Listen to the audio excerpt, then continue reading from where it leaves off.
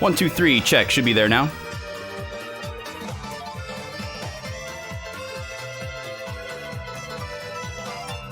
Check, check, check.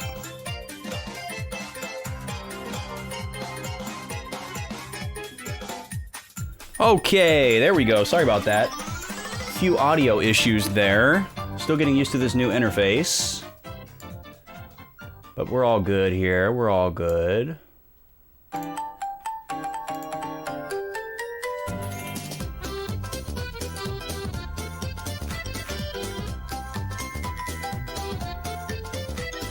All right, we're gonna do something a little different that some of you may know.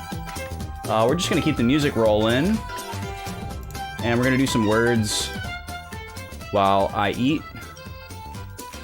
instead of just sitting on the game screen for like who knows how long. So we'll chat, we'll catch up, and anybody who wants to play words can play words. So first we're gonna go like this.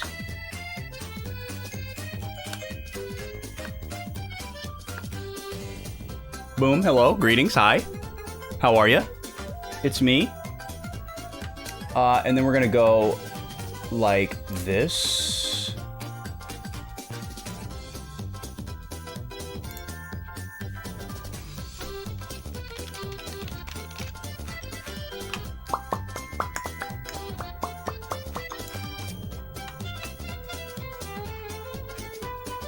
Excuse me? Okay, I have no idea what I just did.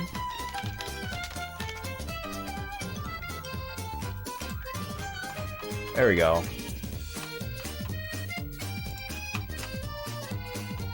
Boobadoo, boobadoo. We're gonna play some words, or you're gonna play some words. I'm not gonna play. But what's going on? How's everybody doing? What's up, Draconics? Congrats on first. We just size this up real quick here for you.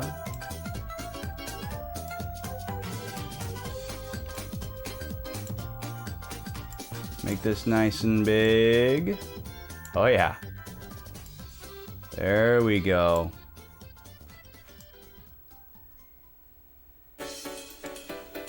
There we go. A little bit of words for ya. You guys know words? Yeah, we do a little wording.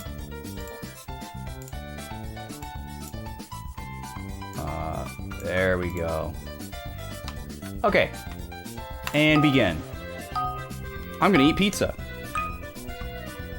Good luck. I love this game. I love playing this on people's BRB screens.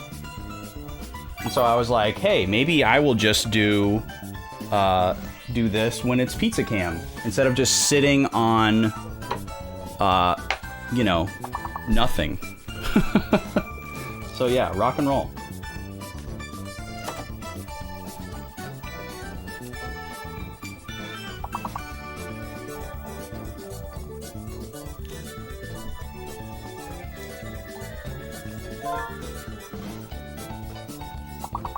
Well, also, we're gonna do this.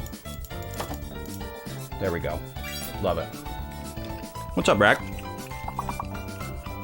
Yes, take us to task.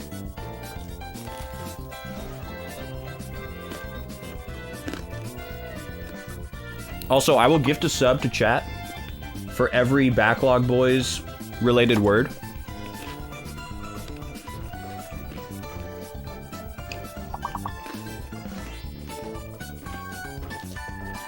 At my discretion.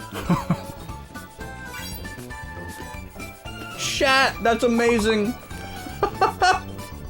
How did shant not come up though? That's totally a word.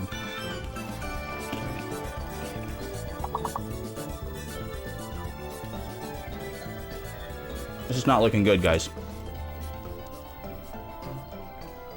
Shank. Shank.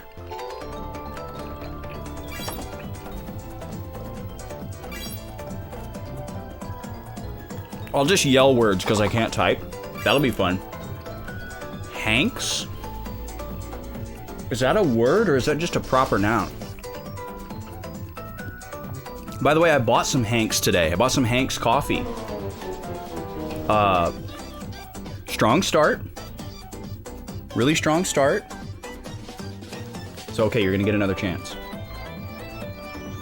Tom Hanks has a coffee company. I don't know if you guys knew that. All right, here we go. Restarting.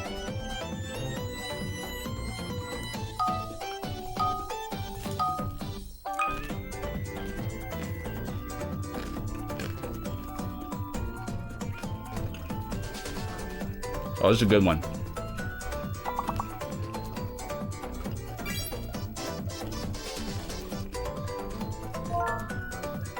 Ooh, there you go. Nice, Brack. Closer. Brack, the closer.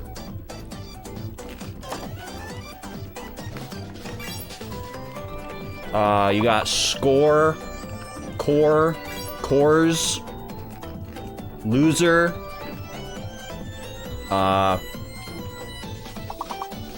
coal, roll, soul. You got soul. Rose. Come on, we can clear this one. Sometimes it doesn't read words though, which really sucks. Brack got shafted on Rose there.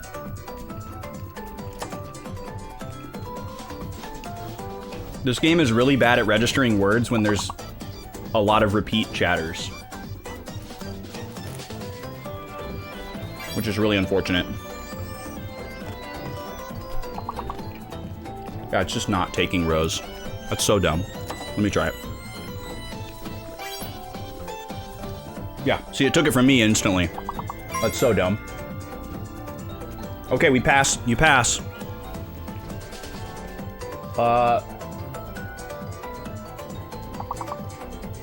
Lore?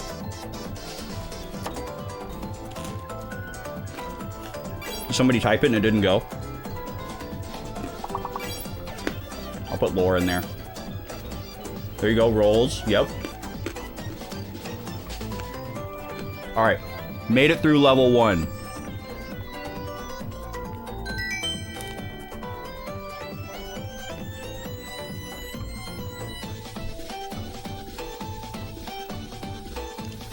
How do I put this on auto?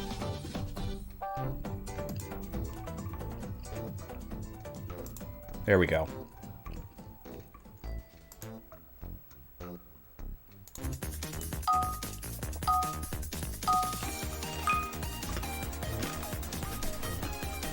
Ooh, this one's tough.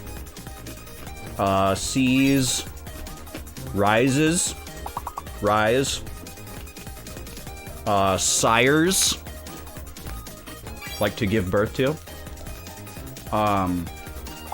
Present tense, sire, sires.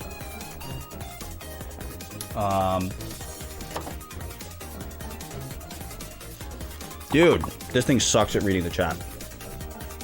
It's so biased. Like, if I type it in, it works immediately. It's so dumb. But then look, I type in a consecutive word, it doesn't like it. Sears, nice.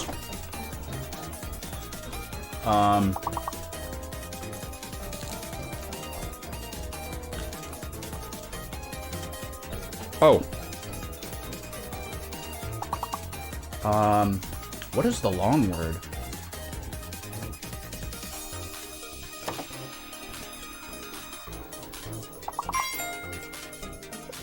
There's sires. Sears suckers.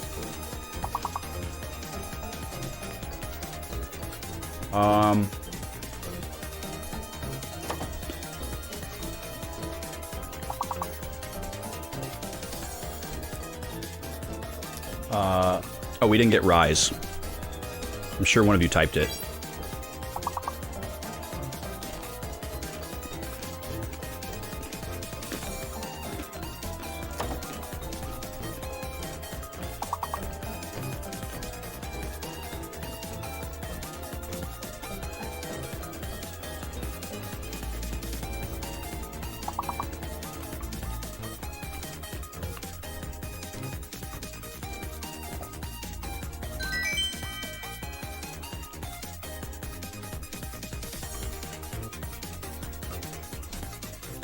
Why does it take so long to auto-advance? It's usually like 5 seconds. That's weird.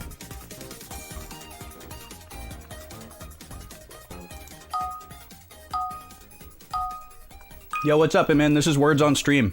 Just type in words made with the letters in the scramble. It's bananagrams. Everybody's working together. And you also can get the most points out of everybody. I'm mostly just yelling out words because I'm eating.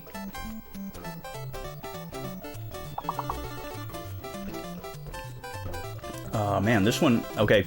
Complex is the big word. Yep, nice, Brack. Cope. Mope. Elope. No, not elope. Lope, though. Cope, mope, lope. Those are all words. Pole. Mole. Maybe coal.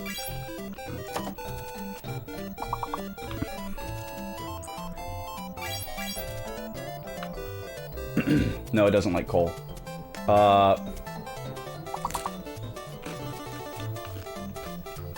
Clomp.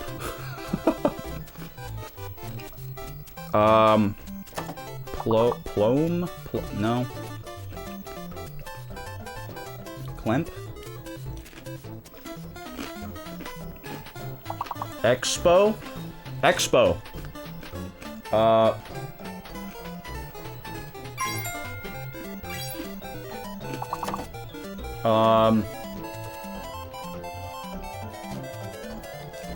You just type the word in chat, Emin. You just type in the word, and it reads chat.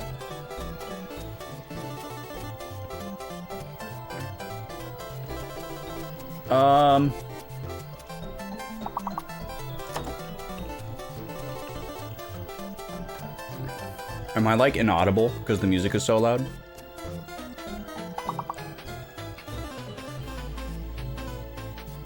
Should be audible. Turn down a little bit more. Oh, you can't see the screen. That's hilarious. It's okay, we're in between levels. Alright, 1 star, but we did make it through. Maybe now with 3 heads we can do better. Here we go. It's gotta be at least 4 letters, MN. You can see the links of all the different words that are available down below. So minimum is 4 letters.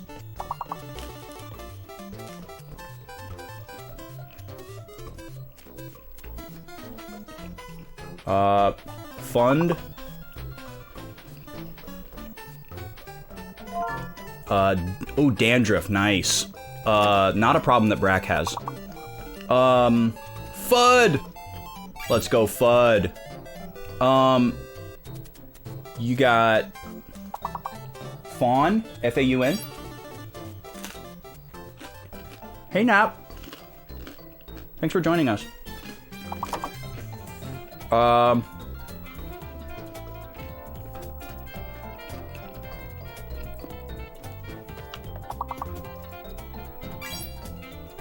Yeah, it's kind of questionable on when it takes words. So, it's kind of frustrating. So a lot of people will end up sniping words from you because it doesn't take them the first time.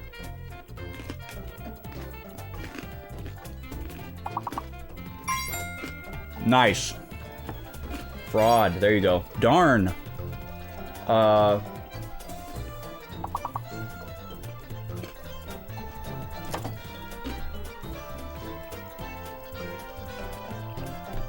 What's the 5 letter? Fraud. Oh, also the words are in alphabetical order, so you can use that as a context clue. Is frawn a word? Rand is apparently a word. Okay. So that word above rand has to start with either an F or an R or an N. Probably an N. Rund.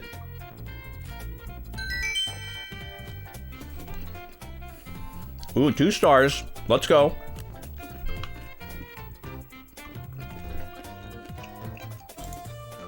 I don't know why I have to click for each round. That's weird. Rand is a last name, yes. Oh my gosh. I wonder if it'll take French words. Is it gonna take de?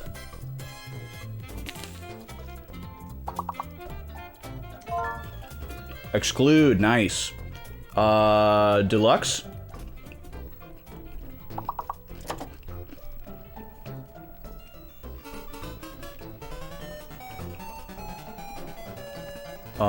Seed?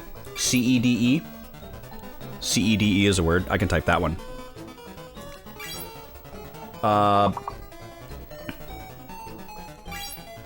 Queued? Like queue past tense?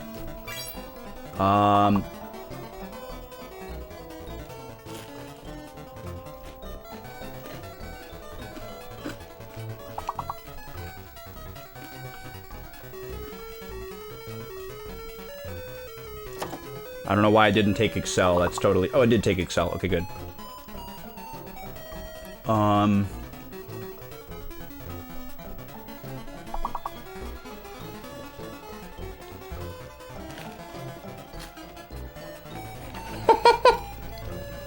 Queed.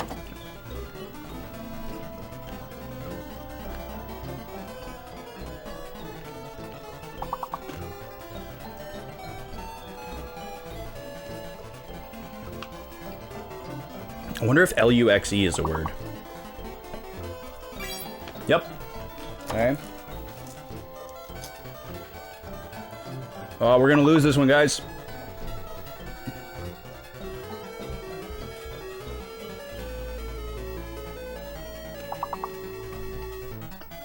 No!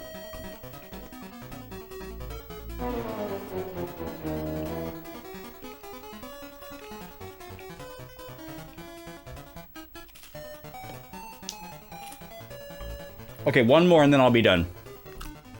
Here we go. Seal of approval.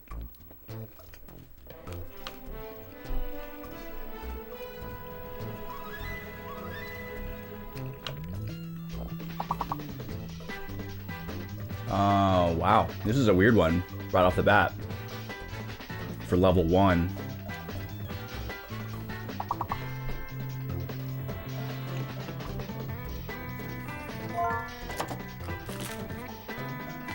Nice crack. Oh, rums. There you go, rums.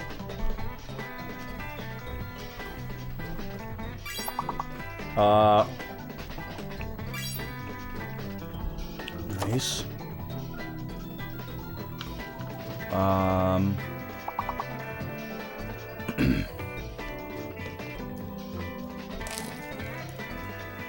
This playlist is killing it.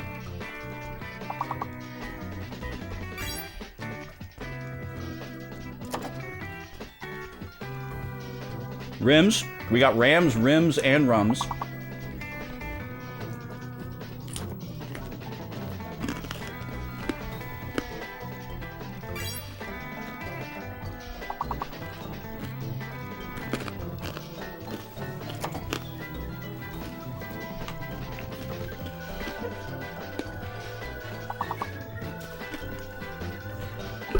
Okay, there we go.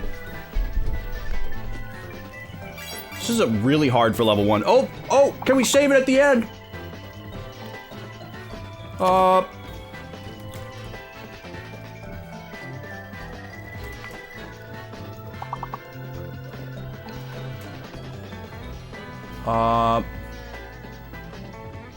I'm surprised Maui didn't work. Oh, we still lost. That's okay. I'm done now.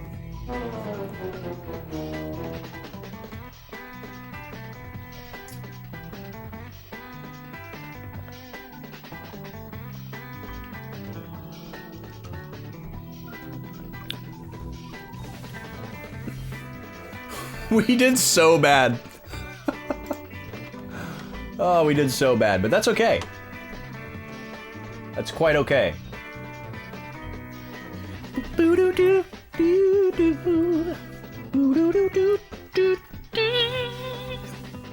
All right.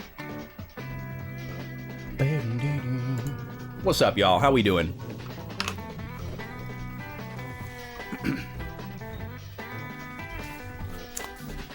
No, Gobi. No pizza crumbs for puppies. What's going on? Oop, not that one. This one. This one! Is my camera off center again? A little bit.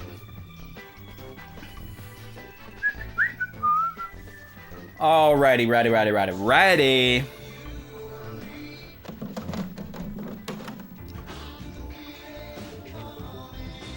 Hello. Greetings.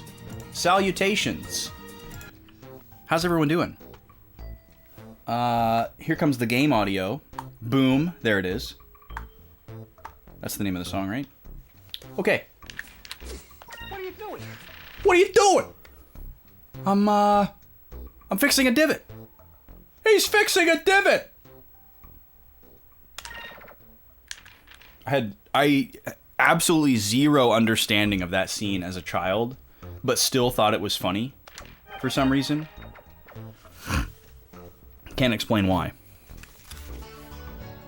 Okay, we're back with more Skies of Arcadia. We had a great time with this last week. Last week was day 1. We learned a lot about how the game works. I got a full page of notes last week, which is great. I'm trying to be a little bit more pedantic with my notes to help me between streams. So let's see if I can recap the story for you.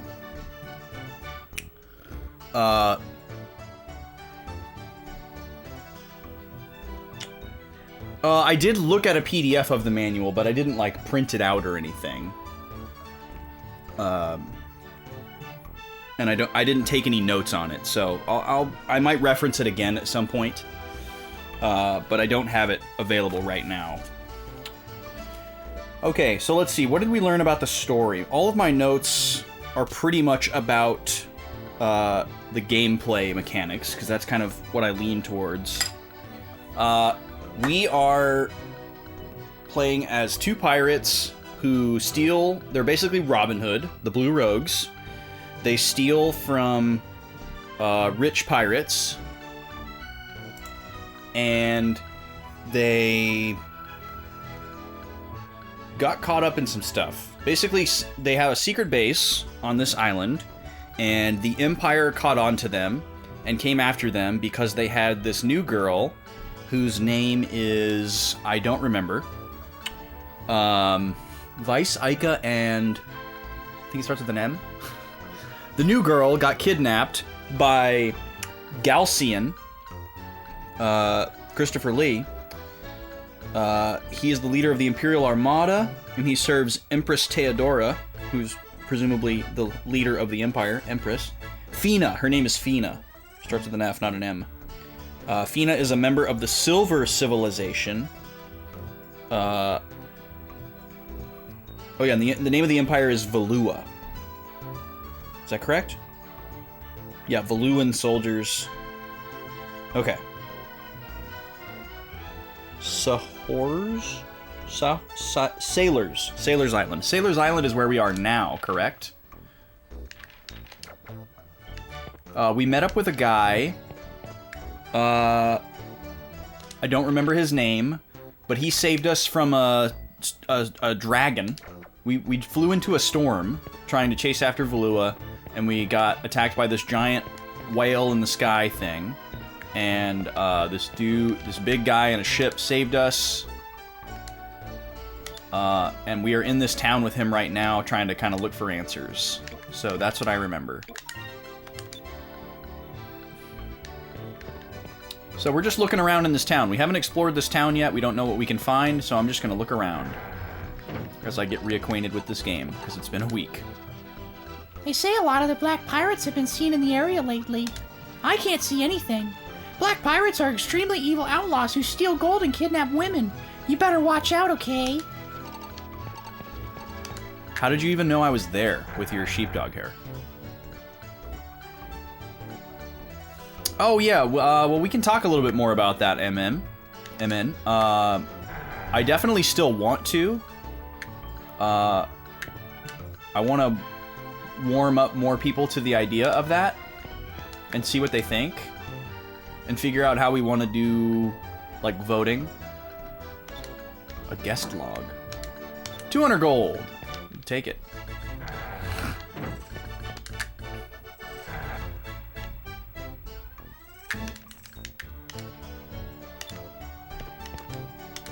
There's something in here. Oh, it's a dirty sock.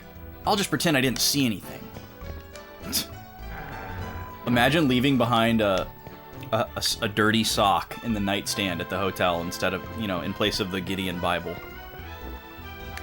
Like you're freaking Indiana Jones and you're like...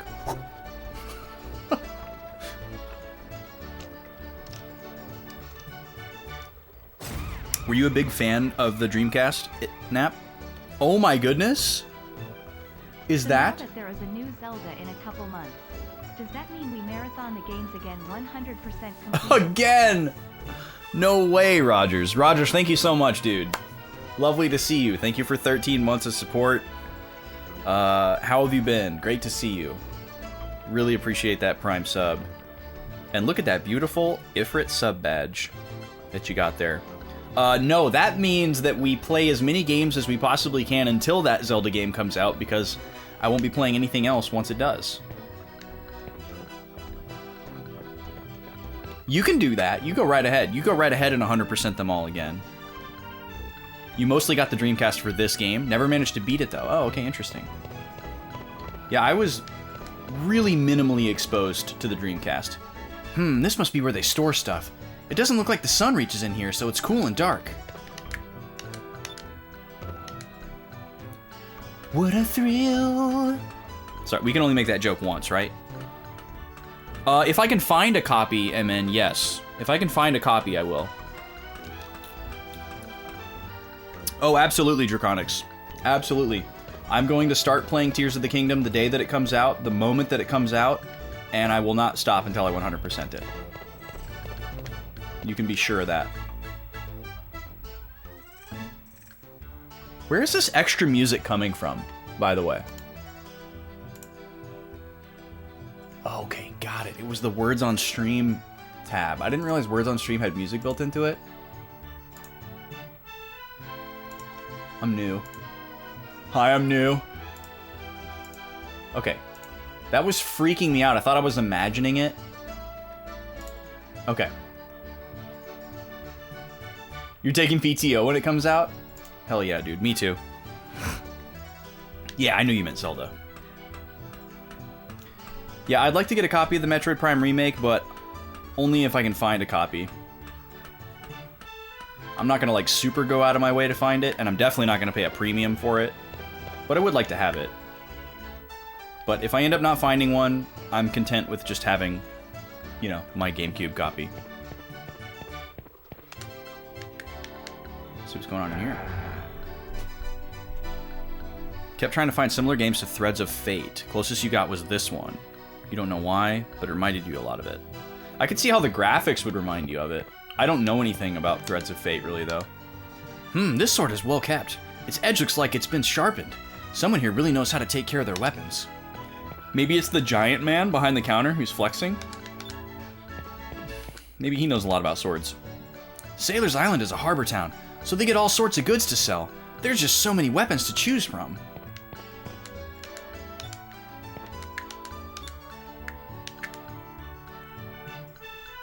I'm Peter.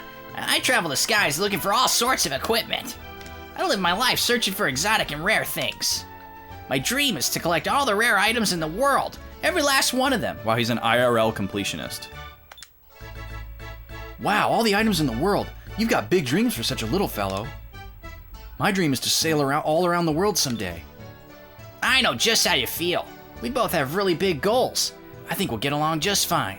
You're a dreamer like myself. Yep, we both got big dreams. And now we just gotta concentrate on making our dreams come true, right? Of course. Well, you take care. Don't be a stranger if you're ever in town again. Yep, that's a normal conversation that you'd have with a stranger. Look at this little tubby dude. Oh, hey, Vice. How's the sailing been going? Have you traveled around the world yet? His gut. This child has a severe issue. Welcome. This is a weapon and armor shop. His waist is impossible. Talk about various things. You've been very busy, but good. Oh, I've been well. Thank you so much. You've been playing Breath of the Wild again, having a blast. Wasn't the biggest fan the first time around. Interesting. You got Tears of the Kingdom CE ordered. Nice. Got your copy of Metroid Prime right before the snow. Nice, dude. Good for you, dude. Heck yeah. Well, I'm glad you're enjoying Breath of the Wild. I enjoyed Breath of the Wild all too much the first time around. I think I need to clean my glasses really quick here.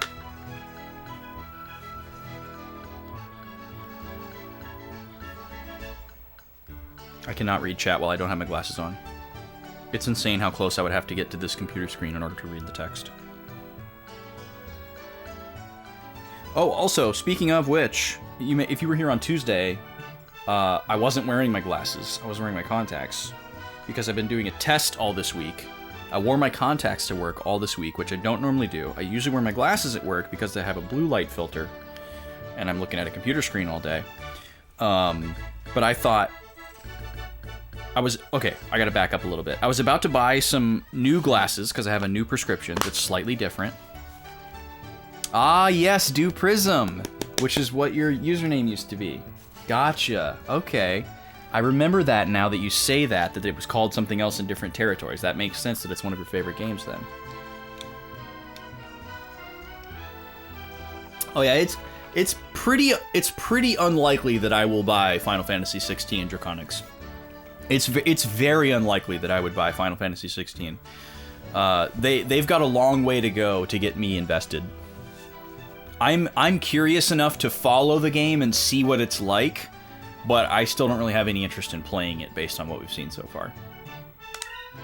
Anyways, I was about to buy a new pair of glasses that were specifically for work, that had a more intense blue light filter and were like super lightweight, because these are actually kind of heavy to wear for 8 hours or longer. And I was like, well, hang on, I have a pair of just plastic glasses that aren't prescription, but they're just a blue light filter. They're like cheap gunner glasses. And I was like, what if I wore my contacts and I wore the cheapo plastic glasses because they're super lightweight, because they don't have glass lenses or any metal. And if that works and I don't get eye strain, then I save myself like 120 bucks on the new glasses. And it worked for an entire week. So I think I'm just going to put the kibosh on the $120 work glasses and just wear my contacts and the blue light filters instead. So that's 120 bucks towards music gear. Most weapons are made with moonstones and are made so that they react to other moonstones. So if you obtain a moonstone of a new color, you can change your weapon to that color and change the properties of your weapon. Do you say the same thing? Yeah, you do. Okay. The Chungus glasses? I mean, they don't look like they would be super heavy. And they're not heavy in the grand scheme of things, but for glasses specifically, they're on the heavier side. Like super lightweight glasses are like, anywhere between like maybe like 6 to like 9 ounces. That's like a really lightweight pair of glasses. And then a heavy pair of glasses is like, probably like 12 or 14 ounces. So it's like kind of a small window. You found a bunch of recording gear at your work not being used at all? Interesting. Wow. And what can you do about it? Can you like ask them if they're gonna get rid of it, or? Okay, we got a new weapon for Vice, and then this hook hand. I bet this is for the new party member. We got new armor for Vice and Ica. Ooh, interesting. We have to make a choice on whether or not we want to prioritize magic defense. Probably not this early on. Throckrin's scale raises attack power. Ooh, I might go for that actually, just to like destroy stuff. You enjoy his toothpick? Just a JPEG face with a very polygonal pixelated toothpick? Wait, what are you talking about, Rogers? Whose toothpick? Did I miss something? Oh, you mean the shopkeeper guy. Gotcha, gotcha, gotcha. Have you played this before, Roger?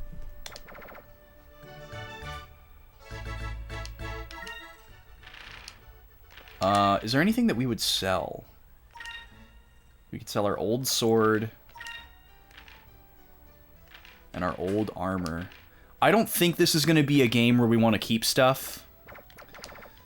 I don't see them dropping like a crafting system or like a synthesis system on us. I don't think that's going to happen. So, I'll probably sell the old stuff.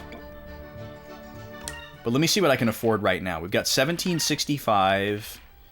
We're going to buy these 2 pieces of armor. That's 660. The weapon brings us to 1100. We can't afford these, but we could get both the weapons and the armor without running out of money. So maybe we'll start there. But I want to be certain that I can actually use this hook hand before I buy it. I'm assuming that it's for the new guy, but I'm not going to buy it yet. I'll wait. Yeah, this is my first time playing it too, Rogers. We had a great time last week. This game made a very good first impression. Even though it like looks and feels of the era, it's not like clunky in any way. The water here is pretty clean. This is probably the town's main source of water. Like the fact that there's so much like unique dialogue for like analyzing all these different objects and stuff is really cool. Did we go in here? Oh yeah, we did, but we didn't look at anything. As soon as we got to this town, I had to try to find the save point, so we didn't actually look at everything. Welcome to my shop. Care to purchase anything? Sailor's Island is a great trading port. That's why we get new wares to sell every once in a while. So, you should check back here every now and then to see what new stuff we have on sale. Okay, both of the shopkeepers have emphasized that we should come back. So that is a clue that shops have rotating inventory. Which is a very fun but also overwhelming feature in an RPG.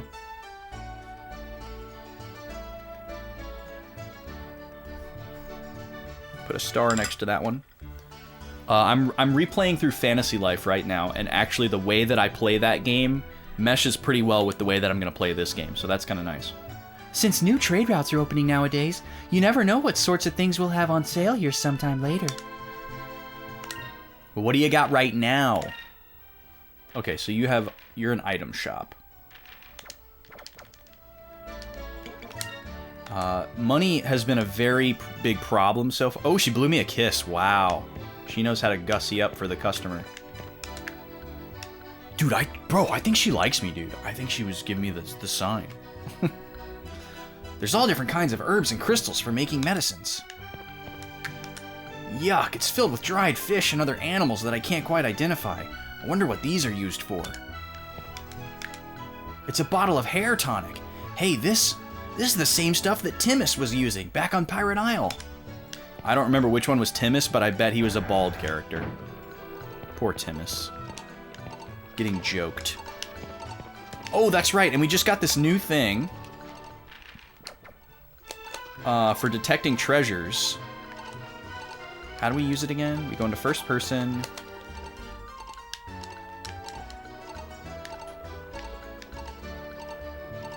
There he is. Well, that's not the one that was going off for, though.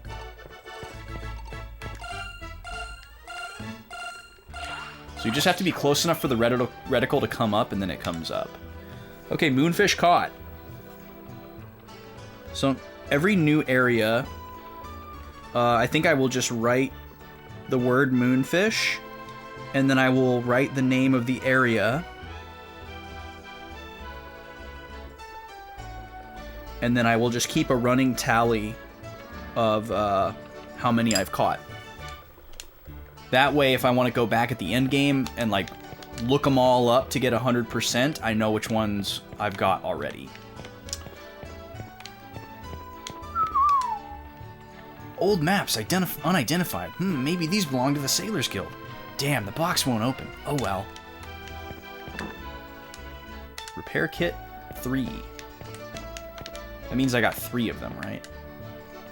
Lawrence. I got no use for you if you don't have any money. Do not bother me. Okay. Friendly guy.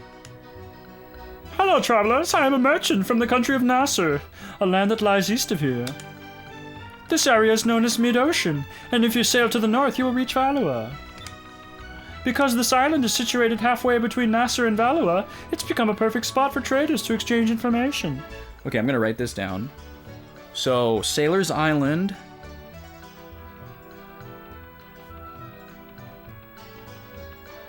is halfway between Nasser and Valua. Nasser is to the east.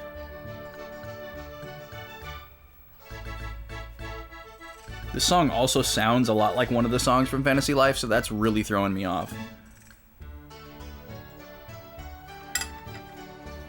Moonfish get. Yeah, she had me buy 400 gold worth of items, but I swear she's into me. Well, she's got to do her job. But dude, seriously. She's giving me the sign. Perhaps you should talk with people around town as well. You never know what sort of information you might come across. Look at this weird dance these guys are doing. Lately, the Valoan Empire has been expanding at an astonishing pace. I can't help but worry. They say this man called Lord Gaussian, who commands the Armada, is responsible for their success. Okay.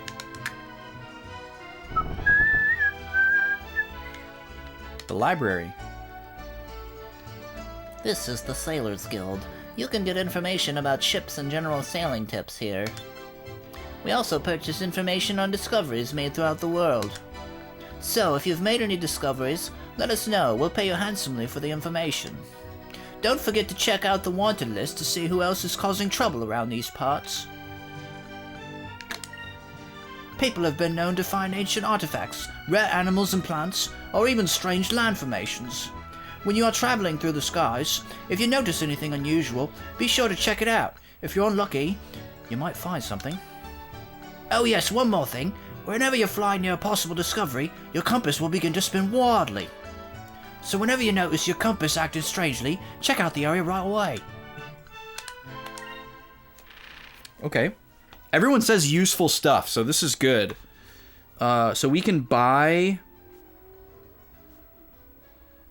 and sell quote-unquote discoveries. There's also a wanted list. So this is probably gonna... These are both some kind of side quest, I'm assuming. They could become part of the story, like certain ones of them might be required. And then the last thing we learned is that the compass spins wildly.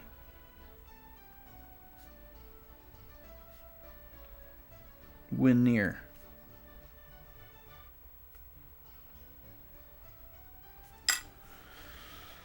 Okay, buy info, an ancient guidepost. We can buy for 5. Okay. There's a small island north of Sailor's Island in mid-ocean. You can't miss it. Okay. So I'm assuming if we go find that, we can bring back some information and sell it.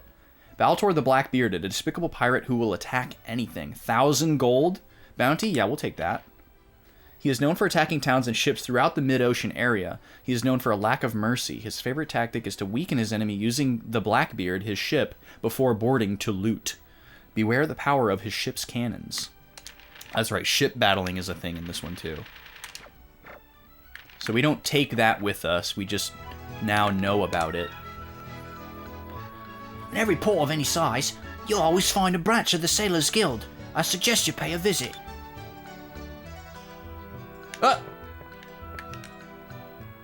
What to do, what to do.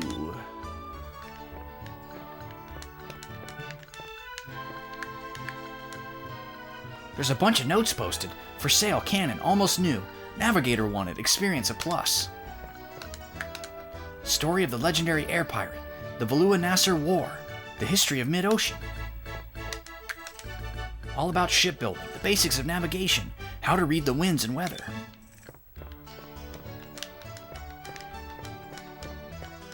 Alright, I'm slightly comforted that I can't read all these books.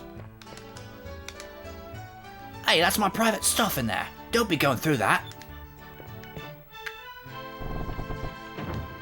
Okay, so there's going to be one of these in every major town, and we're going to want to check it out.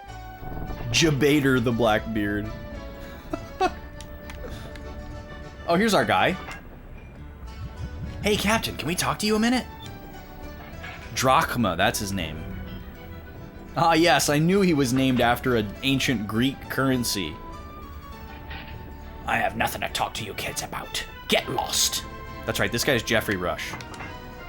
Hello, you're a sailor? Excuse me? Yo, Tofu, welcome in. How's it going, dude? What's up? A happy Friday to you.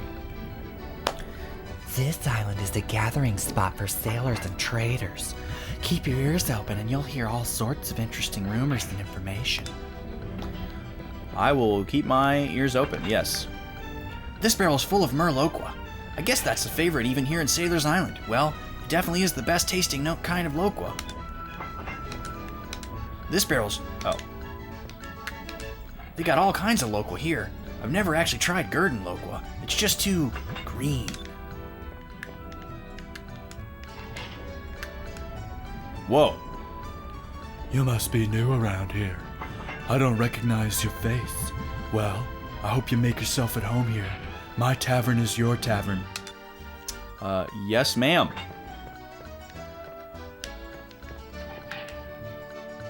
Every time I come back to Sailor's Island, my first stop is always Polly Place. Her cooking is just so good. Ah, all it takes is one meal and I feel totally refreshed for my next journey, no matter what it is. Look at this guy's face right here. Wait. We're gonna talk to him again where we can see his face. Hold on. No. Show me your dumb face. Dang it. This guy seems like he likes a really good meal. It looks like he spends all his profits on food. It's hard to tell whether he eats to sail or he sails to eat. Look at this guy's dumb face. Can I do first person? Dang it, I can't do first person inside. You guys saw his face, right, when I was talking to the other guy? That was intense. Come right in. Welcome to Polly's Place. The specialties of the house are steam-baked marocas and ocean-style meat pies. And then there's Polly's own special Mistral Loqua. Oh, and I haven't properly introduced myself. I'm Polly's daughter, Anne. I hope to see you around.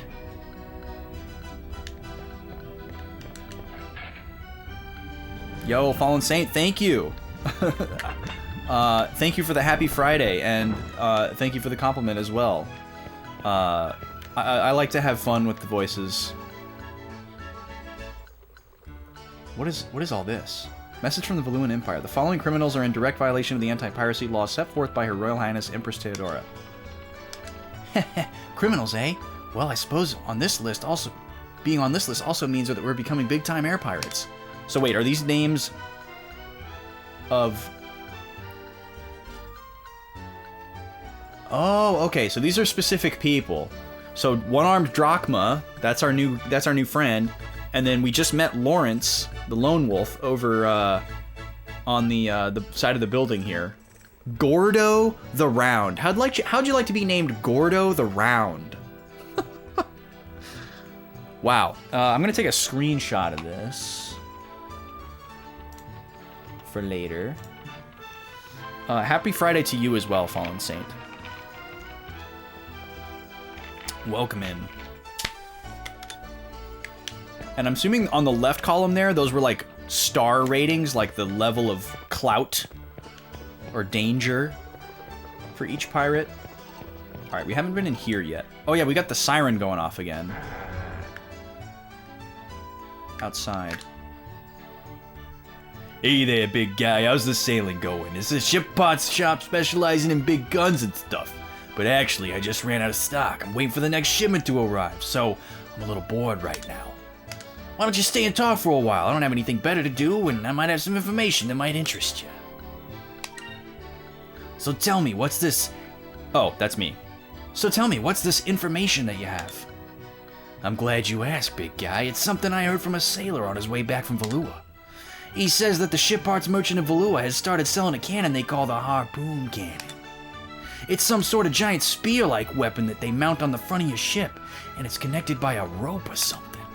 And from what I hear, because there's a rope attached, you can just reel that spear-like thing back into your ship. Saves money on ammo. I expect it packs a real punch. With a weapon like that, even a small ship can probably hold its own against larger ships. A harpoon cannon, huh? You know, we might just be able to use this information to try and convince Captain Drachma to take us to Valua. Oh, okay, so this was our story trigger. I was not expecting that.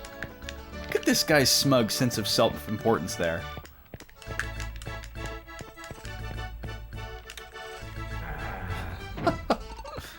Okay, where is this moonfish? We could see the other one when we were this close. This is farther away.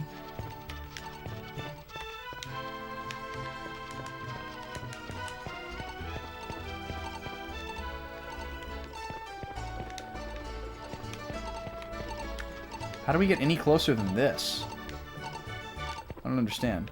If this isn't closer, and this isn't closer,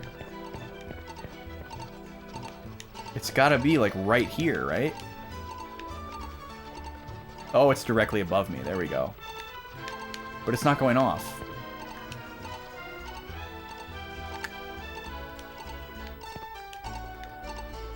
Oh, I bet I have to be up on this balcony up here. That dude does belong in a disco, yes. He belongs in a museum. Is where he belongs.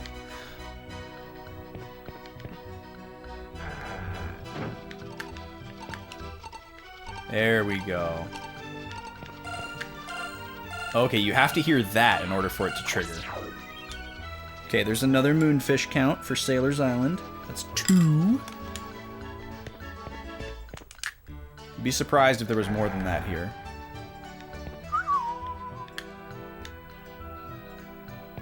So basically there's... Well, I was going to say there's little reason to go in first person until you hear the stronger chime, but that's not necessarily true. You might need to get a visual on it to figure out exactly how to get closer. Let's see if this guy's dialogue changes now that we know he's on the board. Nope. He does not care. Can I just stare into his eyes? Hey. Hey there, guy. How's it going? He's good. He's got a good poker face. Alright, let's see what Drachma says.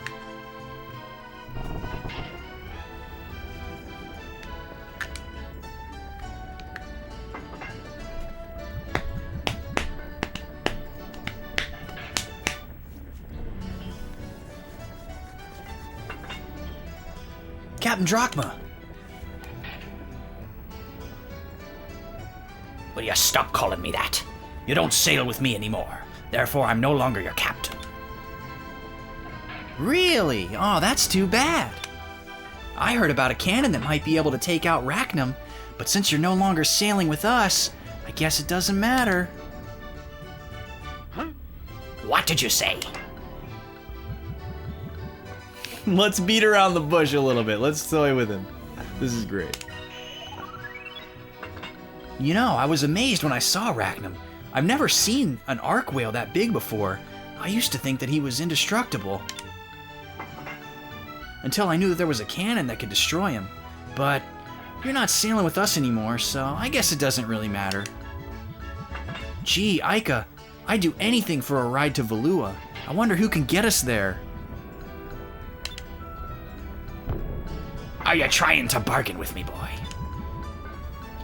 Well, since you put it so eloquently, if we are going to give you information that will help you, we expect you to help us. Now that I think about it, I remember hearing about something like that. Some Valuan soldiers passing through here were talking about it one day. They said it had enough power to destroy a small island. Polly, hope you aren't taking their side and lying to me. When, Drachma, have I ever lied to you, huh?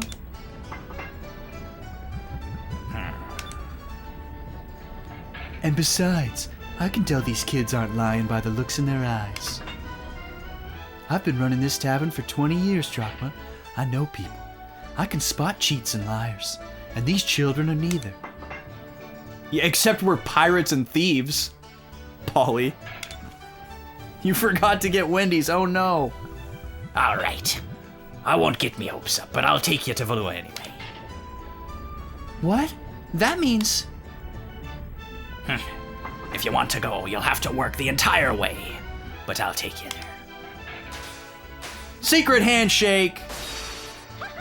Power of friendship.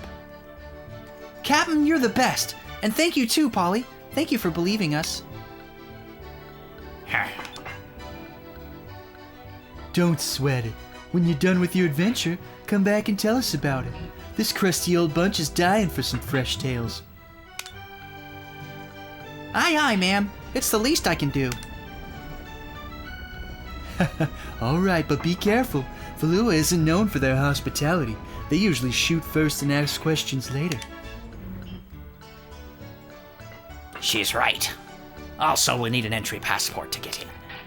Unfortunately, I don't have one, but I'm sure someone here on Sailor's Island has one. Valuan passport, huh? All right, let's go look for one, Captain Drachma.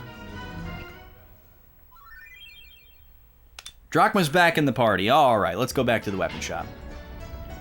Maybe we can get a new brassiere for Polly, because she's currently using a belt to hold up her massive bosoms.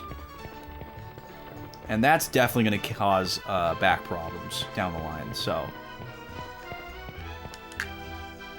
The first of our profits is going to go towards a proper upper body undergarment for the lovely Polly. Okay, back to the shop here. Now that we got everybody in the party, are we gonna have to buy 3 pieces of armor? We're not. Okay, Drachma actually has his own armor. That's very fortunate. I was right. The hook hand is for him. A hook-shaped blade that is razor sharp. All right, so we're gonna buy this weapon.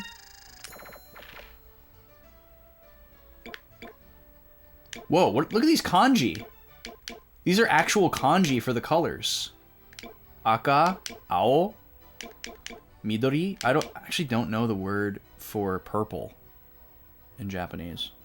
But I recognize these kanji for red and blue. Huh, cool. I don't remember what color we were working on. Oh, we were working on purple. I can see it now on the Pirate Cutlass. Doesn't matter, we can change it at will. We're gonna get the hook hand.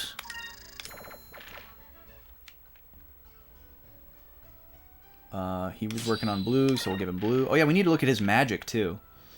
2 sailor's uniforms. 1 for Vice. 1 for Ica. Okay. And we are tapped out on money. We can now sell our cutlass. And our boomerang. And our pirate cutlass. I'm going to just go all in on selling old equipment here. We may regret it later, but...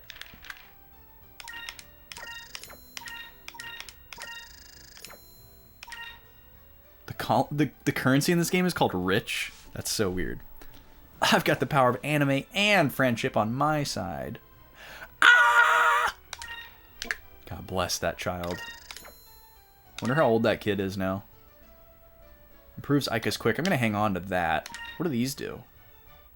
Oh, it restores HP to the ship. We definitely don't want to get rid of those. Okay. Now we're back up to 670. Do we want to buy one of these Thrakren scale? Let's see. Lowering accuracy, not good. Lowering defense? I could go for that. I've been into the glass cannon strategy lately.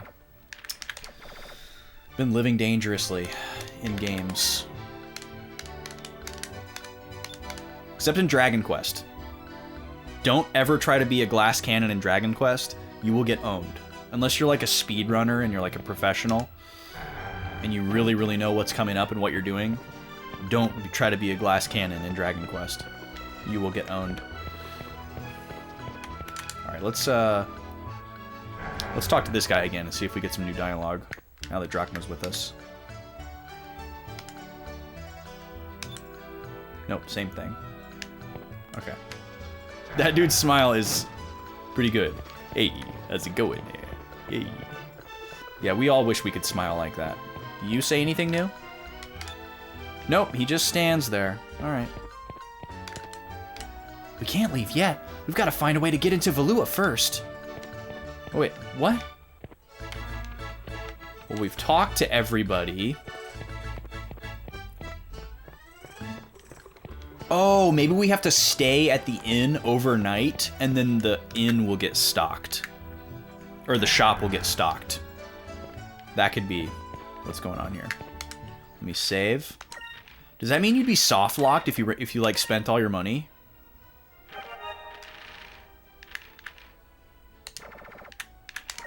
Saving on both memory cards, by the way. I am playing on a GameCube, in case anybody didn't know that.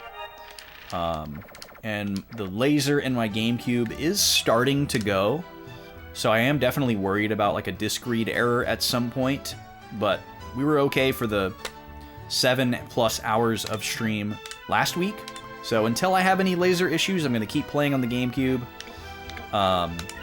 If we have any disk read errors that cause me to lose progress, I will switch to playing the game on the Wii.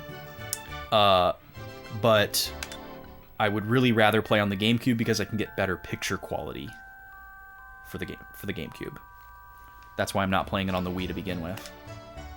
Because it would play exactly the same. I'd still be using the same controller, all that kind of stuff. It might even have slightly better load times. Okay, we spent the night. Let's go see if we just wasted our 60 gold. I refuse to call it rich. That's such a dumb name for currency. It's got to be one of the worst RPG currencies I've ever heard.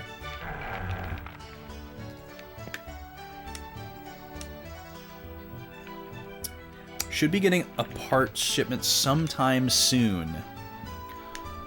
How soon is that, buddy? I can't leave. I don't have any way to pass time other than sleeping. It's got to be a conversation trigger. Let me just talk to everybody again.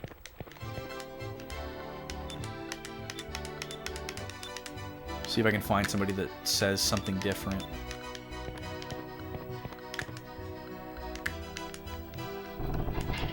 Yeah, all the GameCube lasers are just starting to go. It just depends on how old your GameCube is. And because this is a DOL 001, the earliest hardware revision, it's obviously, you know, as old as a GameCube could be, pretty much. There's probably, you know, I mean, obviously there were multiple production runs.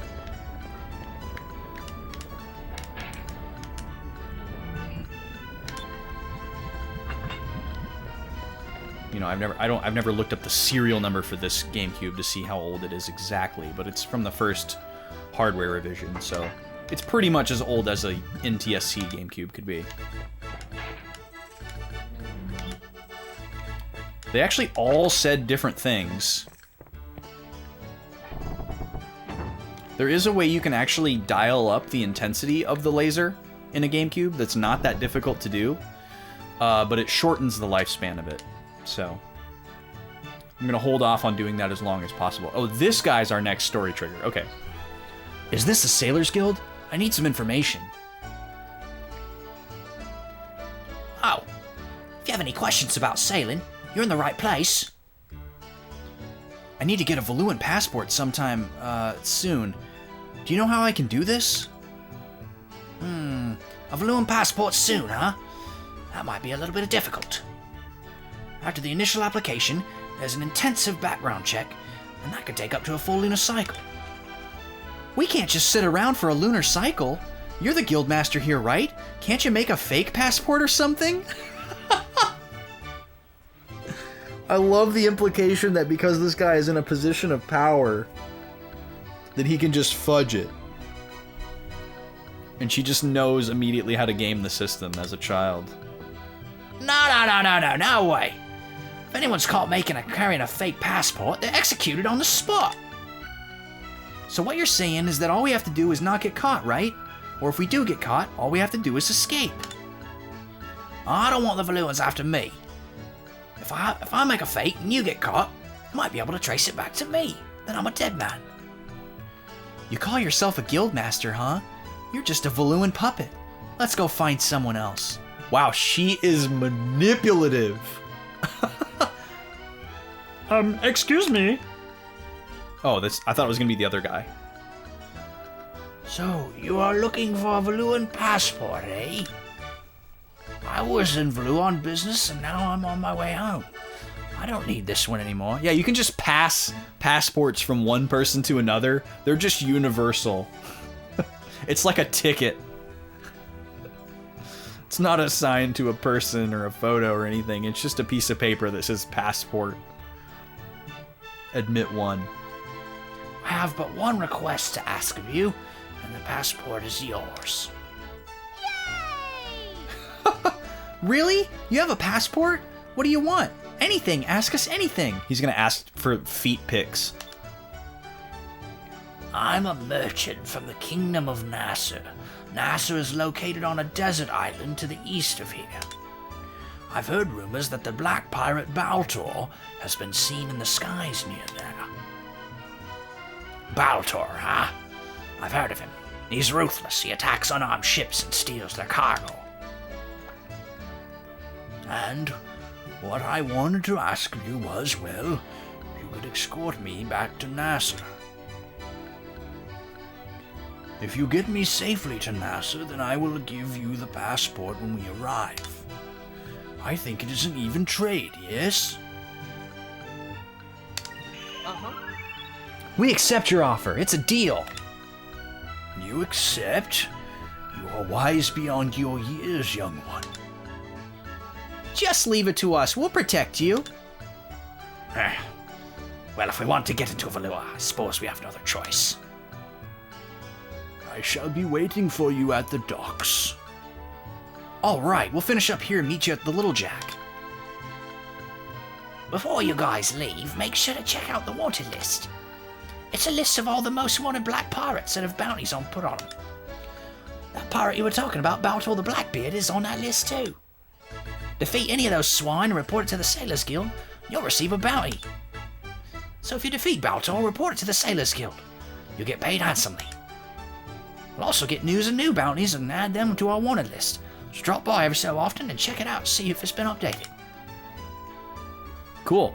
So I had my own question immediately answered. They're making this a part of the story, which I like because they're forcing you to understand how it works and engage in it, and then it'll probably become a side quest later on. What am I using to hook up my GameCube to do HDMI? I'm using a RetroTink 5X. So I have the original Nintendo brand GameCube component cable, which is stupidly expensive and is one of the most expensive pieces of gaming gear that I own, and that's such a weird thing. And then that's going into my RetroTink 5X, which is upscaling it to 1080p and HDMI, and that's going to my capture card. You see that stone reef just straight ahead? Nasser is the desert land beyond that reef. However, normal ships cannot pass through that reef. Therefore, you must fly alongside of it and go straight for a while. Eventually, you will see the southern Dannel Strait, a valley-like area in between two islands. So just fly alongside the reef and head due east, huh? Alright, let's move. I like how the reef is like an asteroid field. That's very cool. Okay, so we're looking for a pirate. Are you a pirate? Who are you? What are you? Hey. Hail, travelers! I am a merchant from the Kingdom of Nasser. My primary trade is in carpets and red moon stones. Okay, see you later.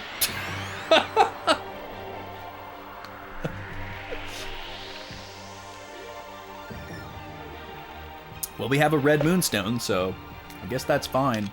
Oh yeah, we were working on purple with Vice.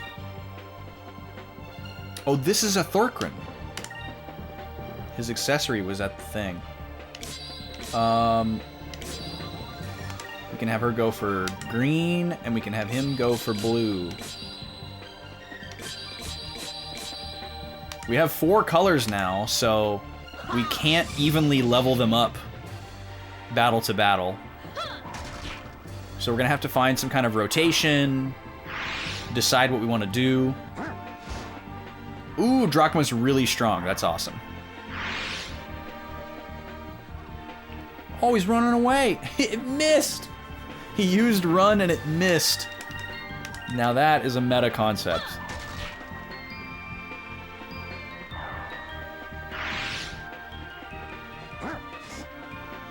Oh, Drachma also missed.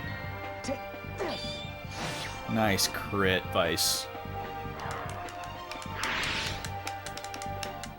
Serves up right. See, he does sound like Jeffrey Rush. He's got a piratey voice. Oh, we got a Moroka's shell. Cool. I don't think we wanted to use that, so we could potentially sell that. I just want to look at this magic experience here. So Aika's close to a red spell and a blue spell. Drachma's kind of close to green. Vice is kind of close to blue. We don't have yellow or silver yet. But judging the pace that we're getting these moonstones, we should have them pretty soon. Let me look at the... oh, that's my map. I want to look at the magic here really quick. What does he have? He has Pyre, Crystalli, and Wevley. So he has fire, ice, and water already. Or air. Air and water. That's so weird. So should we put him towards green then? Because the first green spell is Cure. Sakri, right? And then everybody would be able to heal. So that's kind of cool. It'd be cool to have everybody be able to cure. That's very rare in an RPG. And then the second red spell increases everybody's attack and defense. So we should probably teach that to everybody too. But blue is new. We have no idea what the second blue spell is or the second purple spell. So it'd also be good to work towards those. So let's see here. Let's have... So we need Drachma to earn red. We need... oh, our title changed. Our title is now Vice the Blue Rogue. It was like Vice the Inexperienced or something like that too. But yeah, we want to work on red, purple, and blue right now. We're not going to work on green. Well, actually, no. I just said I was going to teach Drachma green. So once Drachma learns green, we'll stop working on green. Alright, well this looks like, a desert. Is this the valley they were talking about? Wait, is somebody behind me? What is that?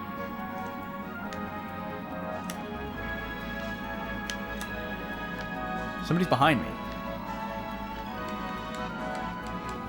Am I being tailed?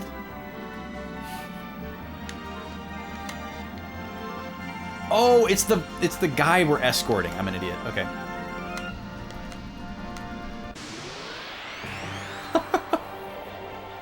I was like, I know that's not part of the screen. Okay, so purple, red, green, right? It doesn't really matter. Or maybe we just do everybody green. Yeah, let's just have everybody do green. Everybody green. Because we need to speed up green.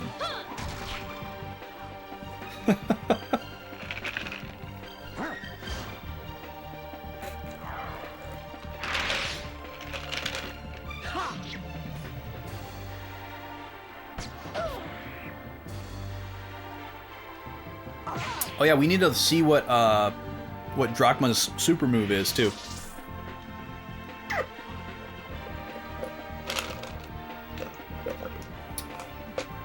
So let's check that out. Oh, he doesn't know one yet because we haven't used a berry on him. That's right. Okay. But we can have him use this fire magic that hits everybody to speed up the battle. Give me strength. Beautiful. It's cool that everybody can use magic, and also that you can just have them go in any direction that you want with spells.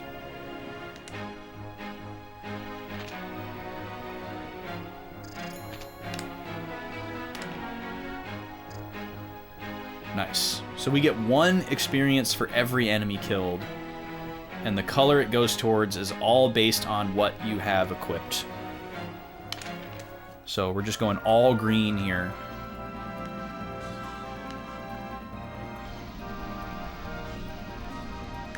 So I want to find Blackbeard. Baltar, or whatever his name is. Oh. Hello? Ah, here he is. Black Pirate Baltor's ship, the Blackbeard. This will probably be our tutorial for ship battling, I guess.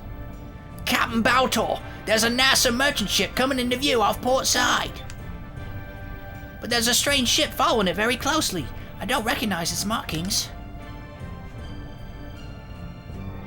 We need Jim Cummings to voice this guy. Yeah, you have nothing to fear from a ship that old. Let's introduce these fools to the true meaning of fear. They'll know that I, Baltor, sent them plummeting to their deaths. All right, men, battle stations. Don't let them escape, and take everything on board that isn't nailed down. Here we go. Vice, there's a ship straight ahead, heading right for us. I see a black skull, and they're black pirates. So that's Baltor, huh? What should we do, Captain? We're vastly outnumbered. Don't let them board us. We'll fight it out from a distance. Ready the cannons. If you see them attack, I want you to go into evasive maneuvers. Then when they're in your sights, blast them. Aye, aye, Captain. Let's rip them to shreds. Sir? Okay, here we go. First ship battle. This ship looks awesome. Something about these polygons are really nice. How do you like that?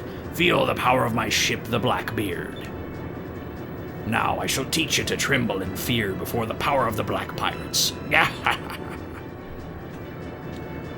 Listen up, boy. At the top of the screen, a 3x3 grid will appear. This is your input command screen. Okay, I'm gonna read this in a tutorial voice, not in Drachma's voice. Think of it as a time gauge of sorts. Each turn is divided into 3 parts.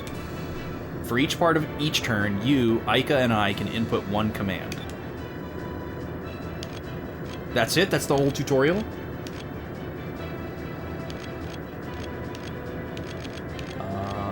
So we have the same commands that we'd have in a normal battle. We can do magic, which is very interesting. Okay, so where... He said take evasive maneuvers if they're going to shoot, and then ready the cannon. So what does that mean on my first turn? Focus?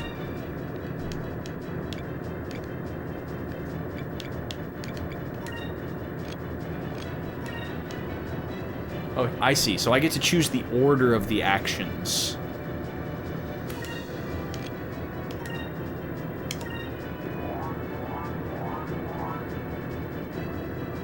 2 focuses and then a guard.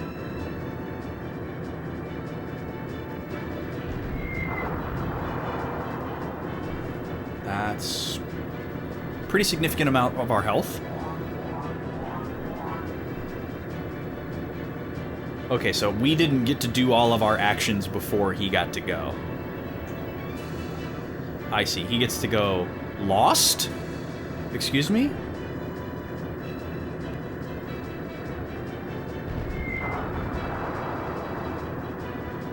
Okay, and then that one was reduced because we guarded. Oh, okay, now it says evasive action. Every once in a while, you will see a column with a C at the top of the grid. See, I thought that was going to be the opponent's move. During that turn, you will have a tactical advantage over your opponent. Concentrate all of your firepower into that round. Interesting. Also, certain turns have a different color shown at the top. These are the turns in which your enemy is going to unleash a powerful attack. Make sure to use your guard command effectively. Okay. Interesting. So, this next turn, we're going to want to...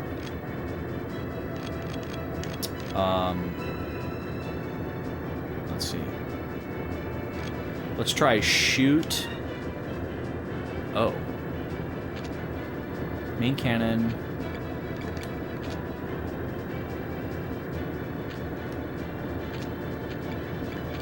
Is this one stronger? What's the difference here? Alright, we'll do main cannon.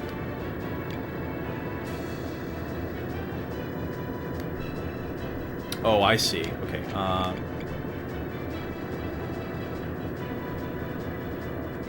Standard cannon. Right here. And then we'll guard here.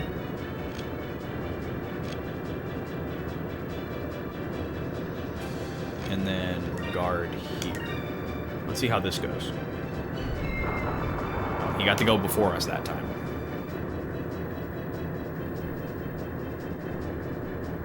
So I guess my character's speed still matters? Like in each interaction? Not sure how that works. Jesus, we're getting owned. We haven't even hit this guy yet.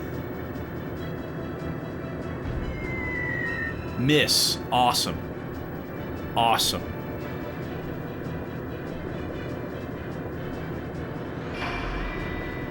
Zero damage on our tactical advantage turn. And he's gonna shoot us again. We are getting devastated here. He's too good. Turn hard to starboard. Let's try and maneuver behind him. I like how they're saying he's too good when we're just getting eviscerated and we've done 0 damage. Something's not right, Captain. It looks like he's preparing for something. I'm getting a bad feeling about this. He looks like he's going to try to get behind us. Most ships have their engines in the back, and that makes them more vulnerable from behind. But if he tries to get behind us, in the meantime, he'll be wide open. What do you want to do, boy?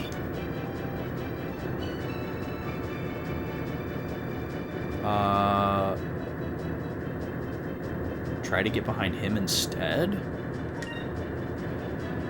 Now's our chance. He won't be expecting us to try and maneuver around to his backside. Good job, boy. His ship doesn't have any cannons in the back. We've got a wide open shot at his engines. Okay, so everyone's gonna shoot. Main cannon. Main cannon. Standard cannon.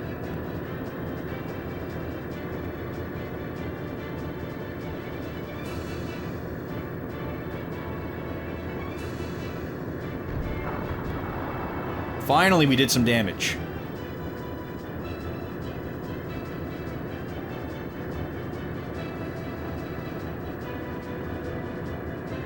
We're not actually behind him, though. I get really nervous when there's nothing happening, and there's just, like, changing camera angles, and the game's just, like, thinking. Okay, he used focus.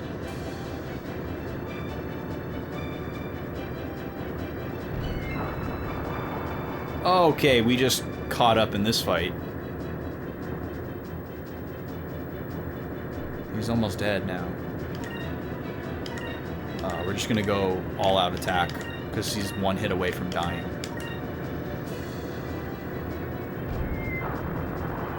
See ya! Destroy. I hope I was supposed to destroy him, and it's not like a Pokemon battle where you want to, like, board them while they're still alive or something. Hopefully I didn't screw that up.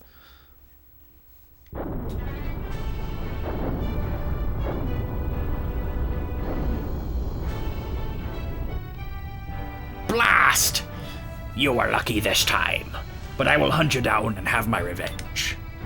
This I swear on the code of the Black Pirates. You will rue the day you ever crossed paths with me, and somebody put out that fire. Vice, we did it! Yeah! Secret handshake! Thank you, Drachma. Ow, what'd you do that for, Captain? We're not there yet, you idiot. Now take your hands off the wheel until we've come to a complete stop. Yeah, you idiot. Why didn't you watch what you're doing? It's a good thing that Captain Drachma's here to keep you in line. Ica, why you little... I'm sorry. I just couldn't resist. You just defeated Baltor the Scary. Why don't you lighten up a little bit? We're almost there. Get ready. Oh man, maybe we were supposed to board him. Maybe there's two different ways that can go. That reminds me. You should have received something called a Captain's Stripe. You'll receive one for every major battle that you win. It's sort of like a trophy. If you use a Captain's Stripe, it will make your ship stronger. I see. Thanks for the advice, Captain. Why would we not use it then? Why do I have to use it? Why wouldn't it just be applied?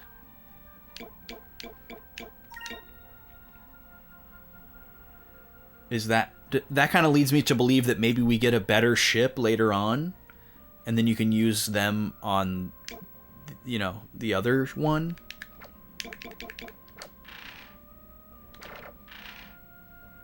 So we're missing a lot of health on our ship.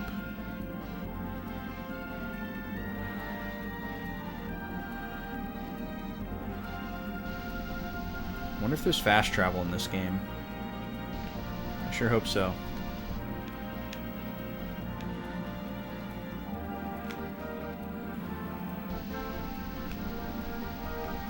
Whoa, look at that place. Yo, Flick, how's it going, dude? Nice to see you. What's going on? Greetings, welcome home. We are the fleet that guards the southern Dannel Strait. We will escort you from this point. Oh, that would be greatly appreciated. Lead the way.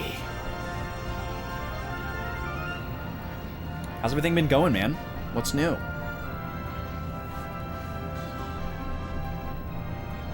Just finished chiseling ice and crap off your driveway. Oh my god. I've been hearing a lot of people talking about the snow and the ice. I do not miss it. I feel for you, man. It sounds like it was pretty bad all across the north and the Midwest. Thank you very much. It would appear that you have safely brought me home. As I promised, here is the Valuan passport. All right. So this is what the passport looks like. Just a piece of paper that says passport, I swear to God. We can finally get into Valua with this. It's amazing that they aren't a couple, by the way. Cleaning out tons of clutter, working 2 jobs. Man, I bet you're busy. I bet you're tired. I must get going. May the red moon watch over you and light your path. Nice boat, though. It's kind of got like a Viking thing going on. The swan-like head on the front. It's very Viking, very Nordic. Ooh, a new vocal booth. Nice.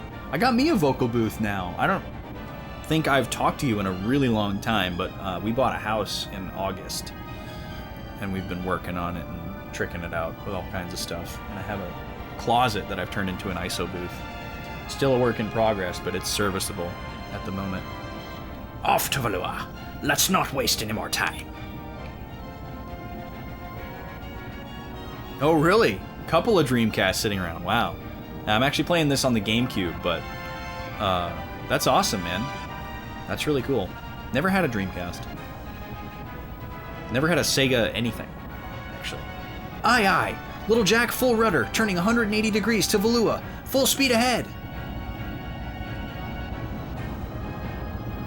Oh, so we don't get to go to Nasser.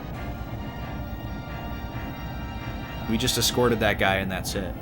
Well, I kind of want to go back to Sailor's Island and restore my ship, cash in my bounty, you know, do a little rest, maybe some more shopping. Okay, good. It didn't take me directly to Valua. Sailor's Island is between Nasser and Valua. That's what we learned, so we're going to stop by there on the way anyways. I was just afraid it was going to, like, take me automatically there for some reason. A flying scorpion. I'm really glad we don't have flying scorpions. Regular scorpions that walk on the ground are scary enough. Whoa, I didn't know he could do that. That's pretty cool. He has a ranged attack. Yeah, flying scorpions would be really bad. Yeah, it has been a while. Hopefully we can catch up a lot at VGM Con. I'm hoping to be less stressed out and busy during the event this year. That's my goal every year, is to just reduce that and reduce that and reduce that down until I basically become an attendee. And, you know, I can actually just, like, attend the event, basically, and have a department that runs itself. But that's pretty far off still. But yeah, this year's gonna be awesome, man. I'm really excited. Things are looking really good. Alright, we're getting closer to that green spell for Drachma. We're trying to fast track that.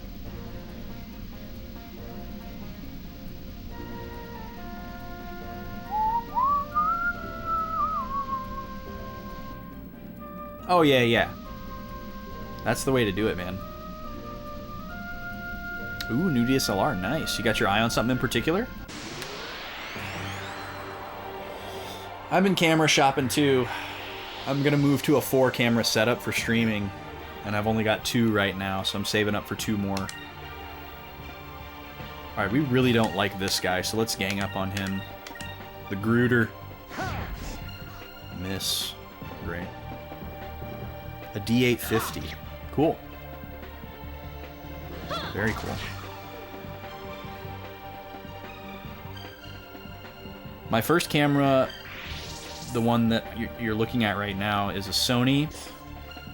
So I decided to just keep it in the family, so that I can, like, easily swap different types of lenses between all the bodies. So I'm just gonna get a bunch of Sony bodies and Sony lenses and just commit to Sony, because I've liked using it so far, and I'm primarily using it for streaming and video, not photography. I don't do any photography, really. They would mostly just be for recording videos and occasionally, like, taking a picture of myself or something. So I think that's what I'm gonna do. But yeah, this is an A6400, and I've got an A6000 as well, and I'm gonna get 2 more from the same family. There's Sailor Island. I'm gonna get 2 more from the same family. And a couple more lenses. Yeah, it makes sense. Like, it sucks that you can't, like, mix and match, but obviously, you know, capitalism, I get why we can't just put a Nikon lens on a Sony camera, you know, with a Canon whatever. So, it's all good. But yeah, I've been really happy with the Sony stuff so far. Especially since I'm not doing photography. Like, obviously, if I was super serious about photography, I'd probably go for Canon or Nikon. But, alright, let's see if this guy's shop got stocked.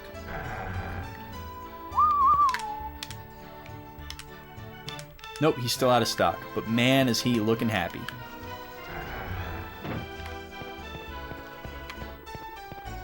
I think Bracky is a Nikon guy.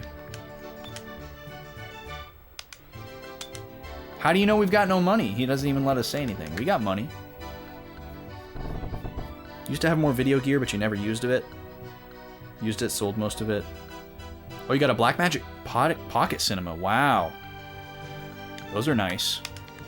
I'll have to introduce you to Peter when you're at the event. Peter is a really talented videographer that's going to be helping us out with some capture of the programming. He's actually been at the event as a panelist for several years, but we're bringing him on to staff for the first time this year. Pretty excited about that. Okay, cool. We don't actually have to cash in the bounty. He just knows. So we got 1,000 gold. 1,000 gold.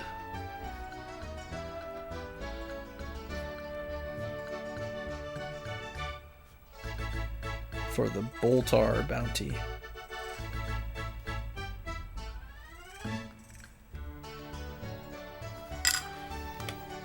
Okay, I want to look at this discovery information again.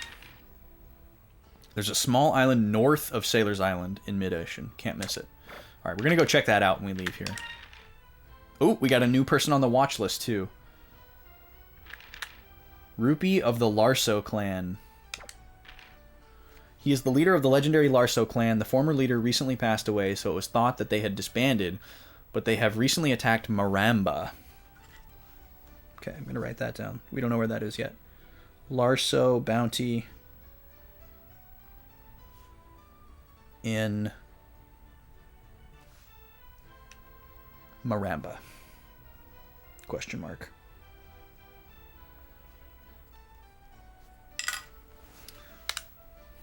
Prepare to defend and heal yourself. Known for fierce strength. Oh, it's cool. It gets filled in after you pick them up. That's cool. No info to sell. Alright. I wish I could mash B to get out of a menu. That's a bit unfortunate. Always like that in an RPG. Oh, look at that! Moobot heard us talking about BGMCon. Yeah, it is great to bring in people to improve the functionality. You can say that again. That's like our top priority and favorite thing to do, is to just bring in external people that are really good at something to do something that we either aren't good at or don't have the bandwidth for at all. So we can just offload things and do what we are good at.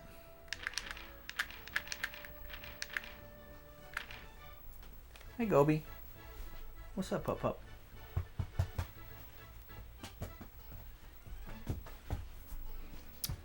Alright.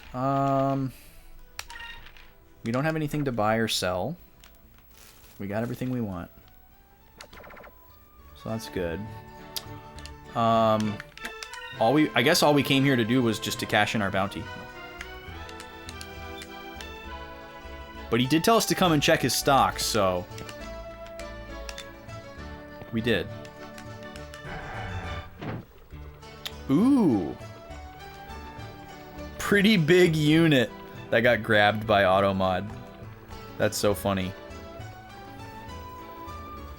And I don't know why, but sometimes when you click allow, it doesn't put the chat through. There we go. Yeah, that would be super helpful, man. We're in dire need of projectors. We're still using the same ones that we got from you in like 2019 or 2018. And we don't have very many.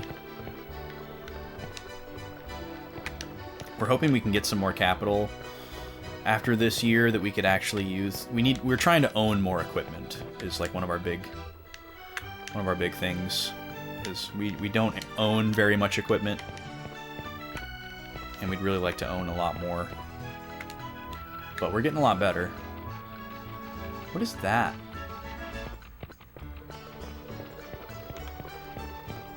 It's like a balloon or something up there.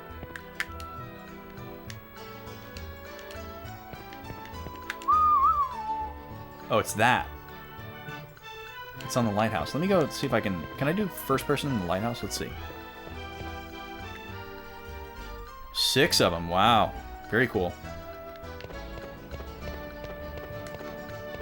Oh, some of them are Ian's. Oh, okay. Well, we'll see what he says about that. That's promising.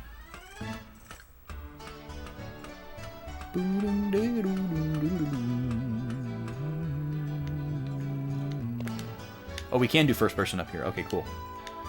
I want to look at this. Here we go.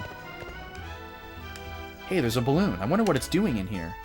Wait, there's a bottle attached to it. And there's a note inside. Quetcha, please send warriors to help us fight against the evil. Quetcha, please send warriors to help us fight against the Valuans. Whoa, I wonder who wrote this. It sounds like they're in trouble, whoever it is.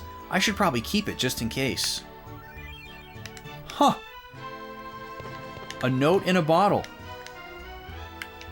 Sent across the sky. I'm glad I noticed that. I totally didn't even notice that the first time. I'm assuming that's not required. It doesn't even show up in my inventory? That's peculiar.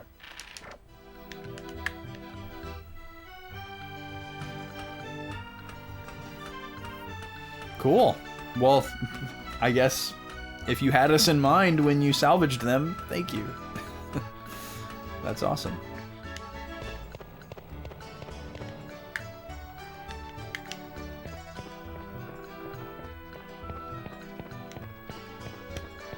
Alright, we got our bounty. We don't have anything to spend the money on right now. We're just stockpiling money.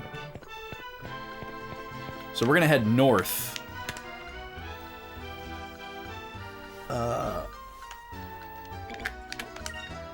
Let me read that description one more time, because I can't look these up in the menu, which is definitely a bummer.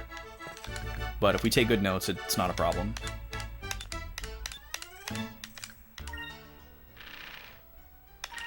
So, ancient guidepost.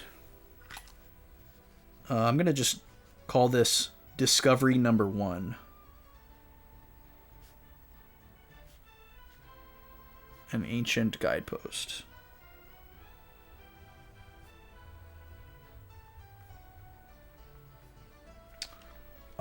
Small island north of Sailor's Island.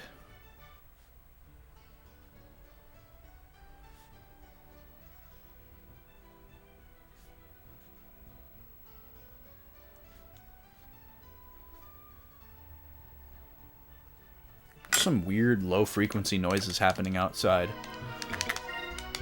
Sounds like a Hans Zimmer film. It's really weird. Nima doesn't like it either. Very, like, man-made kinds of sounds. Okay, we're going north. North of Sailor's Island. Here we go. They say we can't miss it. But they also say it's small. Ooh. Cool. Beyond this point is the Valuan Empire. Show me your entry passport. A passport? I've got one right here. Take your time looking it over. Very well. You may proceed. Oh, okay, so we wouldn't have been able to pursue this side quest before we escorted the guy. Snowplow? No.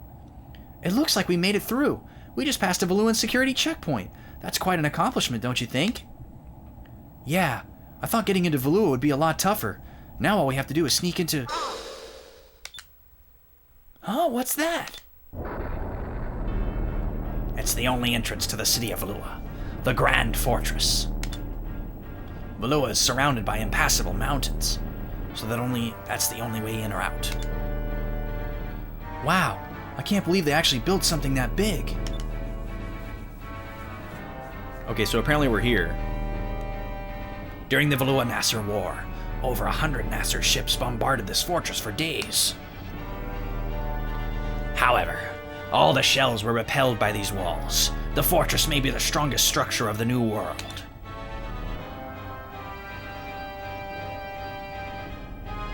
Look, it's moving!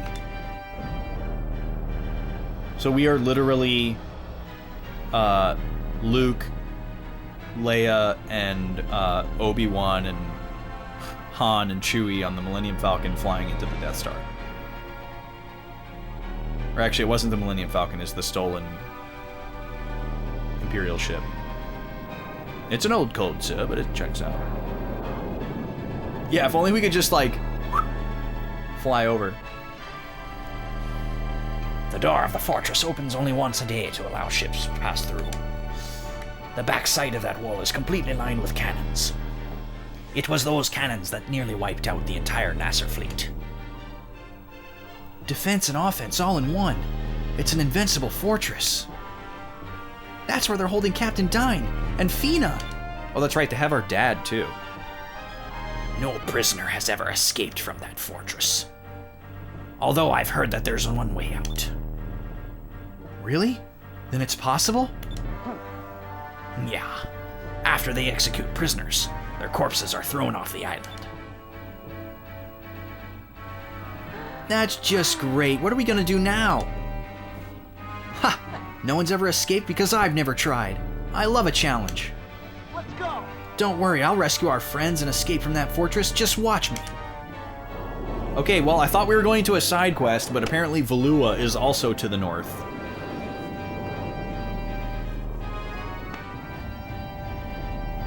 I don't think we're going to be able to come and go freely from here.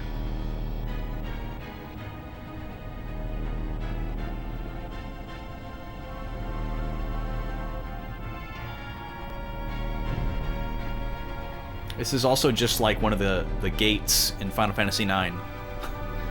Like the South Gate, East Gate, West Gate.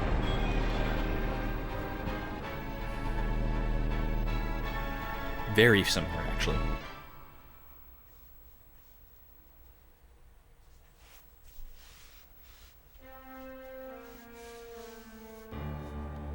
Lord Gaussian, your admirals have assembled, as you have commanded.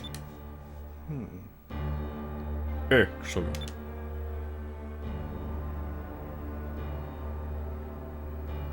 Oh, look at this ragtag bunch.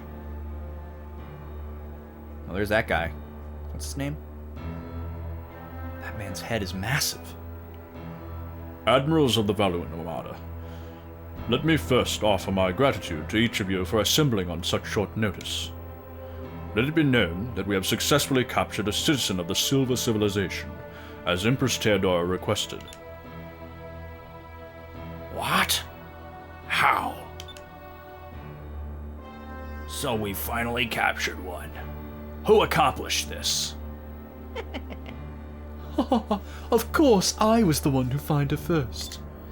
I crippled her ship and captured her, but I was betrayed by my own vice captain, and she was taken from me. Oh, cool. Okay, I'm gonna write this down. So Alfonso, did it say he was the first admiral? Did anyone see that? Gregorio.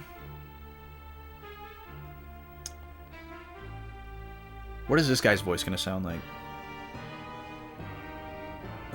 Yeah, we're going with like James from Team Rocket kind of vibe for Alfonso. What is Gregorio gonna sound like? Second Admiral.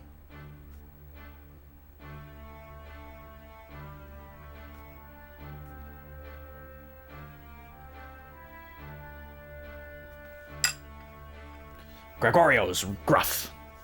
I kind of want to give this guy an American accent. Like no accent, basically. Ohio accent. But he's got to sound old, but he's like with it. He's not like slow talk old, like I do for a lot of old guys. So what is that going to sound like? I'm sure Empress Theodora is very pleased that she was recovered. Now, if we can persuade her to give us the information we need, it would be worth all the effort we spent tracking her down. Oh, this guy sucks. This guy really sucks. Do they all end in O? Vigoro. Third Admiral. So obviously we're going to have to kick all these guys' asses. At some point.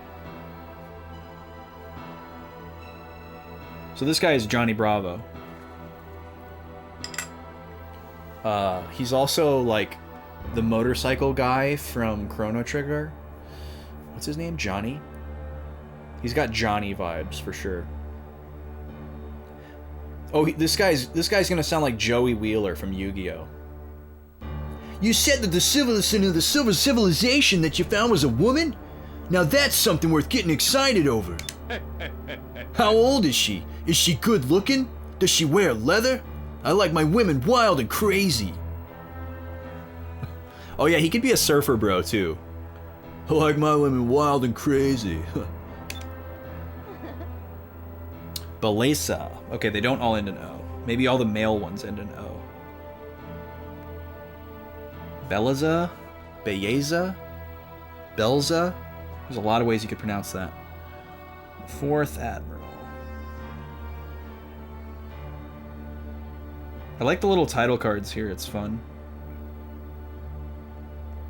And informational. You're out of luck, Vigoro. The girl is the exact opposite. She's very shy and demure. Her name is Fina. She was currently being escorted to see Empress Theodora in the Imperial Palace. Excuse me? Oh my god, look at this guy. This is obviously Mandark from Dexter's Lab. We'll tone it down a little bit though, because I can't maintain that voice for a long period of time. This guy's the 5th Admiral, De Loco. So yeah, Alfonso must have been first, judging by the fact that this is going in order.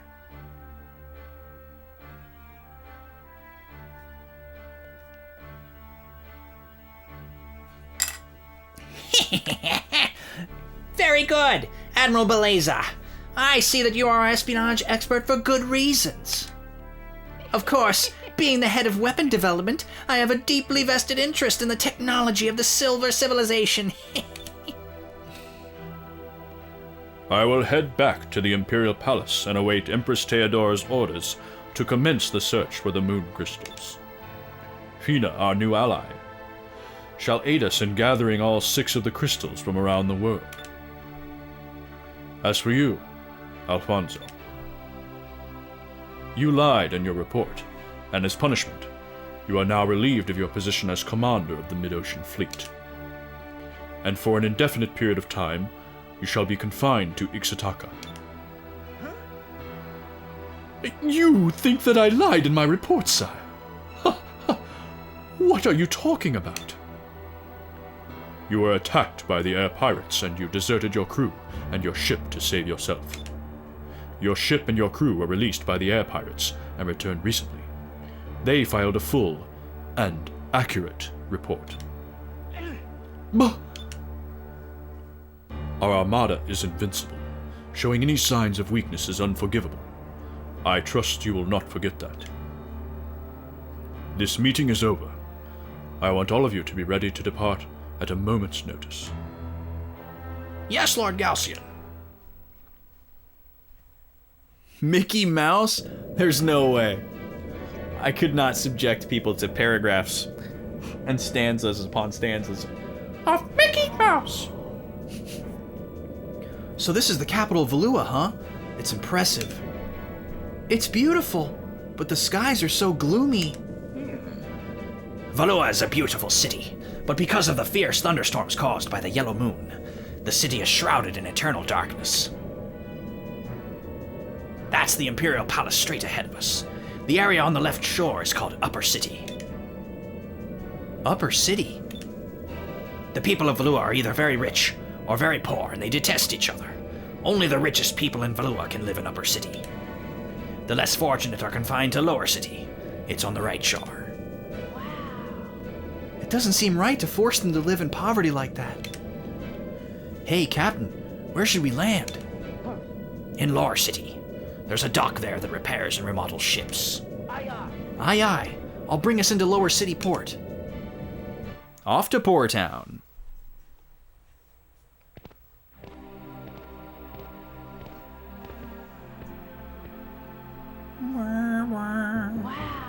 Lower City looks worse up close. Everything is so dirty and run down, and it smells like garbage. We still need to check the place out. We need to find a way to save Dad and the others. Captain, what do you think we should do? I'm returning to the docks. I'll be overseeing the installation of harpoon cannon. Wait, how did we get the harpoon cannon? I thought the guy didn't have it in stock. Let's split up. Ika and I will check out the city while you get your cannon. When we're done, let's meet back at the inn. Sure. I'll see you two later then. I think it's kind of cool that we just met this guy, but we've like established trust with him, and also that the kids are being deferential to him instead of being like brats, which is kind of what you would expect from like RPG pro tags. But they're like asking him for his advice, what he thinks they should do. They're acknowledging that he's like more seasoned than them. That's kind of refreshing and fun. All right, we're saving as often as possible, even though we haven't had any issues yet with the disc reading. But we're gonna maintain vigilance. This town is very dark. Can you guys see, by the way? I boosted the heck out of the gamma last time, but it still looks dark as hell. Let me boost it some more.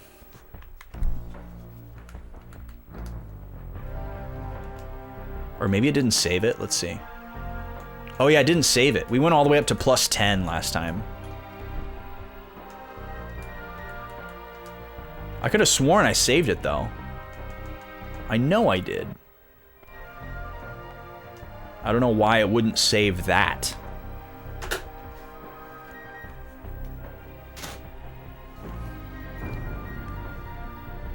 That should be a little bit better. There's a passage on the other side, but it doesn't look like I can get through this chain link fence. This place looks kind of overwhelming. So it'll take me a minute to get my bearings. Yeah, this even looks dark on the CRT.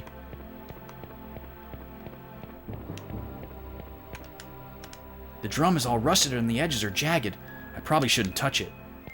Good advice for the kiddos. Alright, here's a door we can go in. Oh, this place looks nice. Is this a boiler? The meter keeps vibrating too much. It doesn't look very accurate.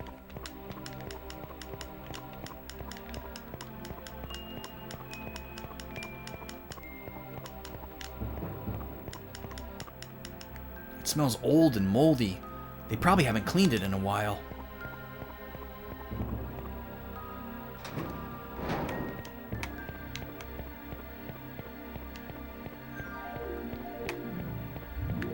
Here's a guy. This is Lower City. The people of Valua are forced to live in certain areas, depending on their status. He's got a toothpick. So this desolate place is where all of us poor people are forced to live. There's a pretty good building up there with some beds inside, but I just stand in this alley at the dead end. You know, because... I don't know. I don't know why I do that, actually. Oh, here's this guy again. It smells like old dirty water. It looks like it hasn't been emptied out in a while.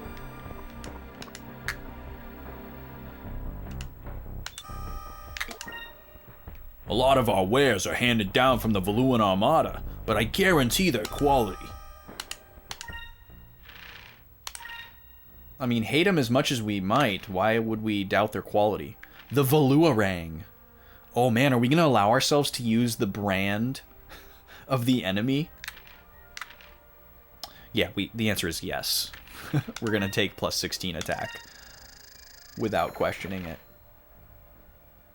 We're going to put it on. And look, see, her description under the jewels, the moonstones, is in English again. Was that a glitch earlier that they were shown in Japanese? What was up with that? Valuan armor. Oh, we have another defense upgrade already? Wow. That's unexpected. Well, I'll definitely buy one for Drachma. I don't know if I want to buy it for Vice. We just bought him another suit of armor. Lover's Ring. Magic Defense and Will. That's a pretty good combo. Ooh. This increases everything a little bit. I like that. That's kind of nice. Boost defense and resistance to adverse effects. Ooh, that's also tempting. Only Drachma can equip this? That's very interesting. Usually when I see an item like this in a shop, it makes me think that there's going to be status effects coming up soon. And the game's trying to be like, hey, guess what? You know, like if you see an ice sword in a shop, it's like, oh, fire boss coming, you know, something like that. So I might just put this in my inventory, but not equip it. And then, I mean, I have enough to upgrade Vice's armor, but I could also, I'd actually get more increase in stats from the Lover's Ring. Oh, but it's magic resist, not defense. Okay. This is a big increase. Like, taking away 6 defense to get 12 magic defense is a good deal. And then getting 12 magic attack on top of that is also a really good deal. I don't know if I want to take 5 accuracy away from Vice. What is Vice's accuracy, I wonder? Let me check. How much... I don't have a sense of scale for how many points 4 points is. You know, is his accuracy like 100 and we're going down to 96, or... Let's see here. Oh wait, it was on the screen. Wait, what? It's not one of his stats. Power, vigor, will, agile, quick. So which one is his hit?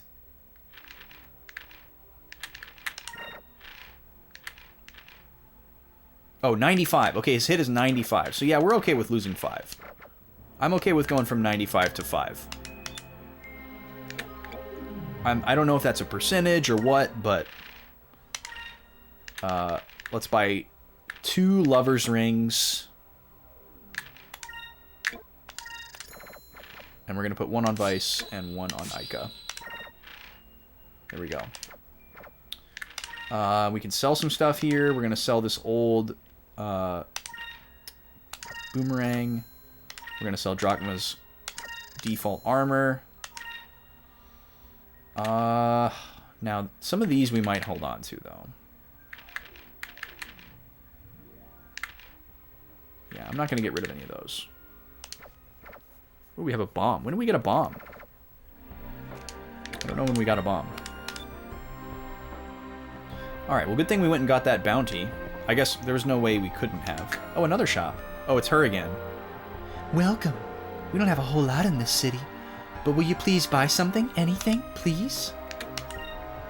If you're looking for the ship parts merchant, he's been at the docks a lot recently. Ever since he started selling harpoon cannons, the customers have been coming in droves. And you just sell healing stuff? Let's see, we only have 4 of these. We could buy more. They're not that expensive. 1 MP. Status. We have a good number of all the rest of these. Pretty happy with those numbers, I think. Let's get 3 more of these. There we go. We're spending a lot of money here. Oh, this guy's supposed to be the ship parts merchant? I see. Nice to have all the shops in a row there, like that.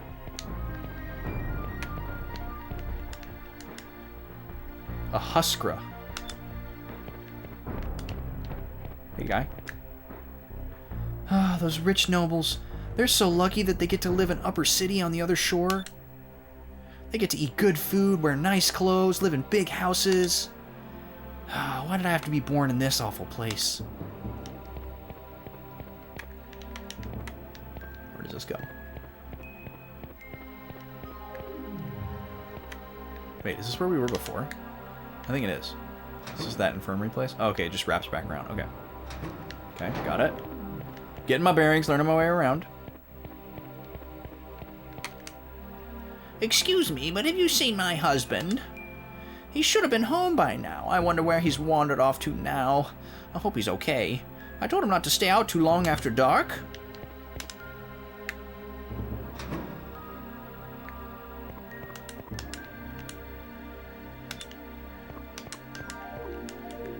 There's a picture of a handsome young man. Maybe he's her husband. It looks like there's a hint of sadness in his eyes. Wow, he's really looking at that picture.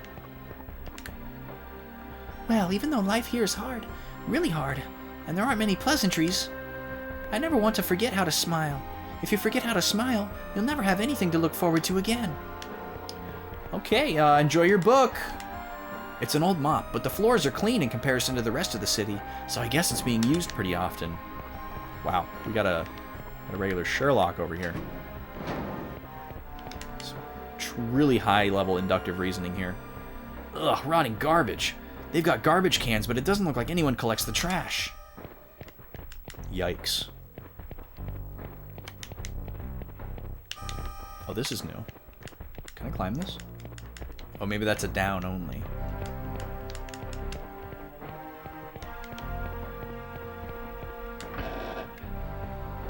Two Sacris crystals, okay. Can I go this way? Oh, that's what was behind that door. Got it. I didn't even look in first person. I would have seen the chest and gotten excited. Who are you?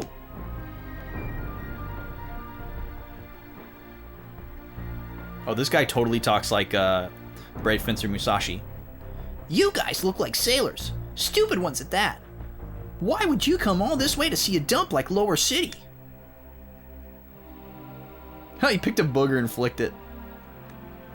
Well, well, aren't we a little obnoxious? Kinda reminds me of a particular someone when they were little. Hey, I wasn't this annoying when I was little. Give me some credit here. What did you say? Are you trying to start a fight with me? The name's Marco. Everybody who's anybody in this town knows who I am. Haha, for such a short kid, you sure know how to talk big. Sorry, boy, but we don't have time to play with little kids right now. What did you say? I'll remember this, fools. Just bullying kids he's never met. Nice one, Vice.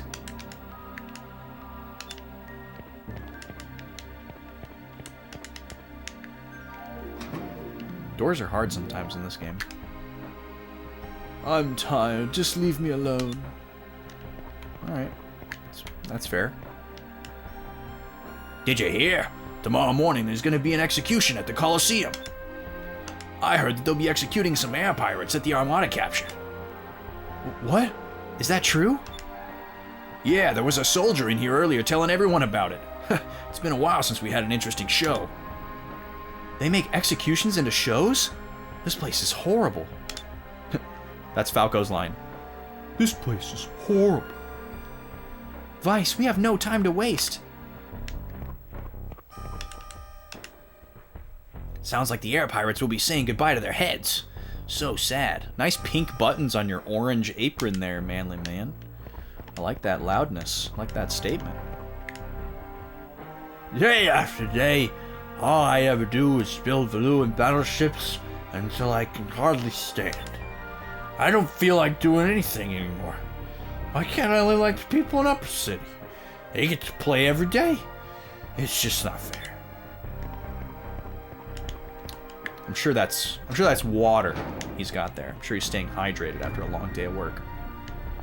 Oh wait, can I just talk to this guy after I berated him?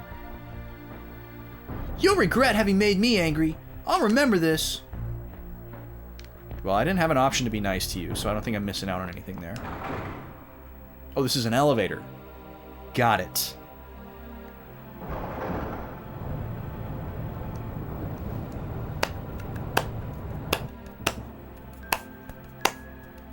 I'm gonna need another drink here in a second. Forgot to stock up and bring a second drink here. Only brought one. The people in this town are forced to do manual labor for practically nothing, and they do it until the day they die. If we tried to resist, the guards would just kill us. I don't know if it's necessarily worse, though. We got no dreams, no hopes. Earlier I've been doing this thing where I mix a ginger beer with a seltzer, a flavored seltzer. And this one was a blackberry lemonade seltzer. That went pretty nicely with the ginger beer. The peach one was definitely better. But I'll probably just go grab another seltzer. We spin the wheel for sodas if we have any bits or subs come through. Which, by the way, we do need to spin the wheel because Rogers had a sub earlier. You know, I drink my good old-fashioned water as well. They say that in Upper City, you can eat as much white bread as you want. I've never eaten white bread, only hard black bread. I hear people never chip their teeth on white bread. I'd like to try it sometime. Wow, black bread. Yikes. Yikes, little girl. I feel for you.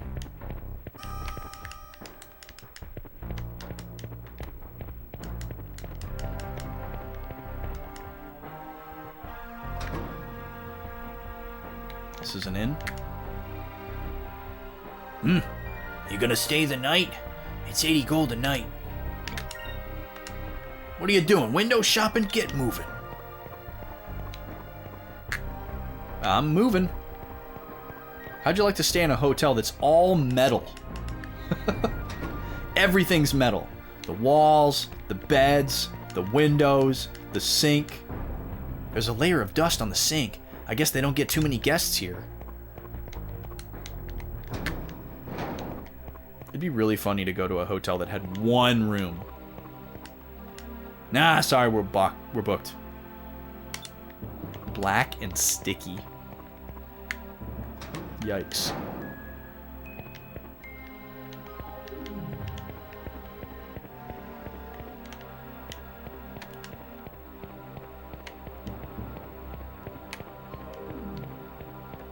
Oh. Valuan Imperial Steel Mill. I guess it's an industrial area ahead. Ugh, the air smells funny. Yeah, there's something tells me there's a lot of cancer in this town. That hotel would be unnerving, yeah. A metal hotel? You're more of a jazz hotel guy? A jazz hotel would be pretty interesting. Is it just filled with smoke? And everyone has slitted eyes? And speaks in heavy lingo? And acts eccentric and mysterious? We don't have much to look forward to in this city. One of our few pleasures in life is watching shows at the Coliseum. Oh, you know what I'm going to do? I'm going to write down my castings for these guys. James. Gregorio. Generic old guy. I don't know. Vigoro is Joey Wheeler. Beleza is just a lady. And DeLoco is Mandark. Toned down. Sometimes they have criminals fight each other in a duel to the death, or they execute air pirates that dare to traverse Valua. For some reason, it's comforting seeing someone in a worse position than ourselves. Yeah, I think that's why we watch reality television. Why is this walkway here?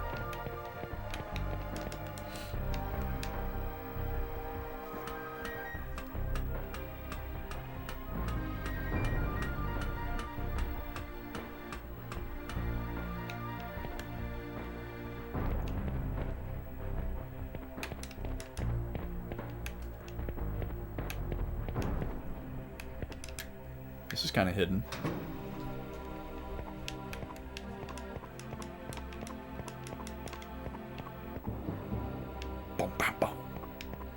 Some serious Midgar vibes as well. Ooh, a Moonberry! That's what we like to see. Okay, well, we definitely need to use that on Drachma. He doesn't have a special move.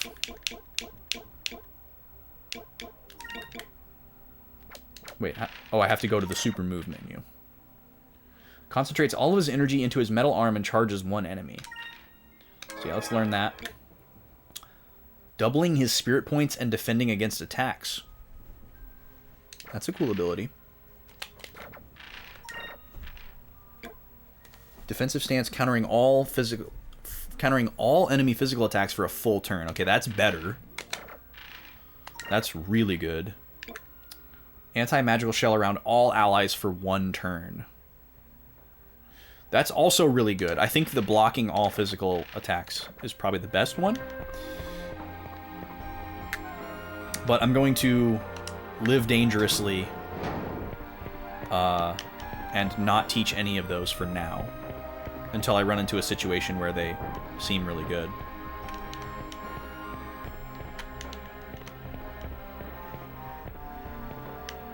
Or start seeing some kind of strategy forming around them. Oh no, Gooby, what are you about to do?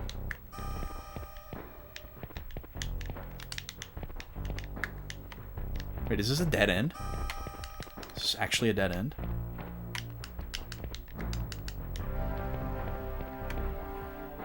So we were supposed to get more I guess we got the information that we needed from the tavern guy. Oh, I see. Hello, everyone. Welcome in, Midwest Speed Fest. What was the occasion tonight? Thank you so much for the raid. How's it going, everybody? Welcome in. Let me get a quick shout here. Hello. My name is Austin. I'm one of 2 Backlog boys that streams on this here channel here that we call Backlog Boys. This is my backlog behind me. I'm on a quest to complete every game. Oh, I love that raid message. It's a good letter. A is a good letter. My name starts with an A, so I'm a little biased.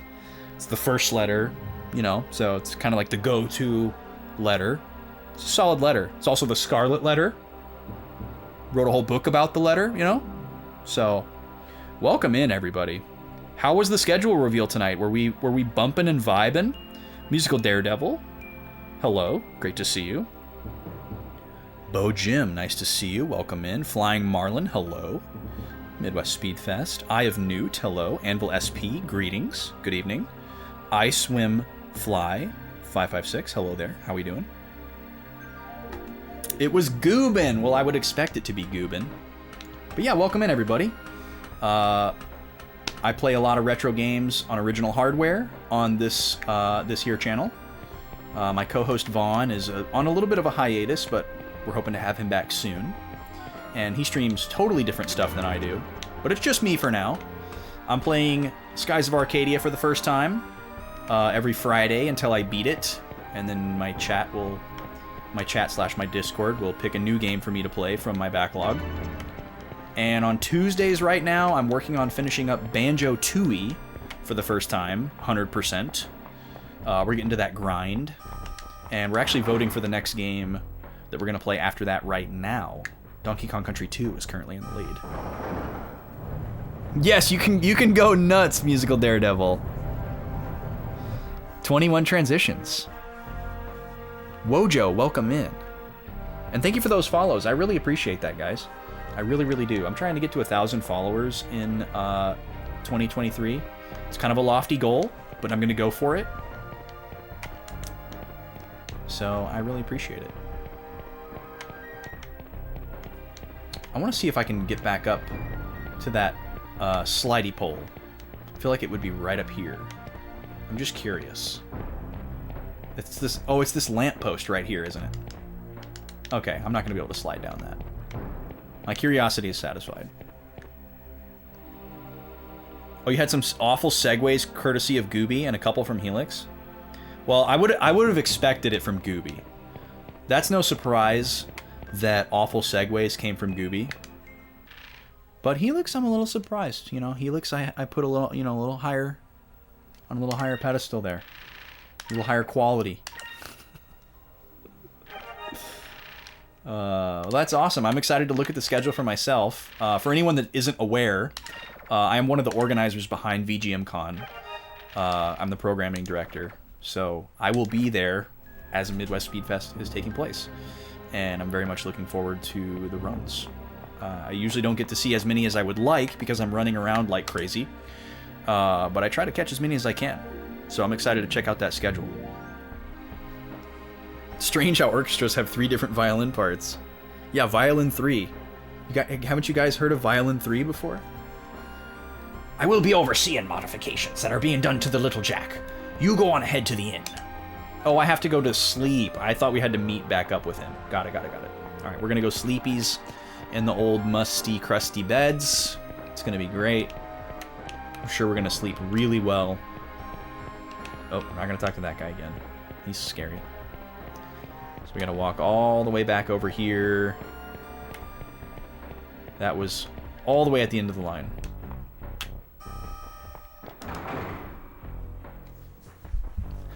Yes, I'm a musician as well. Vaughn is a violist who also plays piano. I'm a guitarist who also plays bass, drums, keyboards, and I sing as well. So I'm a bit of a multi-instrumentalist. I was doing music streams very regularly on this channel as well, back before I moved, but those are kind of on pause. I don't know why I'm saving again. Those are kind of on pause while I'm amassing some new gear. I have this awesome new music space in the room behind me that I'm preparing, and it's not quite to where I want it to be before I start doing music streams again, so just kind of putting that off a little bit until I have some more gear. Yep, new gear, yeah. The eyes go wide. Absolutely. But yeah, thanks so much for coming in, MWSF. Really appreciate that. This game has been really cool so far. This is only my second day with it. I wish I could play it more often than once a week. I'm so tired I can barely stand. It's been a long time since I've laid down in a nice warm bed with pillows and blankets. I'm tired too, Ica. It's not like we've had time to relax since we left Pirate Isle. They gotta be desperate if they want to sleep here. True. And I don't think I'll be able to sleep right now, even in a real bed. I can't stop thinking about Captain Dine and the others. I'm sure they're okay. Let's at least try and get some rest while we can. Oh, it's getting hit with the tired. Who knows when we'll be able to sleep in real beds again. That's right. You've been cramped on a hammock in the engine room of the Little Jack for quite a few nights now. I don't mind the lack of space. It's just that the engine is so old and it's so loud. Well, excuse me for having an old ship. Captain, I didn't expect you back so soon. If you don't like my ship, you can find yourself another one. My ship wasn't meant for anyone but me in the first place. I didn't mean anything by that. I'm really grateful, honest. What's wrong, Ica? You're quiet for a change. Tomorrow morning, the air pirates, our friends, are going to be executed. They said it's going to happen in the Colosseum. They said when they execute air pirates, it draws a huge crowd. Public execution, huh? Sounds like something the people of this town would enjoy. We've got to hurry up and rescue them. They'll all be killed. Vice, what shall we do? I like how our plan was to sleep on it until we got interrupted. Like, why was that what we were... I guess Drachma would tell us to do that because he didn't know what we knew, but when we went and talked to him, we should have been like, no, we're not going to sleep. We got to work on a plan. So anyways, it sounds like sneaking to the Colosseum is probably the option we want here. Because that's kind of the same as the first answer, but it's more specific. Obviously, we don't want to be like, duh, I don't know. So it seems like we're starting to learn whenever we get these conversation options, there's like a right answer, or there's like a best answer. And it's probably being counted in some kind of like silent, invisible metric that may come into play later. I don't know. We'll see. Tomorrow we'll sneak into the Colosseum. Dad and the others will definitely be taken there tomorrow morning. We'll rescue them then. What? You mean you're not going to try to save them right now? If we start frantically searching everywhere, we'll probably get caught by the Valuan guards, and if that happens, we're all dead. Vice is right. But it may get a little ugly at the Colosseum tomorrow. But it's our best chance to save them. So tomorrow morning at the Colosseum it is. Now that we sort of have a plan, I feel a little better. I think it'll work. Besides, we have the element of surprise on our side. So that's our plan. Tomorrow we break into the Colosseum and rescue everyone. Huh? Who's there?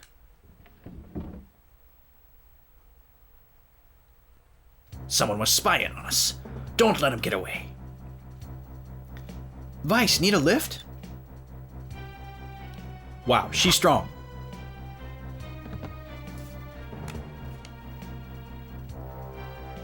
Oh, it's Marco. It's that little kid who was mad.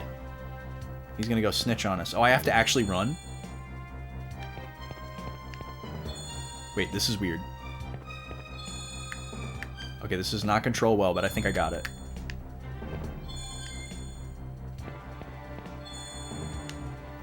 This is cool, though. It seems like a lot of things have stakes in this game. Like if we hadn't done that fast enough, he probably would have gotten away. And maybe it would have had an effect on how this played out. I don't know. Or maybe you just retry it. Put me down, you glass-eyed freak! Dude, you got band-aids on your face. You got no room. What the? You're that kid from this afternoon. So what's it to you? Put me down now.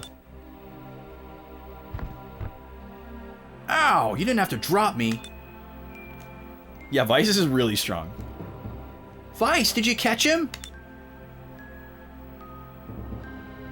Oh no, it's that annoying kid again.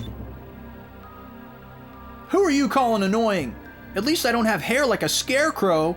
Ooh. I heard everything you said. Now, if I was a rat you on the guards, you'd all be executed. Well, that really leaves us no choice. We're gonna have to kill you now, boy. Wait, Captain. Yeah, that was a sick burn, huh, Tofu? Huh. If you're gonna kill me, then kill me. It's not like anyone would care.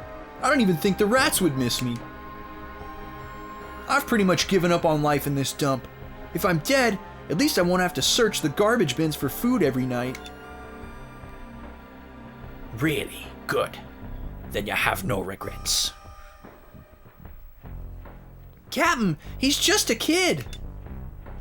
His arm is incredibly intimidating. Hey, Marco, that hole in the ground next to you, what is it? Oh, this? This is the ubiquitous sewer level of every RPG. There's catacombs under the city. I've heard that they've been around since the old world. Now they're just sewers. This is where I live. Sewers, huh? Can you use them to get to the Colosseum? Yeah, it reaches the Colosseum. Wait a second. You were serious? Yep. If we take the catacombs to the Colosseum, we can sneak in without worrying about the guards. What, are you stupid or something? You're going to get caught. There's no way. Why don't you just give up and go home? Can't do that. Blue rogues never give up, especially when their friends are counting on them. Marco, if you ever went sailing and ran into a storm, with the way you're talking, you'd probably just give up. It's too rough. I should have gotten on this ship. I want my mommy, is what you'd probably say. What? Take that back! Even if you run into a storm, there's always a way out, no matter how bleak things seem. I've been in really bad situations before, and I always look for a way out. I'm in that kind of a situation now, and I'm not giving up. So, what are you trying to say? Captain, Aika, tomorrow we're taking the catacombs to the Colosseum. Since we don't have to get there until tomorrow, we should rest tonight. I like how they're being executed in the morning, and they're planning to go there in the morning. Like, talk about needing to be sure that your alarm is gonna go off. Like, okay, I'll set my phone, and then you set your phone, but then put it like across the room, right? So like we can't reach it from the bed, so we got to get up. And then Drachma, you can take your phone and you can set an alarm for like 5 minutes later, and then we'll put that one like all the way across the room in like a jar. Hey, aren't you supposed to kill me now? You're going to be at the Colosseum with us tomorrow too. You said that you've grown tired of living, right? Well, I just want you to see something interesting before you die. What? You can't be serious. Yep, we're killing him with kindness.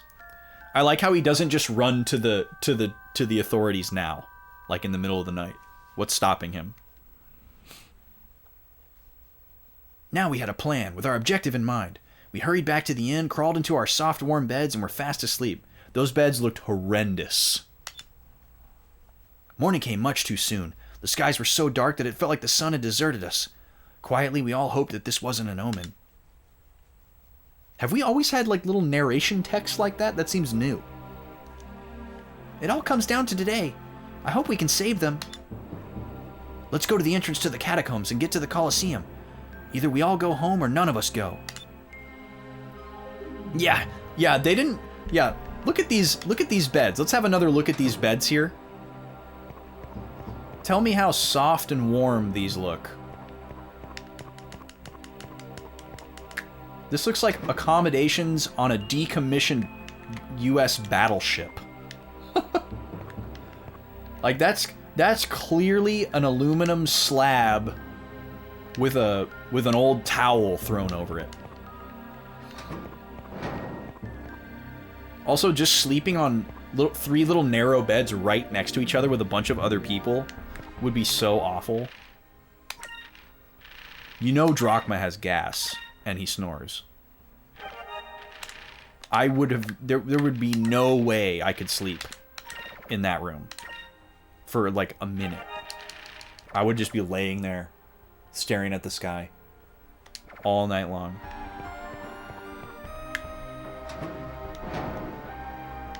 I need my box fan and my extra pillows between my knees and whatnot.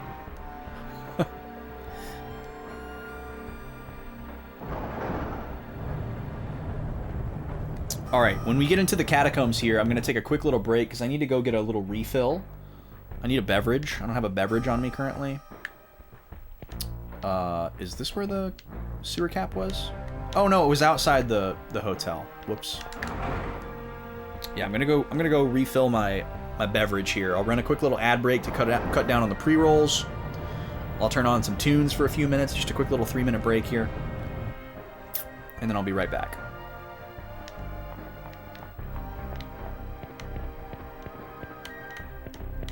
Wait, where is it? Is it up here?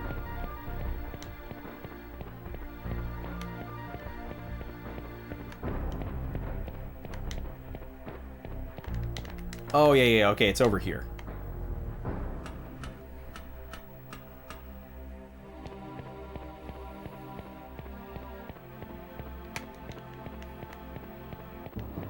Wait, no, it's not. Oh, it's down again. Okay. This place is confusing. Looks the same everywhere.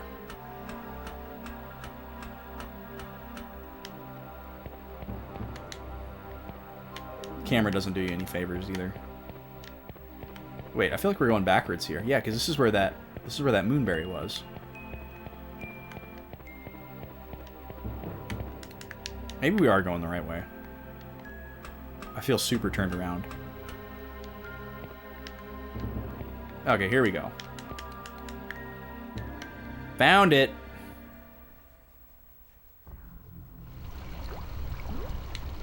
Okay, here we are. I'm assuming there's going to be random encounters here, but we'll see. I will be right back, folks. I'll see you in 3 minutes. Thanks for being here.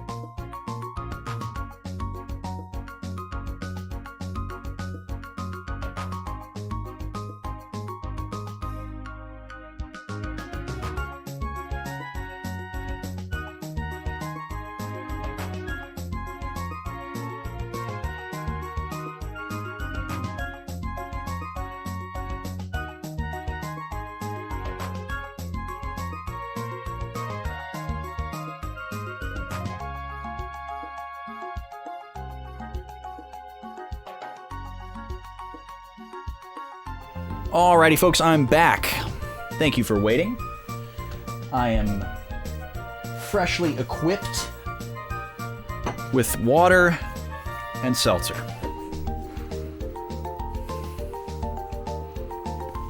Ready to rock and roll. We're in our second dungeon, so that's exciting. That was a cool song. Mario & Luigi Bowser's Inside Story. Still haven't played that one yet.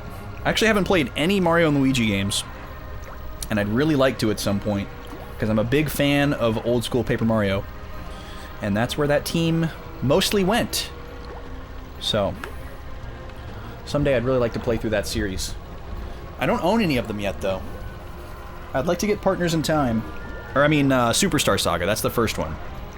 I'd like to get Superstar Saga and start there, because I've heard that one is a great starting point.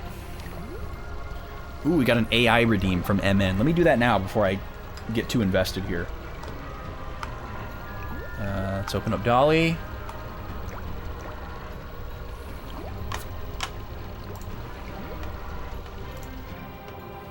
There we go. A 3D render of Kirby bowling against Diddy Kong at the disco. I really like this. I really like this prompt. We're just going to copy paste that in so I don't have to type it.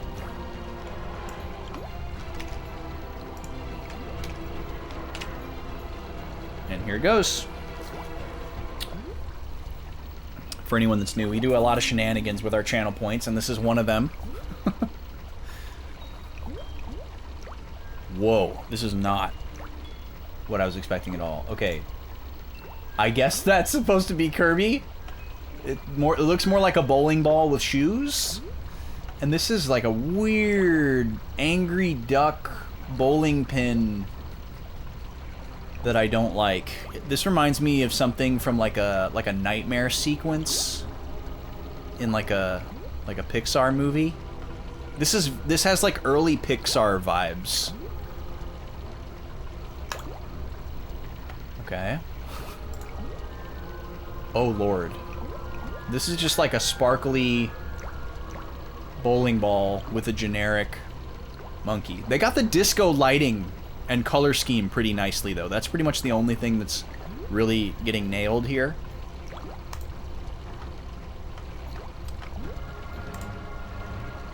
Oh goodness. A gold bowling ball hitting, I guess that's a pin. Maybe that's multiple pins. It kind of looks like a ghost who's like, oh! And then again, generic monkey, who is apparently Diddy Kong. I mean, at least he's wearing red, I guess. What's up with his mouth though? Are those like big luscious lips? He could be dancing. Yeah, he kind of looks like he's just launched the ball, but also he could be like doing a dance move there. That's a good point. And again, the background looks very disco, and there's like a beam of light, and they're clearly on like a bowling lane. One of them, Kirby, was clearly the bowling ball. Well, we weren't so lucky, were we? It's interesting how you can put the same prompt in over and over and over and never get the same thing. And then, again, this looks like something from a nightmare sequence in an early Pixar film as well. Like, this is like Mario right here. Except it's like Clown Mario, which I really don't like. And then just red bowling ball. And then this is like budget Sackboy over here with like no arms and like weird Disney eyes. This is very bizarre. But again, the neon and the darkness, they're getting that right. Excuse me. Well, this one's definitely a flop. That's no fault of yours, MN.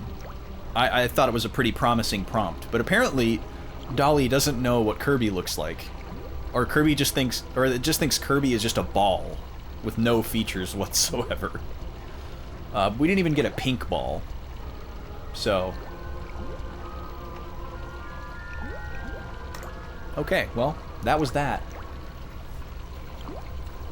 Okay. Back to the game. We're in the sewers. Every RPG's got them. You gotta have your sewers level. It's usually pretty early on. It's kind of a rite of passage in a JRPG that you have to have a sewers section. I love that they referred to it as catacombs, but it's clearly just a sewer. Well, I guess he said it was a sewer a long time ago, or it was a catacombs a long time ago, and now it's a sewer. Okay, so we're still working on green. Sirat. Interesting. Does this one have a zone? Yeah, let me try this. See if I can hit everybody for a quick kill. Whoa. Flashy lights. All right, I'm gonna crack open the seltzer. I got a peach seltzer here. I've really grown to like this one. This is one of my go-tos. I'm a massive Waterloo stan. I love me some Waterloo. I contend that they don't have a bad flavor. I've liked every single one of their flavors that I've had. Perfect, we killed everybody in one hit. But peach is definitely in like probably my top 5. Serves them right. I think my top ones are probably blackberry lemonade and pineapple. The pineapple one is so good. All right, Drachma learned healing spell. So now everybody has the healing spell. We got a moonberry? Whoa, is that a rare drop? We might grind a little bit here if these guys are dropping moonberries.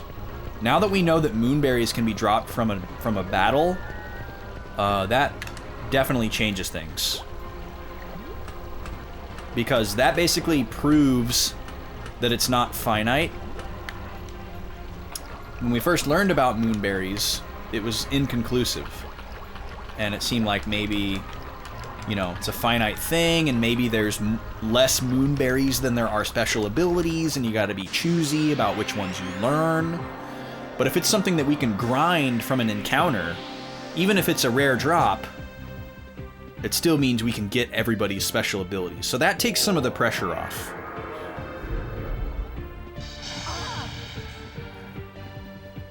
Electri. I wonder if that's a yellow spell. I wonder if yellow is electricity. Seems like it would be. I wonder what silver would be. Oh no, is that a poison attack?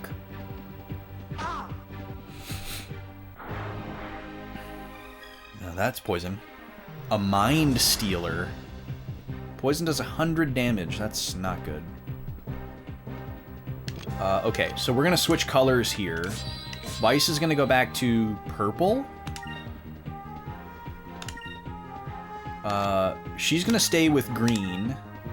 Let's do this again because they're all grouped together. And then Drachma's gonna go to blue. Yeah. And then once Aika learns the next green spell, we're gonna switch her to red. Waterloo, you're more of a Dancing Queen guy? Wait, I don't get the joke. Does ABBA have a song called Waterloo? Is that the joke? I don't know a lot of ABBA songs. I know the song Waterloo Sunset by the Kinks because I had to sing it in an a cappella group in college. Or I should say I got to sing it. It was really good. It's a really, really good song, really good arrangement. They do. Okay, well, at least my guess was correct. Ooh, we just picked up a weapon for Drachma? Wow, we are getting some excellent drops here. I love how his super move is just called Tackle, like a basic Pokemon move. Wow, we just picked up... Oh, but it has no accuracy. Wow, that is crazy. A heavy spiked steel ball with awesome destructive power but low accuracy. I mean, what does 0 for hit mean? Does that just mean you never hit? Is this the Casey bat? Well, I'm not going to equip that.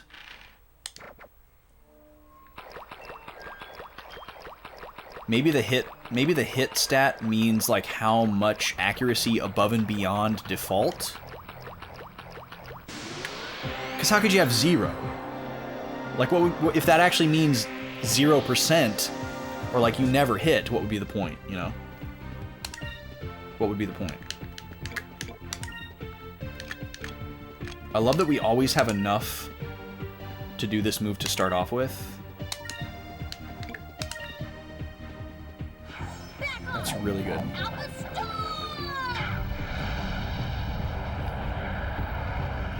Also, the special move system is great for, like, grinding because you're actually being incentivized to use these really strong attacks that don't cost anything. That wasn't so bad. To quickly get through a battle. So, that's pretty awesome, actually. Alright, one more battle, and then we're gonna switch Aika's color.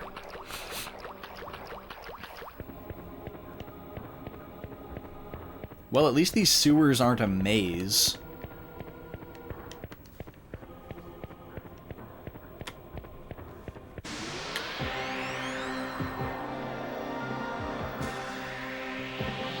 I like how there's Ionian columns in this sewer, too. Well, this is a big mob. Okay, Vice, you attack this Mind Stealer. Aika, you're going to attack this group over here. And then Drachma, you can attack this Mind Stealer as well. Basilish. Back off! That's such a good voice clip. Okay, didn't quite kill that Mind Stealer. Oh, and we didn't hit the other Basilish back there. That's unfortunate. Oh, they're gross. I don't like them.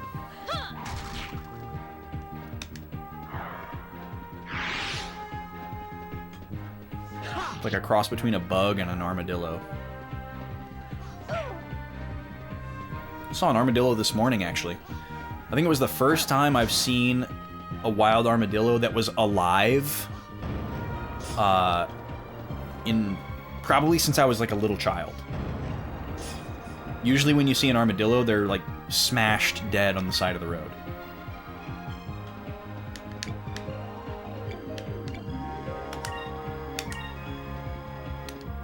Do you have enough to do it again? You do. Might as well.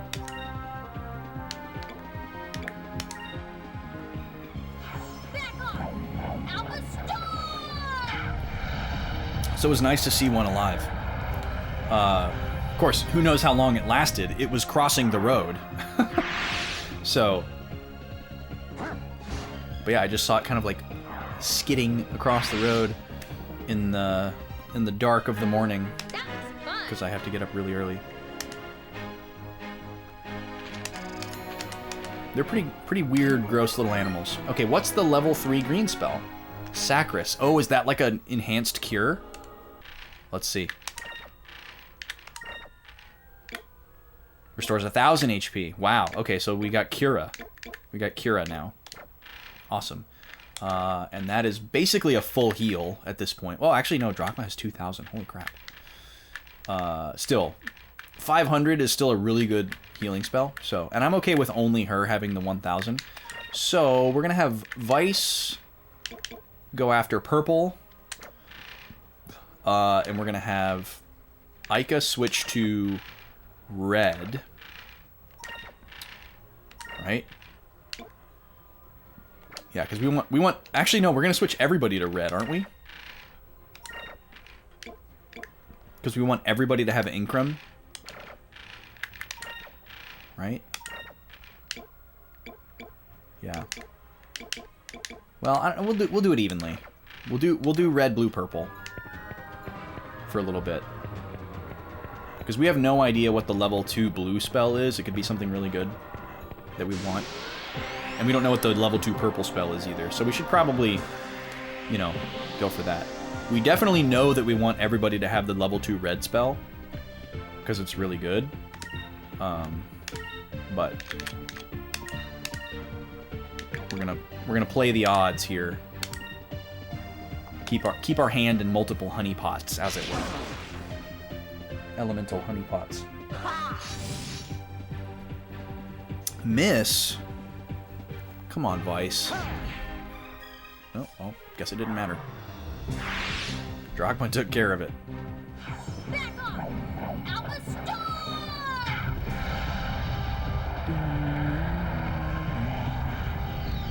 How did that not hit the other guy? I guess he did move.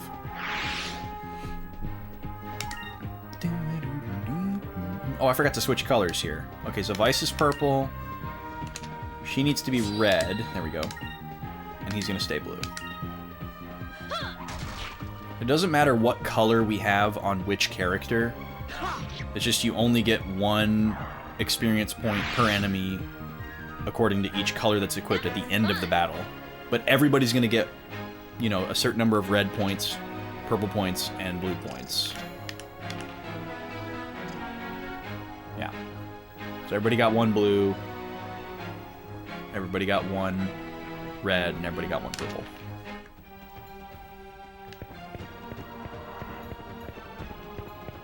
Okay, we have our first divergence here. This is a very interesting map. It's just like straight lines. Ooh, chests. A Pyre box? So is that like a... Okay, so it's probably like a consumable item that uses Pyre on the enemies. Oh, it can be used more than once. Interesting. Does that just mean... Wonder if it's like a Dragon Quest type situation where you can use it a certain number of times and then it breaks, but you don't really know how many usages you're going to get, like it's somewhat random in a range. Or if it just never breaks. And that's what they mean by more than once.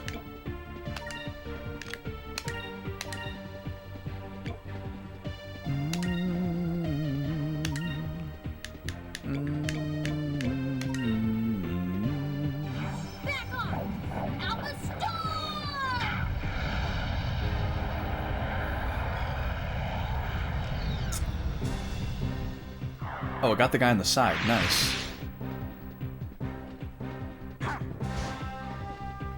So these guys are obviously based on Cordyceps. Another raid. Oh my goodness. Flozax Rollins. My dude. Thank you so much.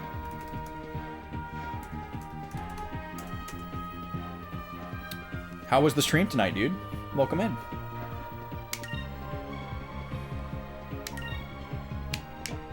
What were we working on?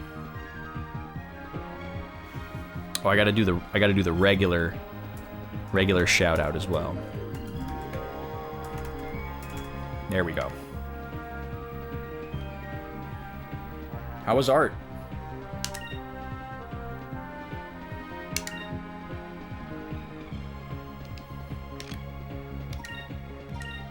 It's kind of silly that you can't choose like your vantage point for this straight line attack, but whatever.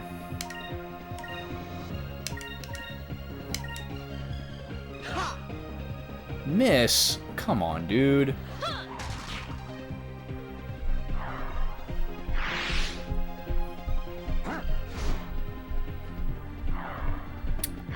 We've made our way into the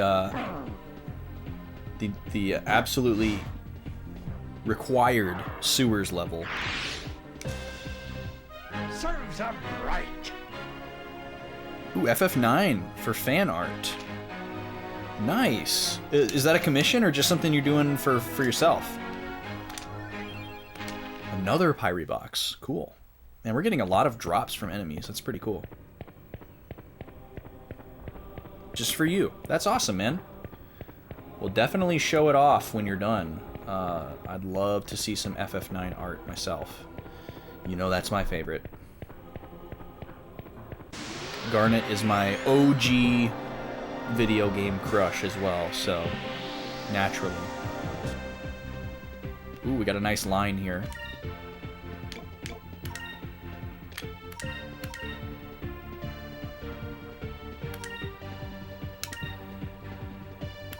This should work out nicely. We might have a single turn victory here. Oh no, they're moving.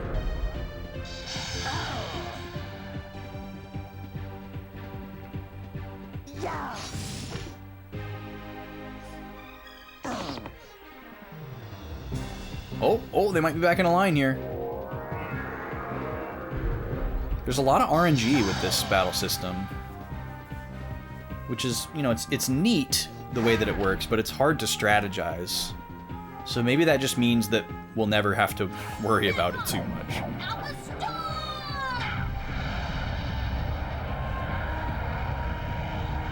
Nice, we got everybody.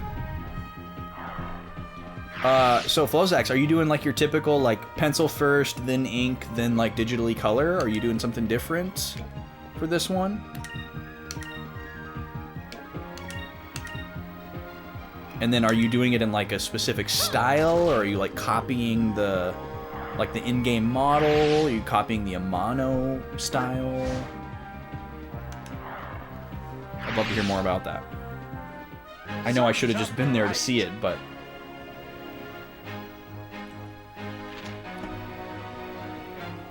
trying to do it all digitally. Oh, cool. Very cool. All right, Ica learned Inkrum. Another Moonberry.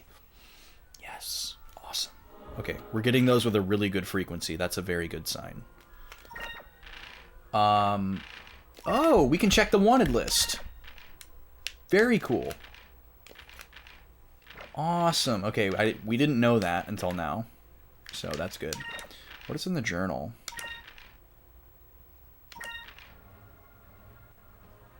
Oh, this is like a story journal. Very cool. So this is chronicling like key events that we've done so far. It's not everything, but it's pretty cool. Okay, cool. We'll definitely reference that when we get scared of the story. And then these are where we log our discoveries once we've made them.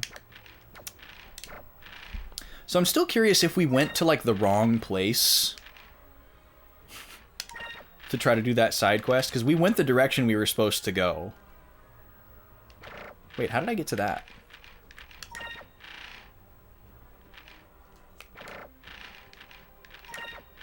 That's just there all the time and I never noticed. Oh, I see.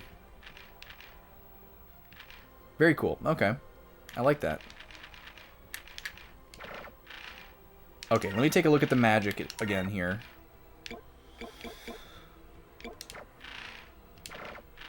So Ica learned Inkrum, but Drachma still hasn't learned Inkrum yet.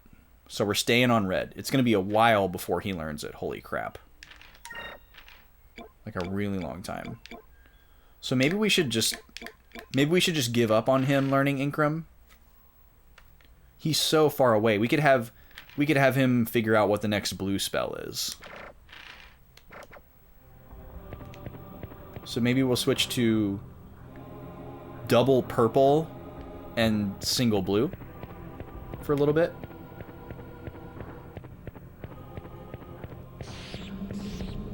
Whoa, what is that? Whoa, what the heck?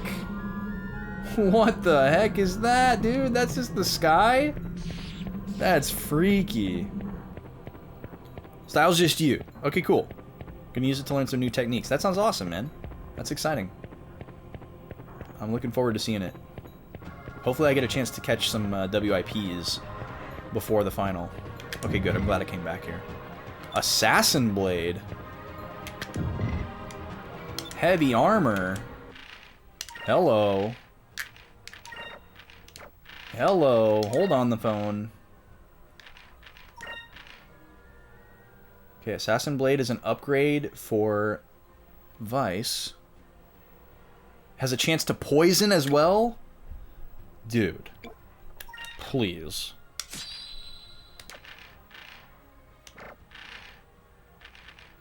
Okay. And then heavy armor, I bet that's for Drachma.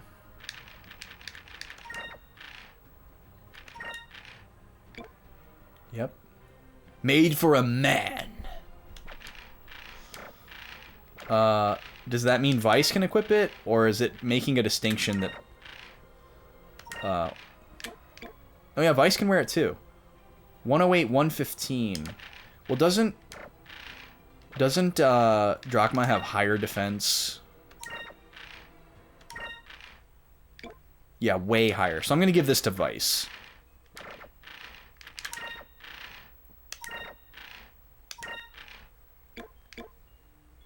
Yeah. So that our defenses are more even with each other.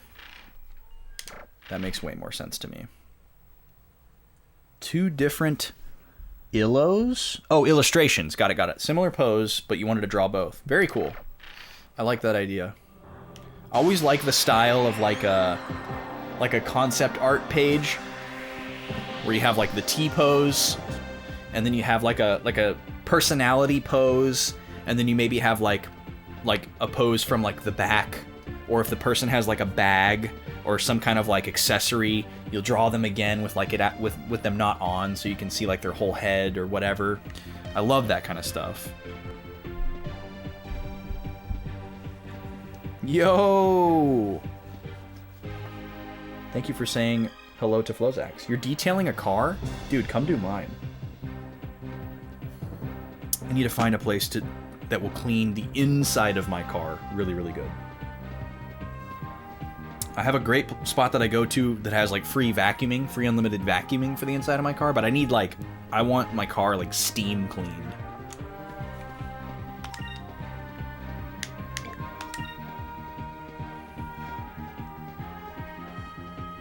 Flick, do you and Flozax know each other, by the way?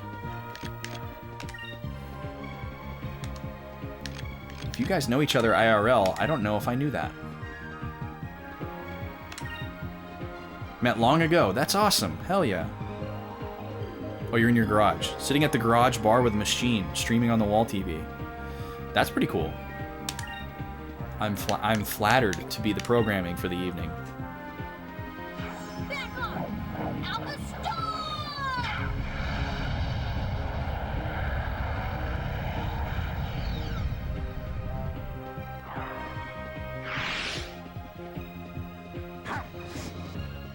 Flick is part of how you got your Flozax name. Whoa, wait, what? The Flozax lore? Tell me more. Whoa, our new sword looks super cool. That's awesome. Look at that thing. That is really cool looking.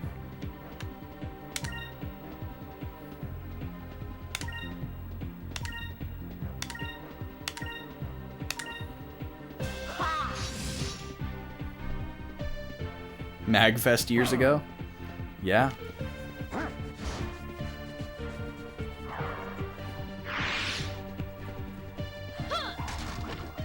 $10 ago. It wasn't quite 10 years ago, but it was a long time ago. It was...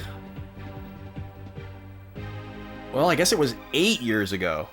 2015, the year that Dabber played on the main stage.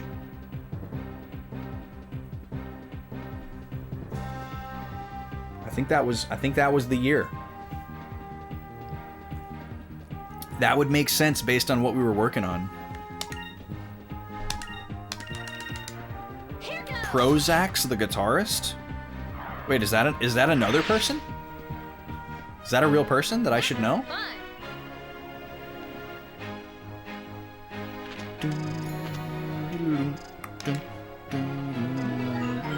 Alright, here's our next blue spell. Oh no, that's the first one. Okay. We're trying to find out what the level 2 blue spell is. This was a dead end, right? Yeah. Oh, that's right. We gotta go walk over the electrified craziness. Encounter table is pretty wide.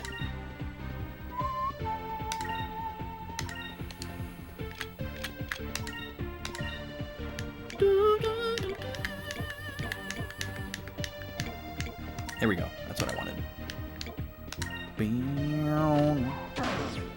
Old OCR VG mix days. Okay.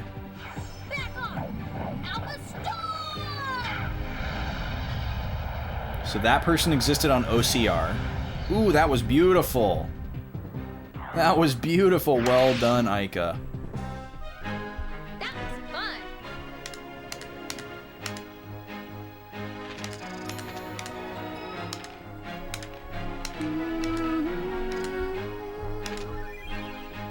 Krillhound's Claw. That's new. We don't know what that does. Let's check it out.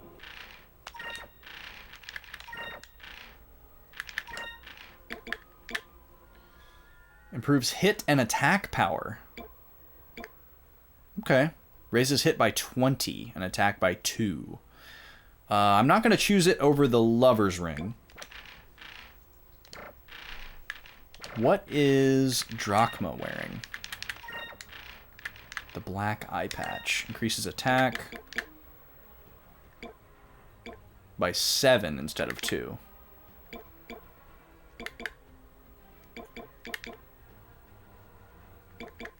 Yeah, I wonder if 100 hit is maximum. That would be good information. What's Aika's hit? 110. Okay, that answers that question. Perfect. Aika is definitely the AoE person. He'll get sick of hearing her. I'm sure I will, but whatever. I'm not sick of her yet.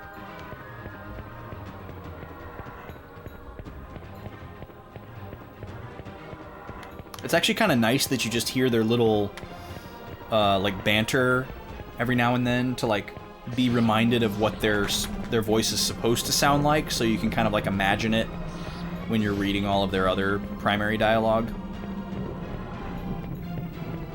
This would be the most horrifying thing ever. Just standing over an infinite drop to a world below that you don't even know if it exists or not, and there's lightning and storming.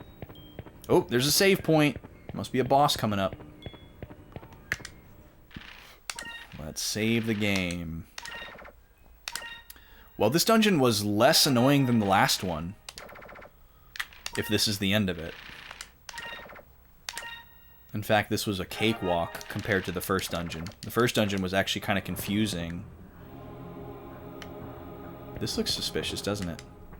Is it just me, or is the color of the wall here a little different from everywhere else? It's probably nothing. Wait, didn't we find a bomb? Do we not have a bomb? We do have a bomb. But it's for a ship.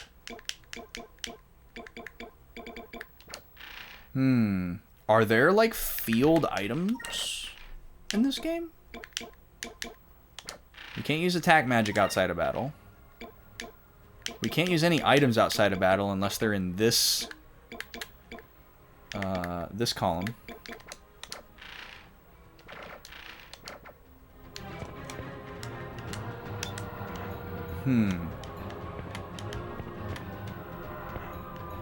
Weird. I can't change my party formation.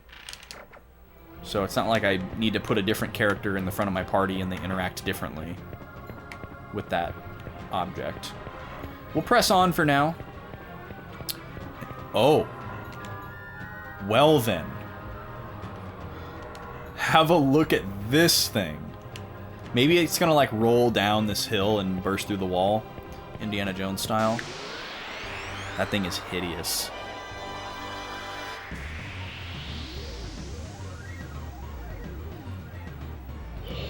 I like how the battle just started with no build-up. It's kind of cool, actually. Okay, I probably should have healed before the battle, but that's okay. So we're going to use Inkram on ourselves. Oh, that's all of our MP. Oh, we need SP as well. That's right. Okay, so we can't do it all in one turn. Let's have Ica focus, and we'll have Drachma do a regular attack. Moons, give me strength. Marshmallow friend. Yeah, I don't know. This guy's got like... He looks like Max Rebo mixed with Oogie Boogie.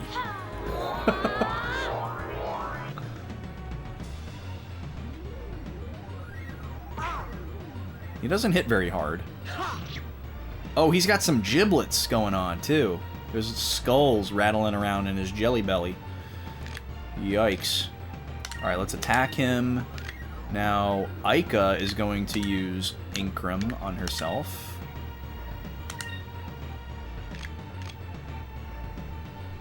Skull giblets. Should we call him Max Boogie or Oogie Rebo?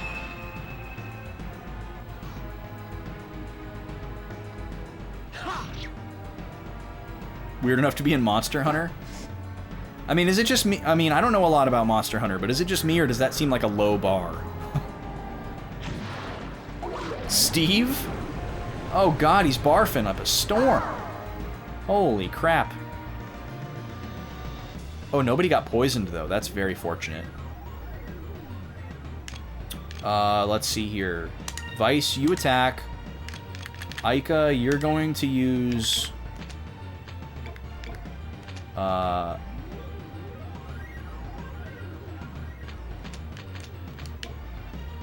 Sacris on Vice.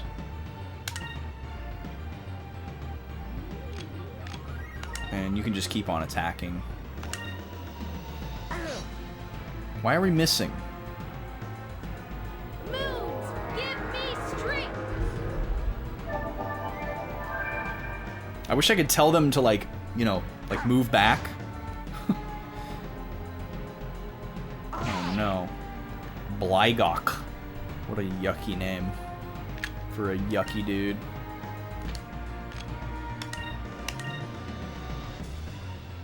We need one more heal here. We can use regular saccharine. Okay, Vice didn't miss that time. I was getting worried there.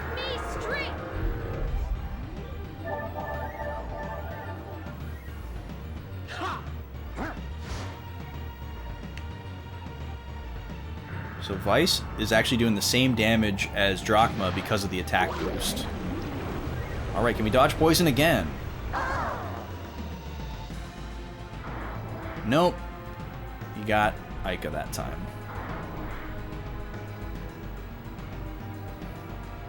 That's okay. Noxie, right? Oh, no, no. Oh, I thought we had a spell that removed poison. Shoot. Alright, well hopefully it just goes away on its own, I guess. Alright, we'll do some specials next turn. Wow, tackle costs 10 SP. It must be really good.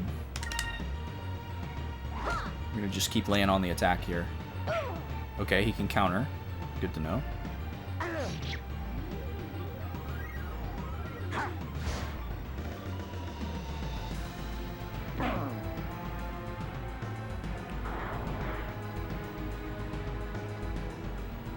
We have an item that cures poison, though, so I guess I should probably use that.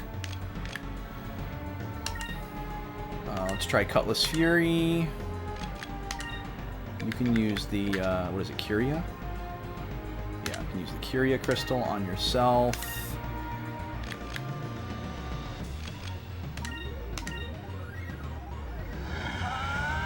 See how much damage we can get out of this.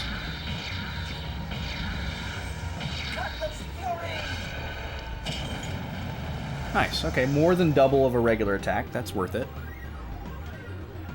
Let's try That sound effect didn't even get to complete. Alright, poison is gone. It's nice that they have those little clear symbols for all your buffs and debuffs there. Oh, and then he just uses it again. Great.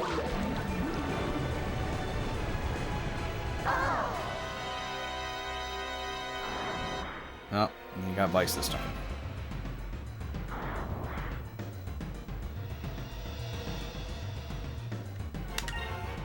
Okay. Let's see. We need to heal Vice this turn. We also need to get rid of poison. So why don't we just do this? We'll do Curia. Then we'll do... Oh, Ica needs to heal herself too, though. Okay, everybody's going to heal this turn, apparently. Sacris on herself. And then Sacri on Vice. Moons, give me strength.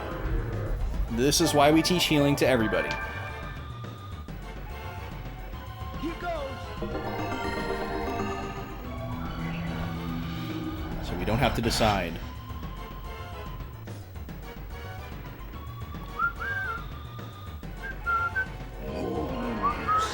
Give me strength. It's really funny to imagine Drachma as a healer, though. It's really nice that we can see how much attack he has, too. Or HP.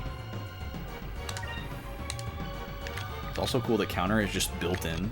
We just have it. It's not something that we have to work up to. Drachma does need to heal himself. We'll do a Sacris next turn.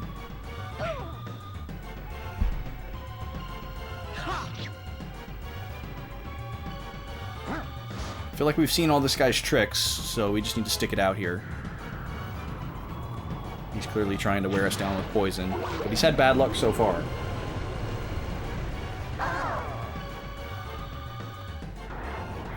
Dang it. I wonder if he has a chance to get everybody, or if he can only get one person. If he has a chance to get everybody, we're having such good luck. Okay, you're gonna do Sacris on Drachma, and then Drachma can use Curia on... Moons, give me strength.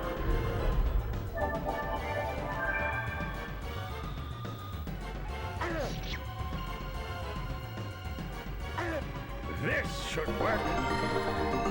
It better work. We spent good money on that. It's cool, there's even like a little animation when the icon goes away for the poison. Very impressive. Also, it doesn't look like debuffs run out, which is pretty awesome. His skin folds. Yeah, I like how the great character design that you're speaking of is for this hideous blob of a boss. Yeah, I just have such a knack for beautiful bosses, you know. I'm gonna start a website called Big Beautiful Bosses. It's the hottest new category on the dark web. I like how the triumphant music is coming in though when we're like on top of the battle. That's pretty cool.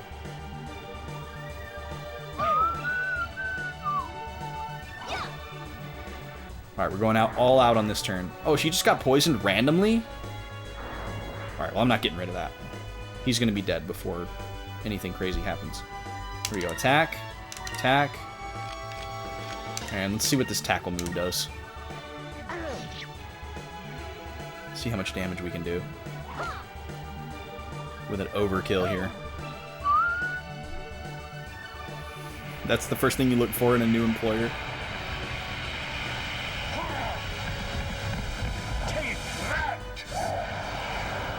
Cool. 600. That'll do her. Bye, Max Boogie. That wasn't so bad. It really wasn't, Vice. You're right.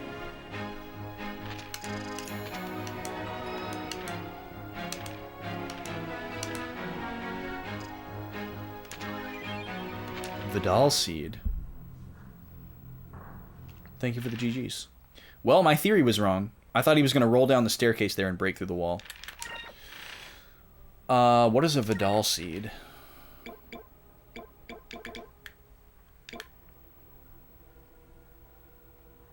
Increases max HP by 30. Interesting. And we get to choose who we use it on. Okay. Interesting.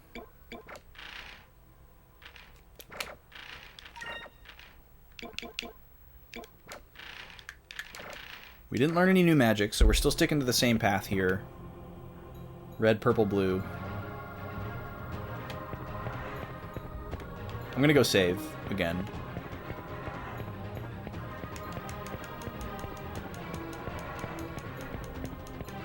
Just in case there's another fight or something. Or a discrete error at the beginning of the cutscene.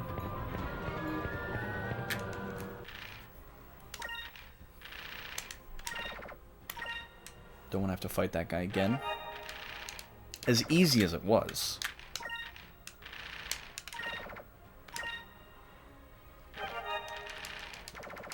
Alright. I really want to know what we're supposed to do with this.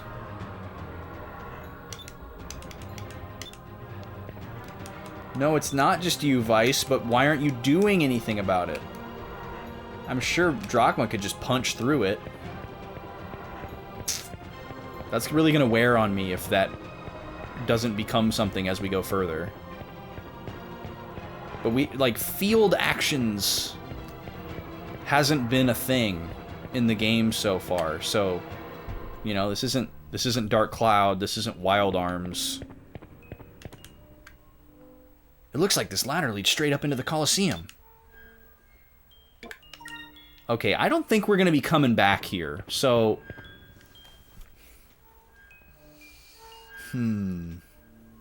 I feel like if I go up there, it's obviously the next story trigger.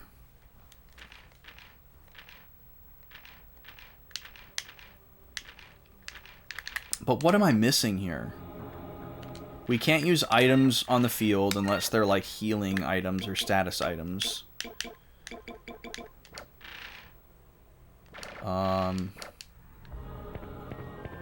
Do I need to go all the way back and there's like some like hidden switch that I missed? I mean, the previous dungeon did have puzzles. I can go into first person. Probably should have been looking around in first person more often.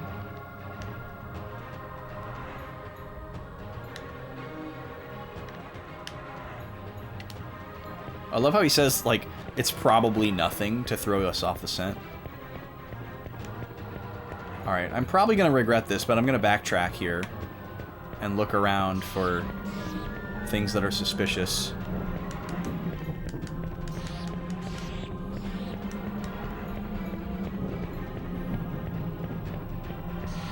Based on where that is on the map...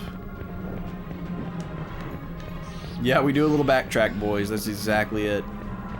We've been the backtrack boys many times before. Oh, it's all good, man. I knew what you meant. You probably got your hands full, too.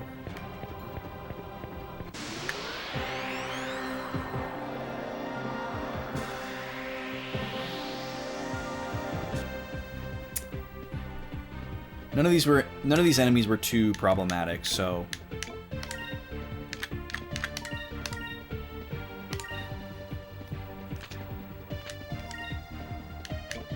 oh, there's a fourth guy. I didn't even see him.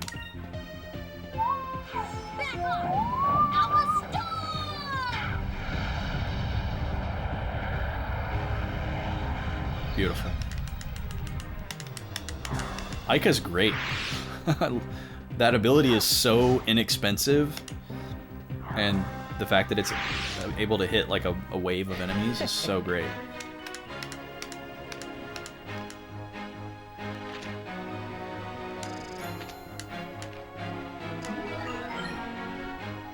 Oh, wait a second. I think I might be wrong about how the magic experience is getting distributed. I think it might actually matter who has what color equipped. Okay, so he just learned blue. But we're trying to get Drachma to learn level 2 blue. He's very close. And then Aika and Vice are both very close to level 2 purple. And then we can assess from there. Alright, is there anything suspicious in this room?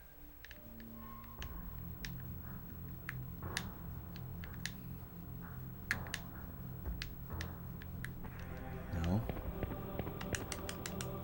I really don't think there would be anything much further back than this that would have an effect on that wall that far into the dungeon. So I don't think we want to backtrack any farther, but in the name of absurdity, I'm going to do so.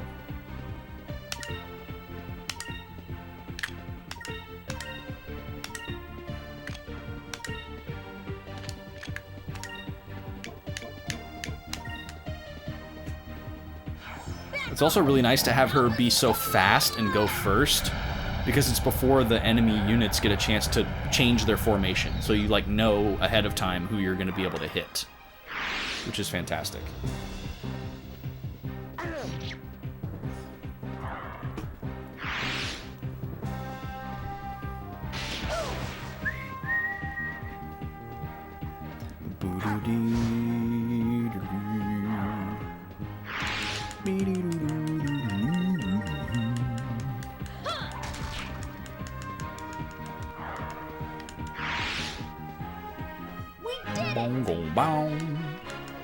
We sure did. Look at that freeze frame.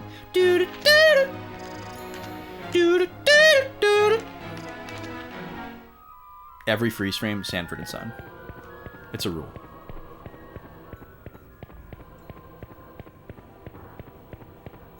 Song slaps, by the way. Quincy Jones. No surprise. I do see one path at the end of the map there that kind of looks incomplete, but I also think that that's where we just started the dungeon, so.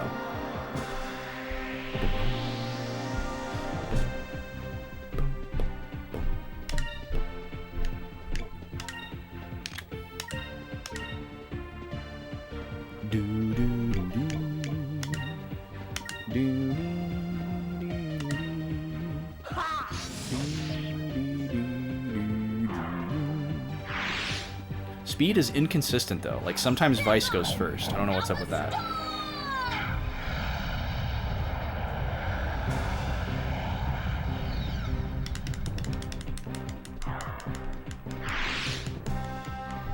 What is it, Nima? That's me making that noise. Sorry I startled you.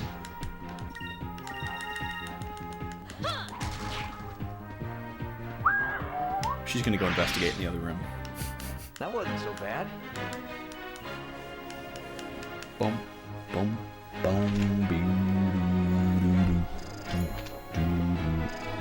she's back. It was nothing. Yeah, we're close to 2 purple spells here. Oh, and Drachma's gonna hit level 2 blue in next battle. Awesome.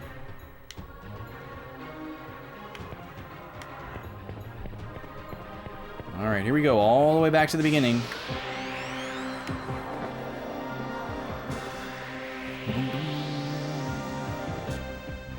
Probably gonna find nothing. But hey, easy grinding, right?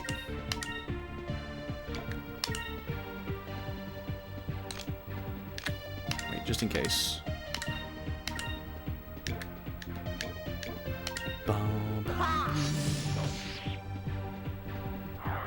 Well, okay then.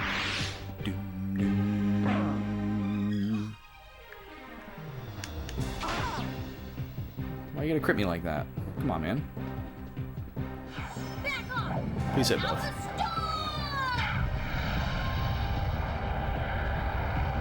Okay, good.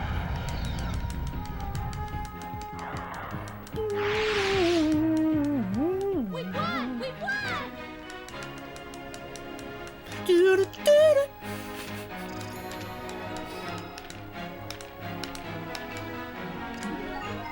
What is it? Quicka. Does that raise our speed? That's what I'm gonna assume.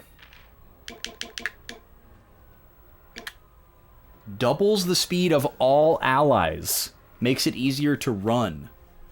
Whoa, that's really good.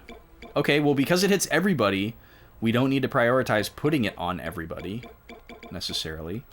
So, it's kind of a weird spell for him to have. But since the other two characters are so far away from that, he's 30 away, and she is 21 away. I guess that's not super far.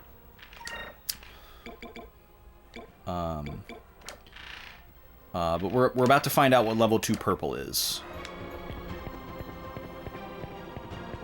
So let's put everybody on purple for the next couple of battles.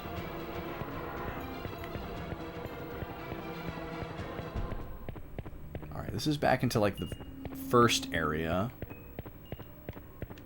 I really don't think there's anything that I'm really missing here.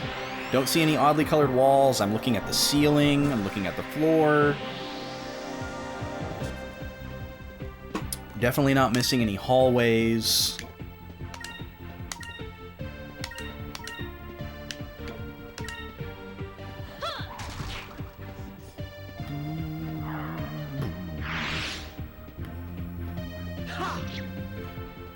I forgot to switch colors. That's okay. Is it over already? Luckily, we don't ever lose magic experience. We might accidentally put it into a color that we don't want, but it's not like it's really completely wasted. Alright, next battle we find out what level 2 purple is.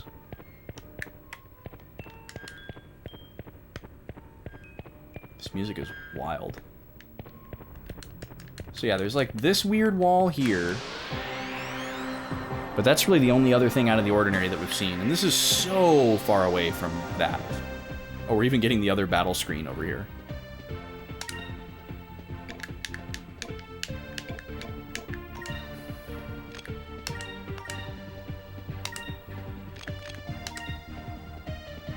Oh, can't do Sakri if she does her special move.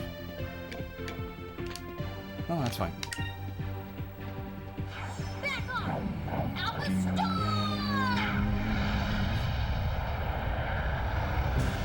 Goodbye. Goodbye, little bugs.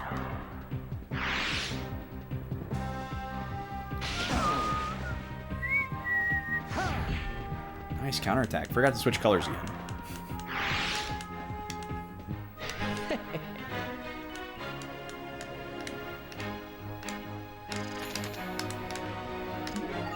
What do we got? Crystallis. So wait, is that just a level 2 ice spell? Because isn't the first one Crystalli?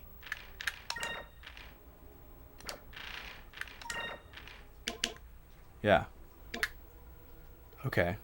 So it's a higher damage output ice spell.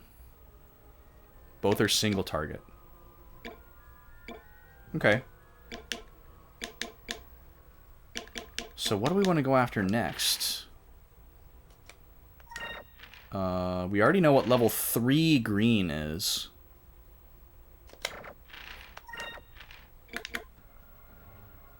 It's a damaging spell, which is pretty cool. So yeah, I don't know. I guess I'll stick with red, green, blue, or maybe I should just stick with everything evenly.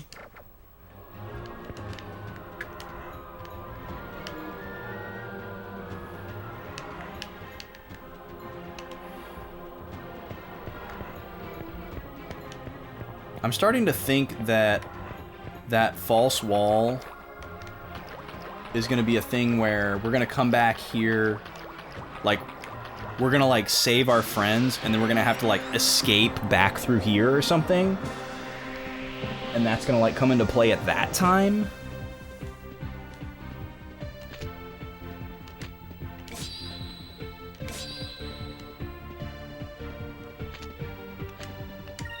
I guess purple is the least important, so we'll go RGB for a little while.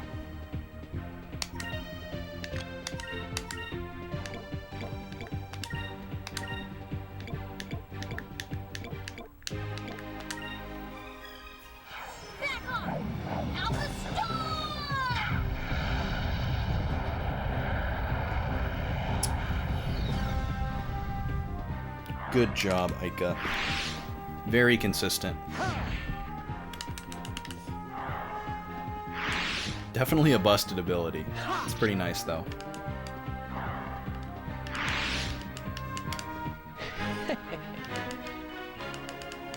But while we've come this far, I might as well go all the way back and make sure I didn't miss anything.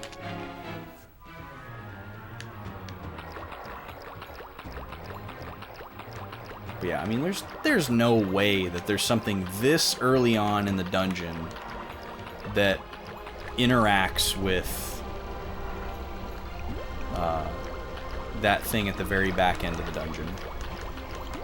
We got this area right here, and if we go back up here, the only other thing that we saw up here was the sewer on the other side. Over there. But we clearly can't get over there, so... You feel like Vice really wants a shower right now? Man, I know I would. I know I would. But yeah, I'm not gonna go all the way back over there. The only question that would really answer is if we can backtrack out of here and go sleep at the inn, which I'm sure we can. But I'm not gonna bother with that now. If we end up running into like another boss battle after we leave the catacombs, I could just technically reset and go back to the save point. We'd have less experience but more health. So that's a choice that we have.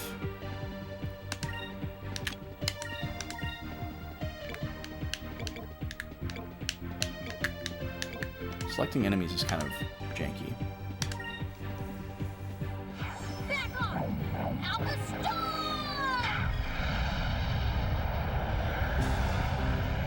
Yo, Platinum, welcome in, dude. Yes, we're doing the ubiquitous RPG sewer. We've been joking about that. How are you tonight, dude? Good to see you. Nice counter. Oh, but we got poisoned? Come on, man. That sucks that can happen from just a regular attack on a poisonish enemy. Fun Flick history, you've explored the sewers under Minneapolis St. Paul. Really? Were you, like, working or doing some kind of community service? Or did you just, like, sneak down there for fun? That's wild, man. I've explored some weird places in the Twin Cities, but not the sewers. Definitely a few places that I wasn't supposed to be, though. Hardcore urban exploring days. Interesting.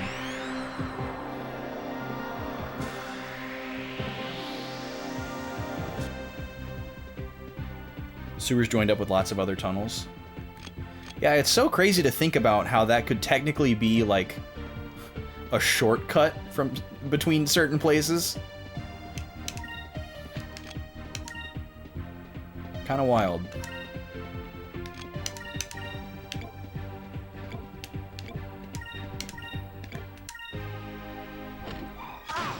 Every once in a while, you feel like you should explore the sewer in your neighborhood as a getaway route. It would be interesting. See, I just have to imagine that like most sewers aren't like human-sized, but you know, maybe they are. I guess they have to be like once you get to a certain point. Inspired by Buffy. Oh, your idea to map out the sewers was inspired by Buffy? Is that what you mean? In case you become a vampire? It'd be a pretty solid place to shack up, I guess, if you did become a vampire. That'd be pretty solid. Almost lost a finger when you dropped a manhole cover on it? Oh my god, that's like my worst freaking nightmare, dude. Oof. Yikes. That gives me the heebies and the jeebies all the way across the board. Closest we ever got to exploring the sewer was one time they dug up a street in my neighborhood and they put in those massive concrete pipes you know, to like go under the road. They like take out the road and dig a big ditch in the road, and then they put the pipe in and do whatever, and then they put the road back. And so while the construction site was open, they had these huge pipes that we could go climb around in. And then they also had, hold on a second, let me think. Need to do a little bit of healing here.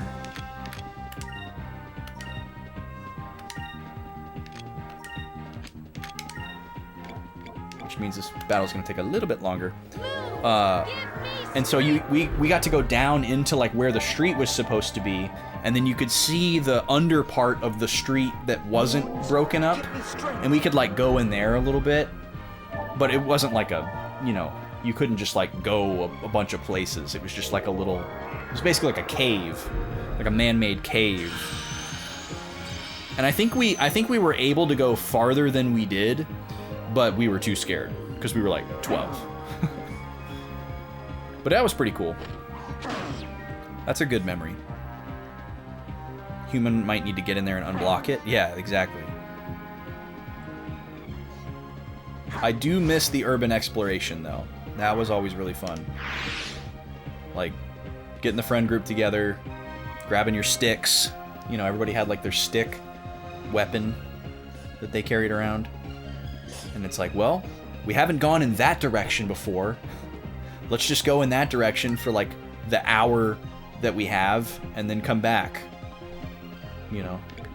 Or 30 minutes, whatever.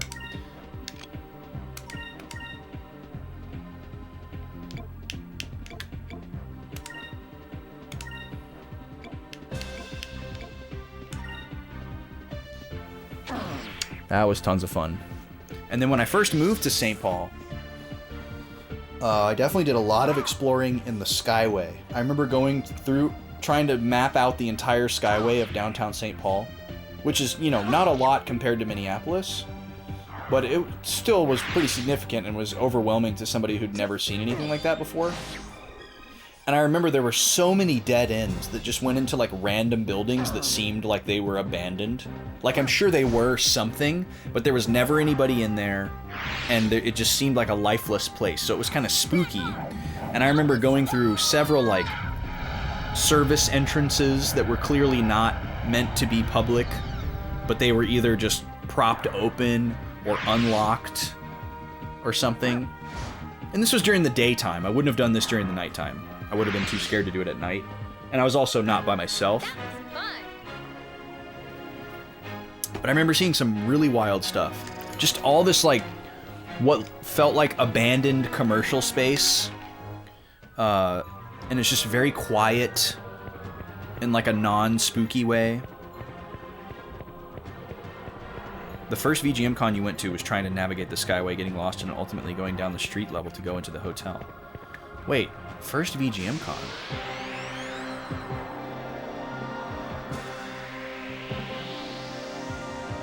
What? But VGM con's never been at a hotel that was connected to a Skyway.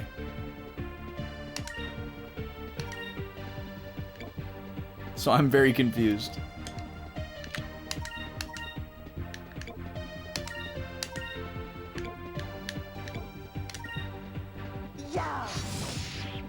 Doom doom. Do you mean the very first? Oh, you mean the very first Gamers Rhapsody? Wow. I had no idea you were there. I had no idea you were there. Yes, that location was in St. Paul. And I guess it was technically connected to the Skyway. Or maybe it wasn't connected to the Skyway and that was part of the problem. Yes, I do remember that event quite well. I didn't get to meet Vert, unfortunately. Probably the best opportunity I would have had to meet that dude. Probably won't meet him now. It was connected to the Skyway, but it was a maze, yeah. Not even a security guard could guide you. I remember having trouble finding it. I remember I remember it was really snowy, and I parked on the street at a meter. And, you know, the meter was off because it was the weekend. Vert was a great guy. You miss having him as a friend? Yeah, I've always heard he's a really great guy. But I'm sure he's pretty inaccessible at this point for most lay people. We've definitely never got back in touch with him after that first event. I didn't even get to see his music set, which I was pretty bummed about. He disappeared to the world. Is he, like, not publicly facing anymore? Does, like, he's not releasing music anymore? Like, nobody knows what happened? Is that true? You partied with that dude once. Legendary party at Pappy's place in New Jersey? He just showed up, broke out a Game Boy and a laptop? Wow, that is a crazy story, Flozax. Holy crap. New Jersey? What were y'all doing in Jersey? Yeah, he's still doing music, but he doesn't seem to want to talk to anyone anymore. That's really interesting. I wonder why. I mean, I'm sure he has a reason, obviously. I'm sure it's not for no reason. But I hope he's doing okay. You know, to each their own. I'm not going to say that's the wrong thing for him to do. Alright, yeah. And now we present the executions of the notorious air pirate Dine and his treacherous band of blue rogues. Their crimes include attacking Imperial airships and stealing precious cargo. The price of stealing from Valua is high, and Dine and his pitiful band will pay with their heads.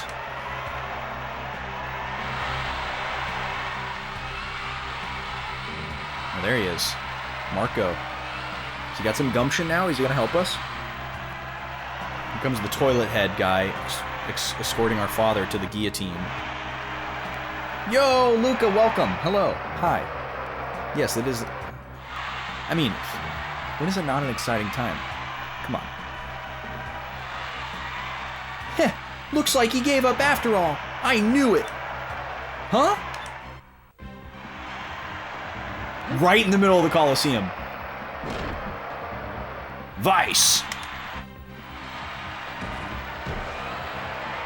Hurry! Run for the opening in the floor!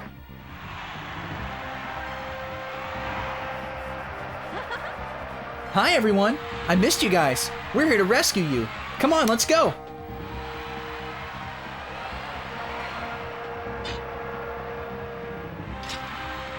Well, how very bold of you. You have deprived the audience from witnessing the deaths of a notorious band of air pirates. Now they will witness your execution. I love how he just keeps waxing and doing his soliloquy instead of, like, jumping into action immediately. Oh, nice, Flick. That's awesome. Yeah, I'm glad to hear Larry's doing well. We haven't seen him in a while either.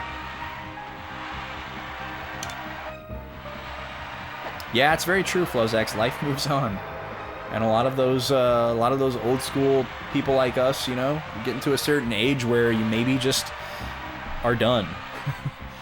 And I wouldn't fault anyone for it. I'm certainly not done, but, you know, if certain people want to be done after doing that kind of stuff for 15, 20, maybe more years, like, sure. It's their choice. I don't know why you're all upset. The audience already got to watch us free our friends and trash your guards. Now they get to watch us beat the snot out of you. What more could they want? By the way, the name's Vice. Man, the snark on this young fella. The snark. What's VG Frequency? Is that like an online radio station? Oh, he's got cronies. Oh boy. So we do have a back-to-back boss battle here. This is kind of interesting. But we do know that we're going to be escaping the way that we came. So there's still hope yet for the false wall. Let's see here. We're going to start off with Inkram. That worked really well in the last battle.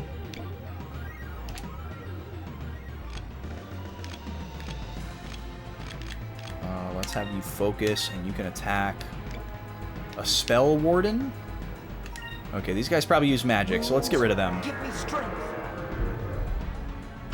It was the show that Larry did in college radio. Streamed online. Nice. You called Larry on the show while you were in the shower? Played a ton of OC Remix tune. Man, what a time.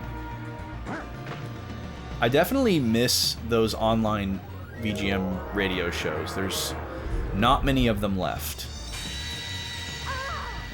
Actually, only one that I know of, but there's probably a lot more than that.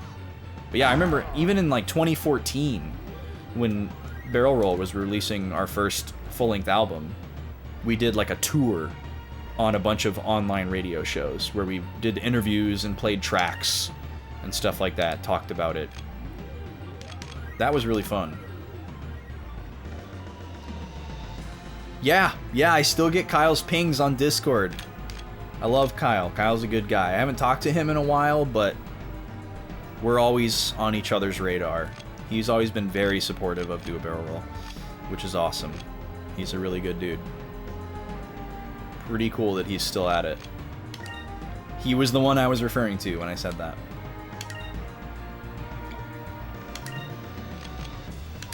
Alright, here comes another Incrum.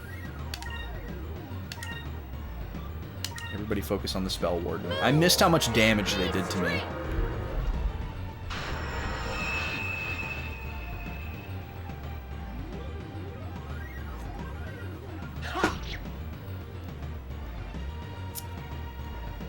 Oh, he's casting Incrum. Is he casting it on the Executioner? Yeah. Of course he is. Great. I'm gonna cast that double spell thing. Oh, is he gonna heal? Okay, good. He's healing him. That's fine. That's fine. So he's programmed to keep him at full health. Oh, he knows Tackle. Interesting. So he's like the same type of character. Oh, he hit both of us? Are you serious, man? That is so much damage. Well, we're gonna have to reset because we don't have a way to revive anybody. I don't think. Yeah, we don't have a way to bring people back to life. And I'm not gonna beat a boss with a dead character. So I guess what we want to do then is have them split up so that they're not right next to each other.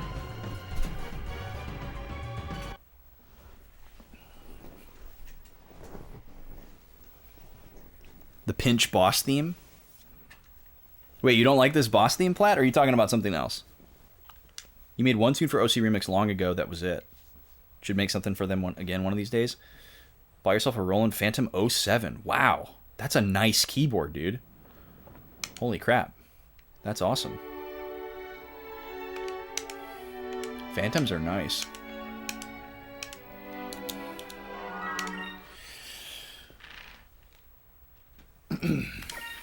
Yeah, we've only... We participated in one OC Remix project. Which was actually spearheaded by Kyle JCRB. It was the Turtles in Time / Hyperstone Heist tribute. And we were originally going to do 4 tracks for that. But we ended up only doing 2. Is that right? 2? I think it was just 2. Or maybe it was just 1. I can't remember how it all went down. You like the main boss theme, less so when it changes. Oh, due to you being in a pinch. Gotcha. That's right. Yeah, actually, I don't know if we've heard that one yet. Because that's the first time we've been hit that hard all at once. We definitely have heard the, like, "You're doing great" version of the boss theme. Which I think it's really cool that they have that. Yeah, the near victory modulation. Yeah, that's really nice. I love that. I thought that was really cool when they added that to the Pokemon games. I think that was Gen 5 when they started doing that. It's a cool idea. I like that.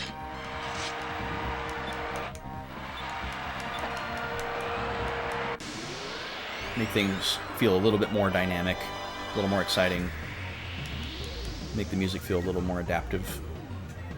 Watch out for that hole, don't break your legs, guys. Who is the small mad kid? We met up with him earlier in these slums that we're visiting. Well, we're not visiting. We're trying to break our dad and some people out of prison.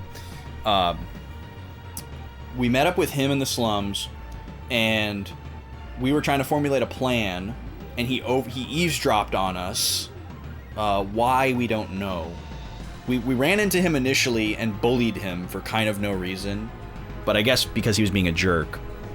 Oh, we gotta spin the wheel. I mentioned it earlier and I forgot. Let me spin the wheel before I forget again.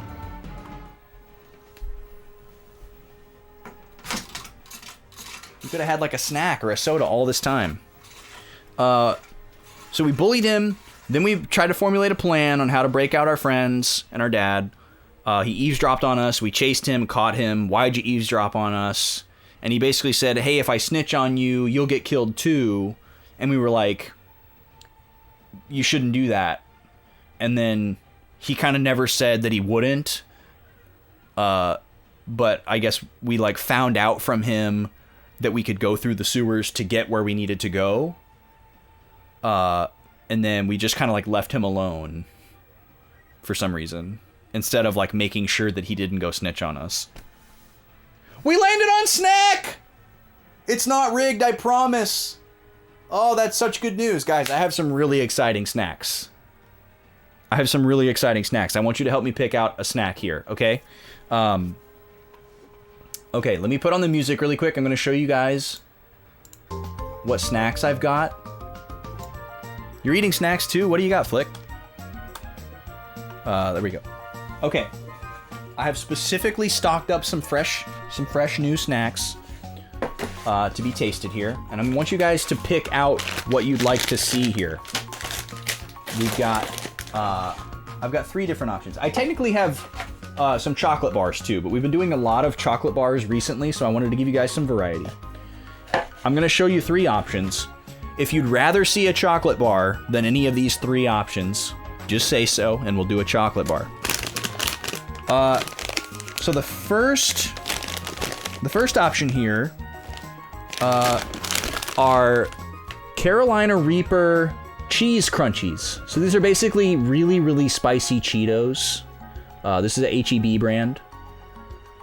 So that's option number 1. Chocolate mousse. Oh my god. I almost said chocolate wife mousse. Chocolate mousse. That sounds amazing. Yeah, that is an interesting combo. Okay, that's option number 1. Spicy Cheetos. Chicey Speedos. Option number 2 are these new sour fruit gummies from Joyride. Now, what's unique about these gummies is that they're not made out of the same thing that normal gummies are made out of. These aren't made out of horse hooves and stuff like that. No corn syrup either. So cane sugar instead of corn syrup. And then the first ingredient is actually soluble corn fiber. Okay? So these are like only 3 grams of sugar in the whole bag. So it's like a slightly healthier. There's like real fruit in here. There's fruit pectin in here. Vegetable concentrates and fruit concentrates for color. So these are like kind of like all natural gummies. Pretty exciting. And then our third option here is Fruitella, which are also described as soft gummies. These aren't sour. And these, the first ingredient is fruit puree. A blend of apple and mango puree. And then these are sweetened with sugar and glucose syrup. So no corn syrup in these either. So definitely a healthier fruit snack. So all of these sound really good to me. There's no wrong choices. But if you guys have a preference on what you'd like to see tasted,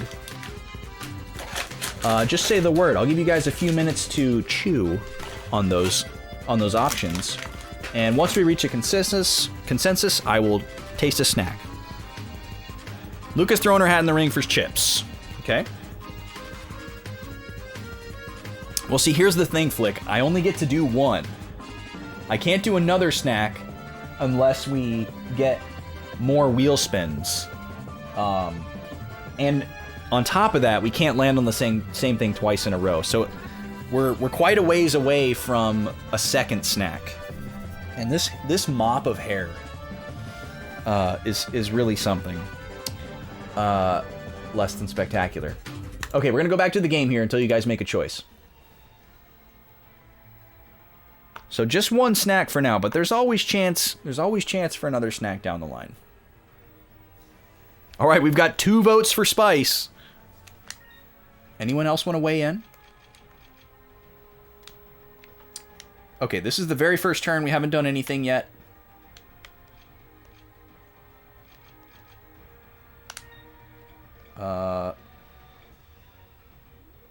Let's see here. I wonder if these guys are weak against a certain element. Maybe I should increase everyone's speed first. No, we're gonna stick with the plan. We're gonna do same thing that we did last turn. We're gonna keep split up. We're gonna attack the 2 spell wardens at the same time instead of focusing on one, so that when that guy uses tackle, we're separate. But wait, Vice, why are you over there, dude? Why? You don't need to leave your position. Now the same thing is gonna happen. Okay, I should have had what's his name attack the other guy, I guess. Make sure my drink is plentiful before spice. Oh yeah, I'm well equipped. I've got a little bit of seltzer left, and I have a whole steel of water. I'm not afraid. I don't think these are gonna be that hot. Okay, he can hit everybody. That sucks. That was less damage. Do not kill Vice. Do not kill Vice. Do not kill anyone, actually. Okay. He's going to attack the other spell warden. She's going to use strong heal on him. And then Drachma's going to attack the weaker spell warden so that they stay spread apart. Okay, good. One of them's gone. I needed one of them gone as quickly as possible. Yeah, he does have a pained face. Oh, game audio's not on? I thought I turned it back on. Thank you. Sorry about that. I must not have hit the button all the way.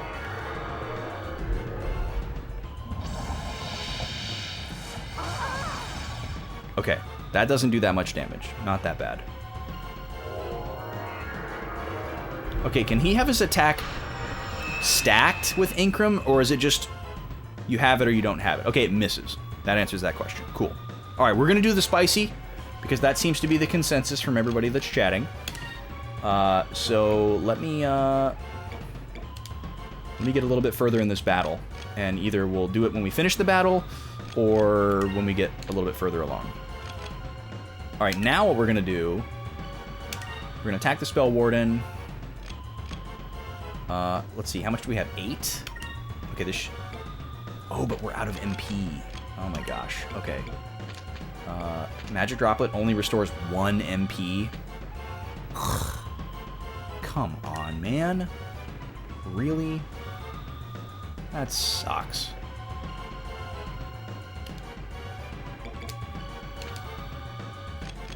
MP isn't shared though, right? Only SP? Yeah, okay.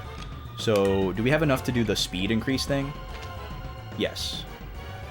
Okay, we're gonna increase everybody's speed. That seems like a good idea.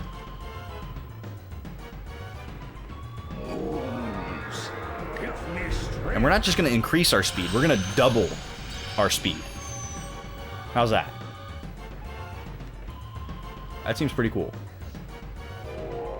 Oh, here comes the ice magic. He's gonna bust out the ice magic. Okay, that's fine. Miss! Come on. Really? Gobi. Watch out. Knocking stuff over. Oh, no. Please. No. He's gonna kill somebody. Oh, thank God. That's the only person who would have lived. Let's see here. Vice, you're gonna get rid of the Spell Warden. Ica, you're gonna use, a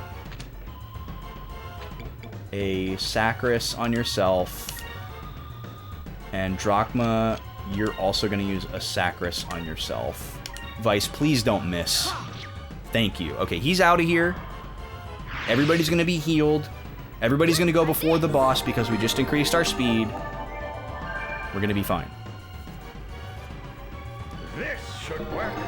And we're not grouped together at all, so he shouldn't be able to hit more than one person. Perfect, he's doing a regular attack. Love to see it. Maybe he won't do the strong attacks unless you're grouped together, and he can take advantage of it. Okay, now we're gonna have Vice attack. Shoot, I wish he had more MP. MP is gonna be a really big problem in this game, I feel.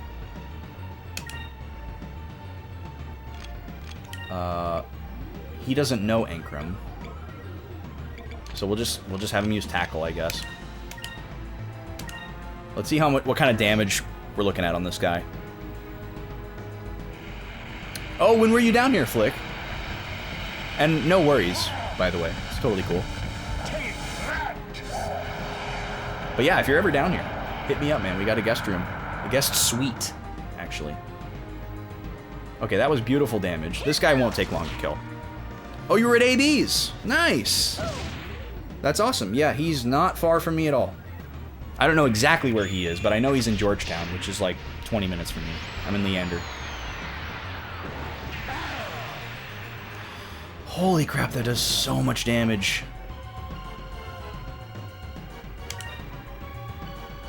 Okay, attack. Sacris. Attack. Let's try this. Nice. It was loud? Yeah, I bet it was. That's totally not my scene. He and I were gonna meet up before last VGMCon to like talk about some ideas that he had for the Iron Composer thing that we did. And then I'm sure you know, he had some crazy stuff happen right around that time. And it obviously took precedence in us meeting up, never materialized. But he was like, yeah, we should get some drinks. And I'm like, I never know what to say when like a new acquaintance, or like a professional acquaintance, is like, oh, we should go out for drinks. I never know what to say. Because, like, it never goes well. It never seems to go over well when you're like, oh, I don't drink. And I don't really like hanging out in bars. And then you're just kind of like, oh, what do we do now? You're fixing up his Porsche in your garage? Oh my gosh, dude. Wow. Well, the man trusts you to work on his exotic car. That's a mark of friendship. For sure. Alright, let's see if we can take this guy out this turn. It's looking pretty good. Ooh, he's got a counterattack. Come on, Drachma.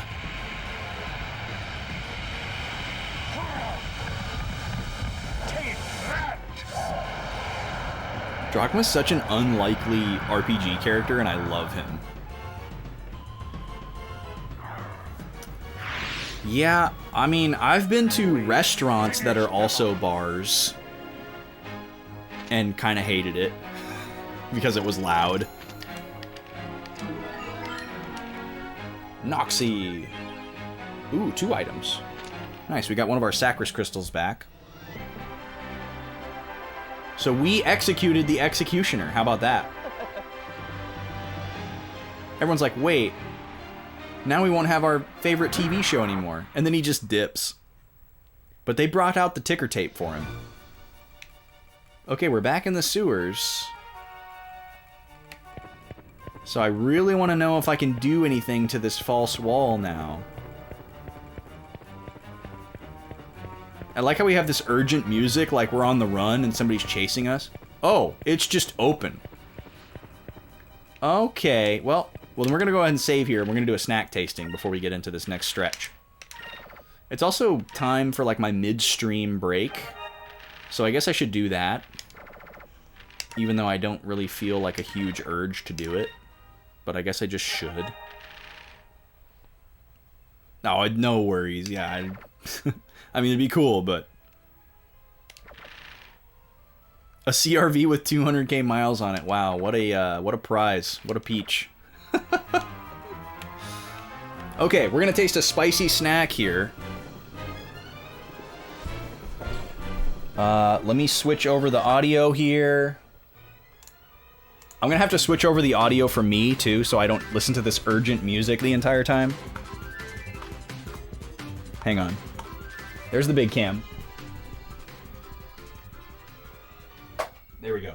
Okay. Now I don't have to listen to urgent escape music.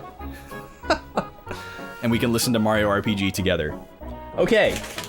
So, thanks to the Rogers Academy for resubbing earlier. No thanks to me for forgetting for so long to spin the dang wheel. But yes, every time we get a subscription, whether it's a resub or a new sub or a gift sub, we spin the wheel. Every 500 bits, we spin the wheel. Every $5 landmark on Ko-fi, we spin the wheel. You get the picture. And whatever it lands on is what we do. We like craft sodas and interesting snacks here. So that's half the wheel, our snacks and sodas. And then the other half are like little shenanigans. We got some exercises on there. Sometimes I do pull-ups. Sometimes I do push-ups.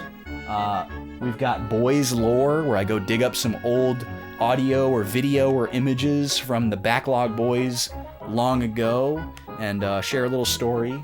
We've got one where I gift a sub back to chat. We've got readings from this hilarious book. I mean, totally serious, amazing book, Endless Dreams. And then we have one where I do a game gush where I get to pick the game instead of you. Hey, AB! I know that dude. How you doing tonight, sir? Welcome in. Greetings to you as well. You're just in time for a snack tasting.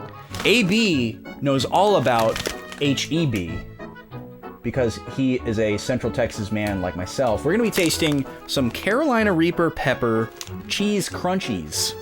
Maximum rating on the hot scale. I don't know what this hot scale means. I'm not really afraid, but I am curious.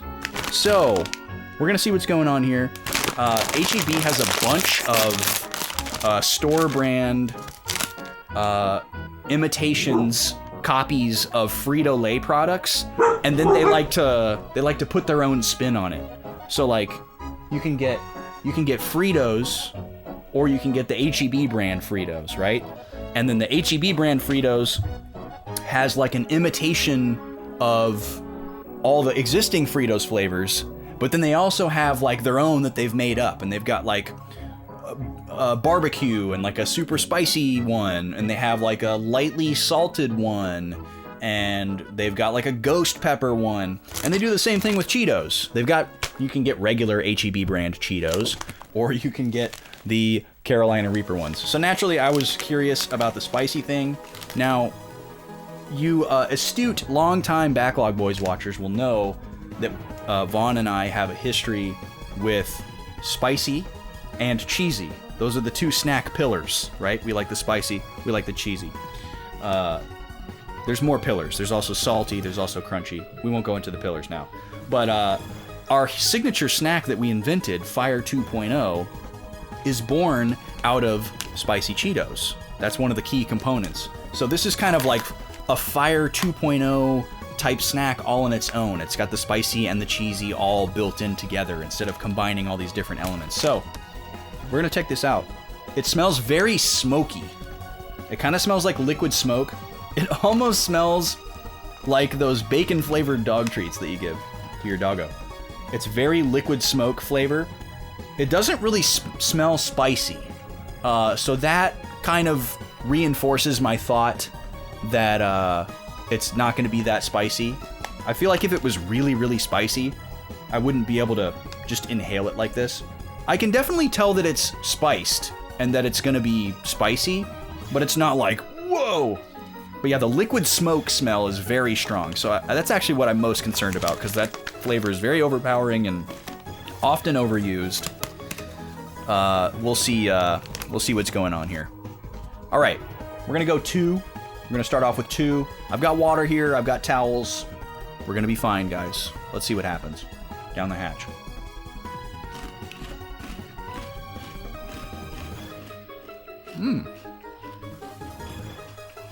Tastes way better than it smells.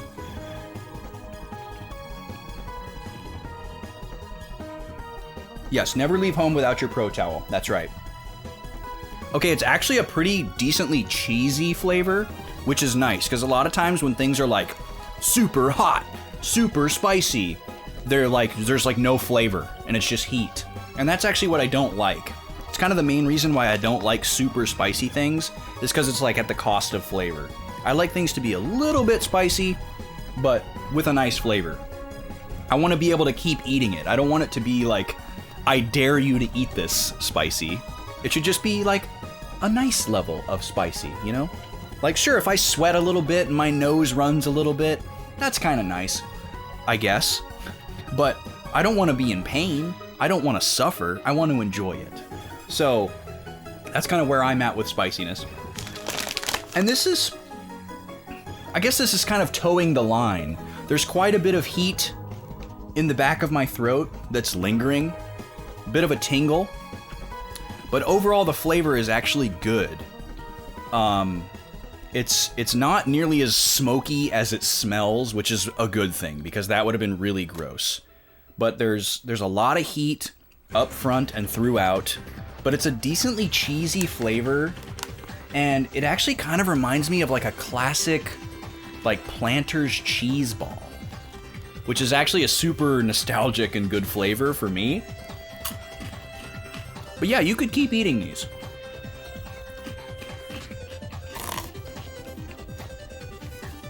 And actually the texture of it is actually better than a Cheeto. It's less greasy, but it's not like hard. You know, I find that a lot of Cheeto imitations come out like hard and they're like too crunchy. These are still kind of like airy and puff-like. They're not soft. You still gotta bite into them. They're not soft like Cheetos Puffs or anything, but they're not like rock hard and like dense like some Cheeto imitators are. Hot Ones, see, Hot Ones is well beyond my threshold. That would not be fun. I would want to taste like the really low rated ones and like analyze the flavor and stuff, but as soon as it got to like the really high Scoville stuff, like, I mean, technically Vaughn and I have tasted the Last Dab before, which was one of the hottest sauces at the time that it was released, but we tasted a very small amount of it on a piece of pizza. It's actually on our Instagram. It's an old video, you'd have to scroll for it. But yeah, these are pretty good. It's one of those things where like it gets a little bit hotter when you stop eating it, so you could kind of just keep going. But they are hot. Any favorite types of spicy food? Honestly, I really like stuff like this. Like starchy, crunchy, salty snacks. And I love spicy mixed with cheesy. Like I said. So I'm not big on like hot wings really. Obviously I could eat chips and salsa as a meal. Just like any Texan could. But yeah, I don't know. I guess, I mean, just in general, like having been raised on Tex-Mex and Mexican food, Southern style Mexican food, not like Mexicali. Like that's kind of the spicy food. That's like my go-to spicy food is like Mexican food. I don't really like anything from like the Middle East. Like I'm not a fan of curry. I've tried several different curries and I just haven't liked any of them. There's something about like the base fragrance of it that I just don't like. And it's just never been palatable to me. And that stuff gets way hotter than Mexican food. So that's also kind of like hotter than I want it to be. So yeah, it's just never happened for me, AB. I've always wanted it to happen for me, but it's never happened. I'm still open-minded to it. You know, if somebody's like, well, you haven't had the right one yet, or you haven't been to this place yet, it's like, all right, I'll try it. But my bar is always set very low. And, you know, I don't get my hopes up, because I usually end up not liking it. But, you know, I'd like to like it. There's so many foods that other people like that I would really like to like. But yeah, favorite spicy foods? I mean, I'm pretty simple. I like I like tacos. I like spicy tacos. And I like spicy chips and Cheetos and stuff like that. I mean, Fire 2.0. That's the ultimate spicy snack, right? Okay, I'm gonna eat a few more of these and then I'm gonna quit.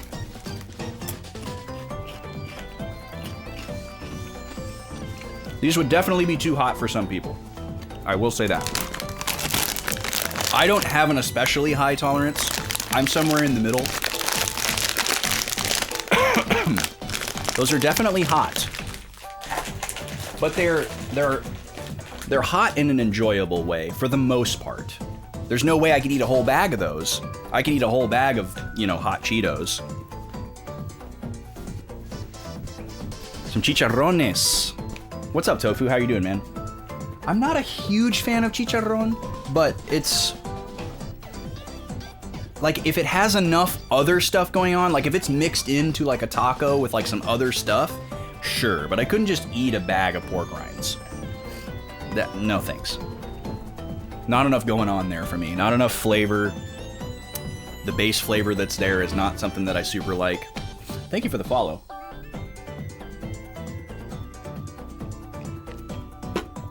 And thank you for getting us to that snack tasting, folks. I'd been curious about those. I wanted to find out how hot they were. Now we know.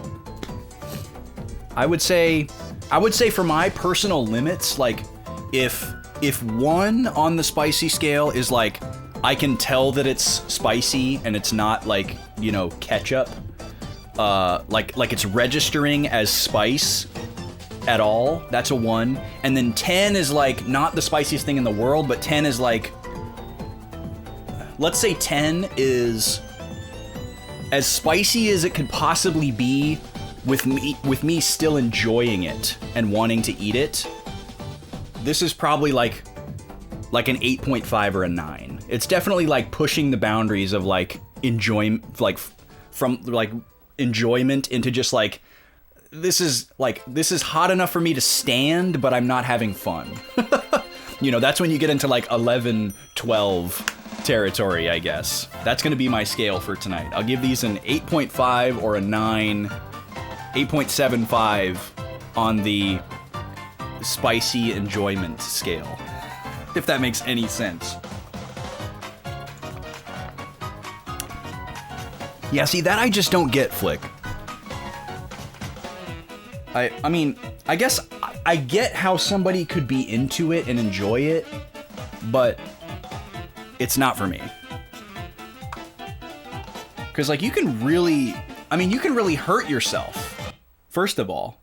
You can actually mess yourself up. You can, like, do damage to your gut. You can do damage to your rectum. It's definitely not something you want to play around with. And you can, like, get sick, where your stomach is just on fire for hours. Yeah, Sonic is doing his Sonic impression, or Vice is doing the Sonic impression. This is a Sega game, so I'm sure that was intentional. I'm waiting. You're too slow. All right, let's see what this jerk says. He's doing the same thing, too. Look at him. Yeah, of course, Flick. See, that's what I don't want. That's what I want. That's what I want. Ooh, a hot sauce challenge. Yeah, see, that sounds pretty scary. That sounds pretty scary. Hey, you really did it. You rescued your friends. I can't believe it. You really are something. Marco, what are you doing here? I told you before, right? I live here. I know everything about these sewers. This wall was built with a secret door. I took your friends into the secret room just behind me. Well, thanks, Marco. Thanks for doing that. Taking charge of the situation. Reunited, it feels so good. Let me just get the treasure first. I'll hug you in a minute, Dad. There's some treasure over here, okay? We're pirates, you understand. Look at them all. I mean, I should talk to my dad first, right? Or is the most important person going to trigger the story cutscene, and so I talk to everybody else first? When they were moving us, they put on some sort of rail car. I've never seen anything like that in my whole life. They got these metal boxes all lined up one after the other, like some big long bug. That's one strange way to get places. There are no signs of anyone following us, but it's probably just a matter of time before they find this place too. Now we just have to try and figure a way to get out of Valua. Easier said than done, I suppose. But we made it this far, at least.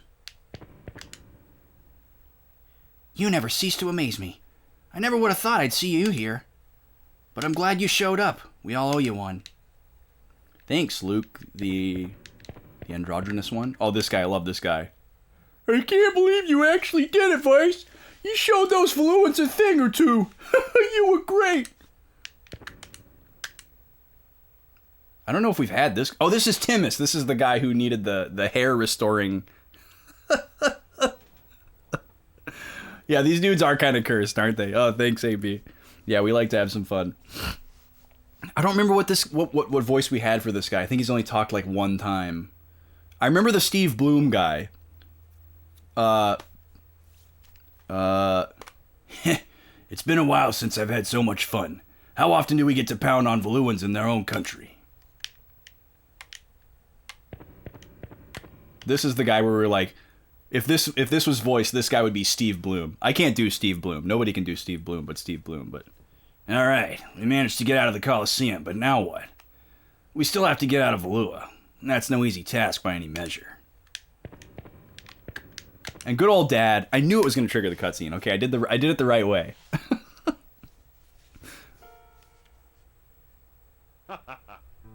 You were a little late, Vice. If you were any later, I'd be a whole head shorter right now. Vice, I always knew you were tough, but breaking into a public execution and freeing all of us? Now I think you're crazy too. What can I say? I'm not ready to take over as head of the Dine family just yet. Get it? Head of the family? Nobody cares who Drachma is, by the way. Nobody's asked. Wait a minute. Where's Fina? Fina. When they captured us from Pirate Isle, they took her somewhere else. I overheard some soldiers talking about her. Sounded like she was taken to the Valuan Imperial Palace. What? Why was she taken to the palace? It appears that the Empress herself wanted to meet Fina. I've got a feeling that there's more to that girl than meets the eye. She knows something important enough to have Valua after her. Fina. Vice, what are you gonna do? Ooh, this is actually an interesting choice. So usually the like better choice seems kind of obvious, but these are actually both kind of like good choices. I think the game wants me to choose number 1, but number 2 is actually a good choice. Yeah, Steve and Fred, man. Really? That's awesome. Are these guys in every game? I mean, during this era, they totally were.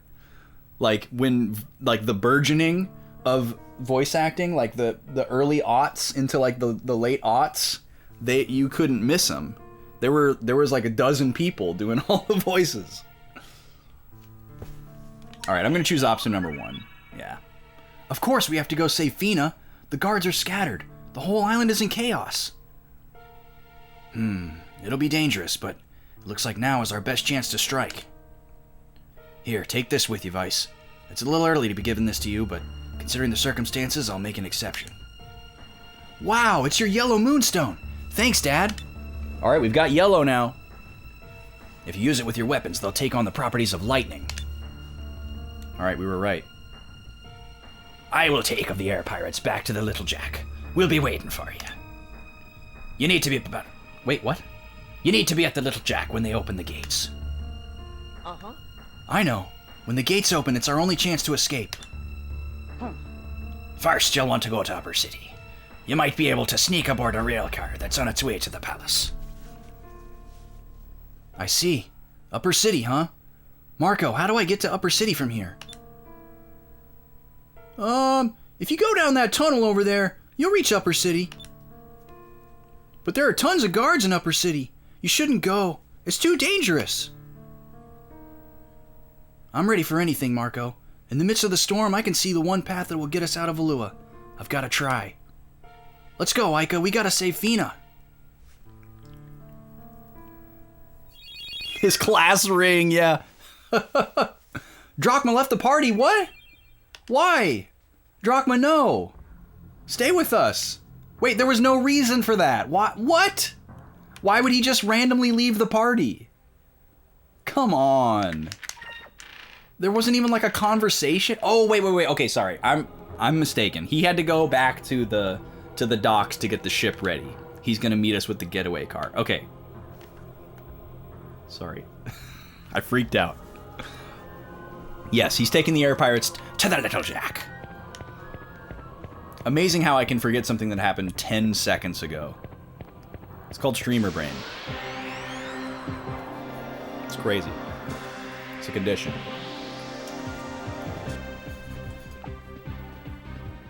Well, now we're a man down, so this is a little scary. I need to heal myself because, I almost said Fina. Aika doesn't have any MP. I guess I need to restore some MP out of battle. Oh, shoot. Okay, let me not use that. Let me just focus on getting this encounter over with, and then we'll do some restoration. Oh, we still don't have 4 SP because we're 1 person down. Dang it. Alright, that's fine.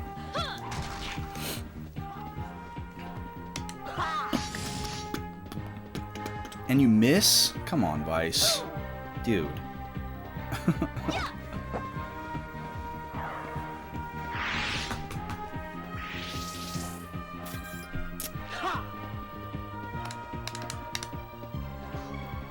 Yeah, let me know next time you're down here, Flick. We could definitely all get together. That'd be cool.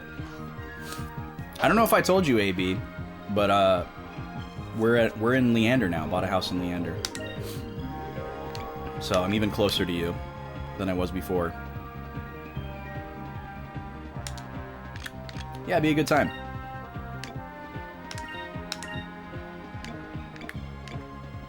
Wait, let's focus on this guy because he can poison.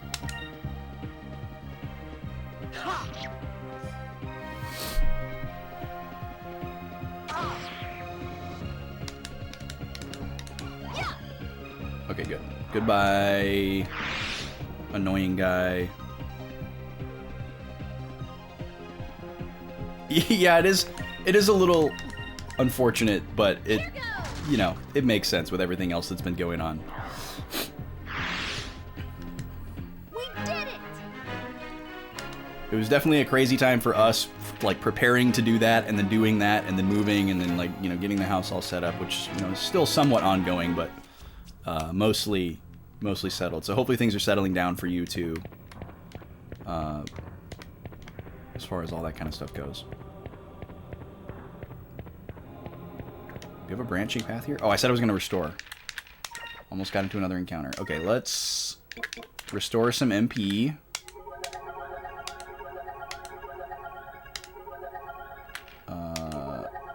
We'll go that far for now. And then I guess I don't want to use the magic that I just restored, so let's use a couple of these. There we go. Work is kicking up. Finding your feet again? Hell yeah, dude. News at 11.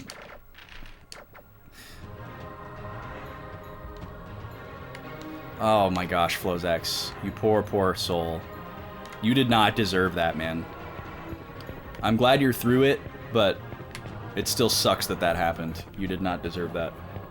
This guy works so hard on his house and just his life in general. He did not deserve that.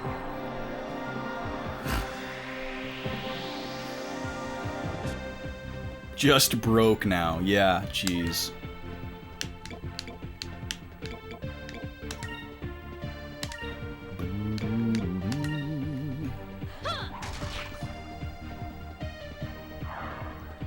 Yeah, I still think it's BS that you can't, like, have any kind of recourse for that. Like, I don't know. It just seems like there should be some kind of recourse.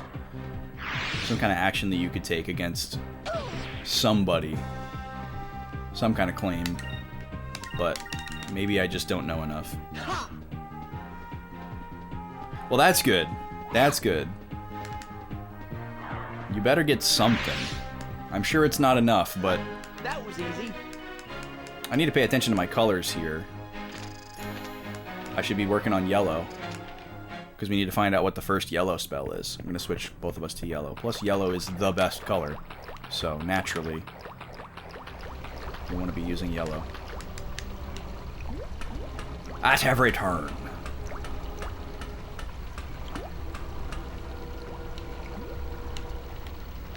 Doopy-doo-doo-doo. Gonna get out of the sewer.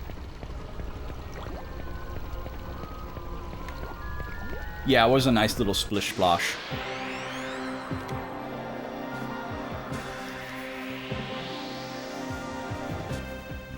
Pardon me.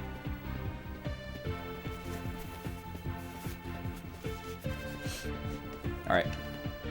Yellow sword. Sweet. Yeah, that's so cool.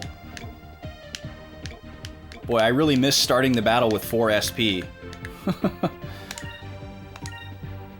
Wait, you need a yellow boomerang. Drownog. What a name. Sounds very Tolkien. Anybody watching any good shows right now? Reading any good books? Good movies? Any recs? Always looking for recs. I have added yet another streaming service to my arsenal. I feel like Thanos with my Infinity Gauntlet. I got like my Hulu stone and my HBO stone and my Disney Plus stone and my Netflix stone.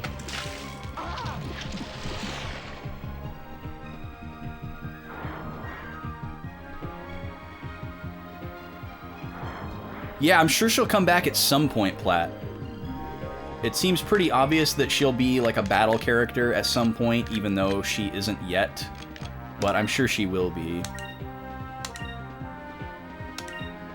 But I wouldn't mind to keep using Drachma for a while too. Drachma's great. He's a powerhouse. He's a freaking elephant in a china shop. That wasn't so bad.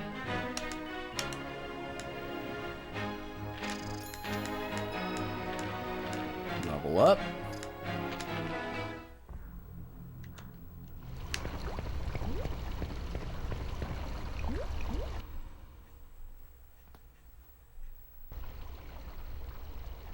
Wait, Vice!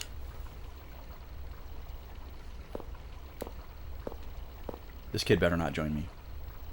Marco, you followed us? What's wrong? Vice, don't go, please! My mother and father were both killed by Valuan soldiers while they were trying to escape from this city. There's no way out. Trying to get through the Grand Fortress, it's impossible. No one has ever escaped from Valua. You're gonna die this time. I just know it. Your parents. I'm sorry to hear that, Marco. But I have to go. I don't have a choice. And every time I hear the word impossible, it makes me want to prove everyone wrong. A long time ago, a handful of sailors took a small boat out into uncharted skies. They had no idea what they would find. Monsters, a maelstrom, the end of the world. It was because these sailors challenged the unknown that new lands were discovered. His face. If we challenge ourselves and never give up, our own horizons will broaden, in our hearts and in our minds. I need to push myself every day. I have to know what I can accomplish. I never give up, and so far, nothing has ever stopped me. But, Vice... Don't worry about me. I believe that we'll make it out. I will find a way. That's what's keeping me going. I'm going to prove that it's not impossible to escape. Impossible is just a word to let people feel good about themselves when they quit. Well, that's a pretty good quote. I like that.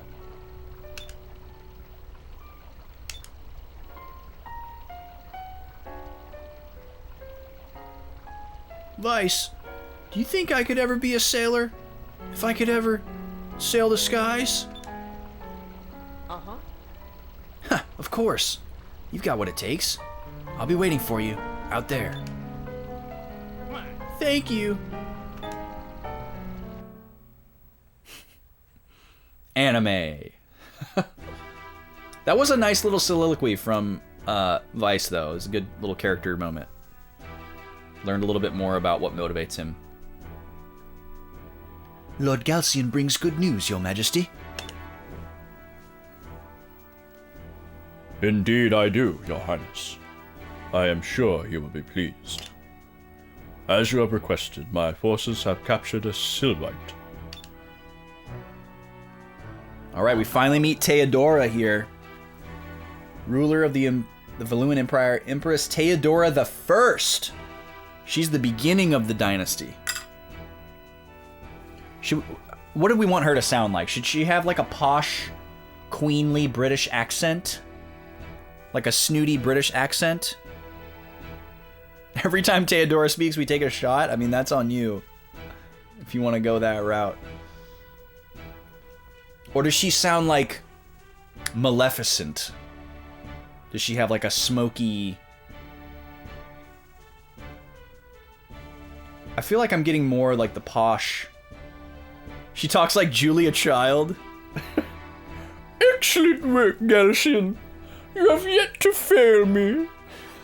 I don't think I can give her a voice that ridiculous. I'll split the difference. Oh, she was a Byzantine empress. That's awesome. Thank you for chiming in with that, Alex. With the history knowledge. A decent number of Valuan names are Spanish. Yeah, that seems accurate. It seems like so far every single one of the male admirals' names ends in O, and every single female one ends in A. So that trend is being kept with Theodora. But yeah, it's cool. I mean, because they're called the Armada, right? And it was the most famous armada of all time was the Spanish Armada. So they're clearly drawing influence. It's pretty cool. I like it. I like the aesthetic. Okay, she's gonna sound like this. Ah, excellent work, Galcian. You have yet to fail me. So, this is what a Sylvite looks like. Such a beautiful girl. Her clothes are interesting. A nice specimen. Today we have taken another step closer to our main objective. Soon the Valuan Empire shall rule the world. Come. You seem sad, young one. Would you not rejoice with us? You shall witness our finest hour. You have the knowledge that we seek. You can assist us. All who oppose us shall fall. Their islands shall be reduced to ash and dust. Anyone who stands in our way will be destroyed. And you, young one, shall help us. Yeah, Fina does have a little bit of Zelda energy. Oh, this is the Prince. The Prince of Valua, Enrique. Okay, what is he gonna sound like?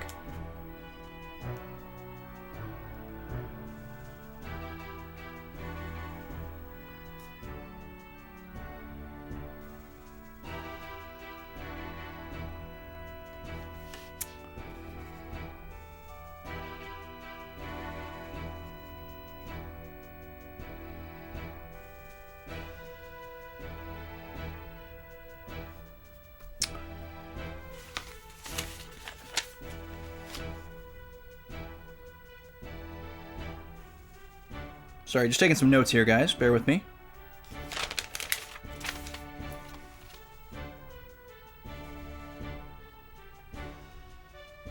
Okay, Enrique. We've already got the, like, snooty guy voice on Alfonso. So maybe he's a little more terse. Sylvester Stallone. Make him sound like Enrique Iglesias. Yes. Henry Churches. He's gonna sound like a Todd. Yeah, okay, we could like... I was thinking kind of like a terse, curt energy about him. Oh, how about Malfoy? Kind of like in that realm. We did that for Janice Cascade in Wild Arms 3. And I feel like this is a better fit than casting it for Janice. Oh, thank you, Platinum. Yeah, I'm going for Christopher Lee on Galcian. More like a Mo? Oh my god. We're not going to give anybody's Mo's voice. Okay, let's go with Malfoy. I'm going to go with Malfoy for Enrique. Mother, ruling the world by force is not something that I'm sure I approve of. An empire that does not listen to the plight of the people is destined to fall. Enrique, you still have much to learn. You cannot walk the path of an emperor and concern yourself with the petty worries of the people. But mother... Now, Enrique. I am building an empire for you. Since you shall inherit the throne when I pass on, you should pay more attention. Well then, young lady. I know that there are 6 moon crystals and that they have been scattered all over the world. I also know that he who controls the moon crystals controls weapons of mass destruction. I believe your people refer to them as Gigas.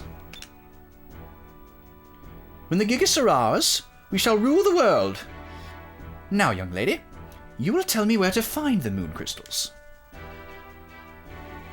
I will die before I tell you. What did you say? You do not understand how powerful the Gigas really are. The Gigas were great weapons of destruction built by the old world. They are more powerful than you can imagine. And that is precisely why Valua must obtain these weapons. Since we are the most powerful empire, we should have full control over them, and once we have them, we shall rule the world. Wow, she is really one note, isn't she? C-3PO? Yeah, she is kind of like a female C-3PO. It's like a Antonia Daniels. Is kind of what I'm going for, actually. But not quite so exaggerated. No, humans must never control the moon crystals and the Gigas ever again. Look at this ridiculous purple knight back here. He looks like... I don't even want to say what he looks like. But that's what he looks like. Power-hungry dictators like you are the reason humans must never control them. You dare insult me, the Empress of the Great Valuan Empire, in my own palace? Kill her! Kill her! Kill the little wench! Off with her head! Mother, think about what you're saying. You cannot kill her. She's done nothing wrong. Are you saying that this girl is innocent, Enrique, after she insulted me so? Kill her now! Please, you must believe me. The power of the Gigas is not to be underestimated. Silence, wench! You shall pay for your insolence. Bonk! That was amazing. Gave her a little bop with his little... He's got like a Flintstones push pop, but the stick is like 4 feet long. What direction am I facing? Yeah. Galcian has not moved. Lord Galcian, I bring urgent news. Someone has broken into the Colosseum and freed the Blue Rogues. What? I am on my way. Take the girl to the ship and bring her to the Grand Fortress immediately. Yes, Lord Galcian. Your Majesty, I request permission to deploy the Armada. I will take the girl with me, and she will guide me to the moon crystals. Very well then. Use the power of the Armada and bring the crystals to me. Of course, Your Majesty. However, I have but one humble request. I would like to request that a new addition be made to our highest-ranking officers. I would like to recommend my Vice Captain Ramirez for the position. Do as you wish. In return, I want you to give me your word that you will bring me those crystals. Yes, Your Majesty. As you wish, Your Majesty. Okay, so Fina gasped at the mention of Ramirez getting a promotion. That is significant.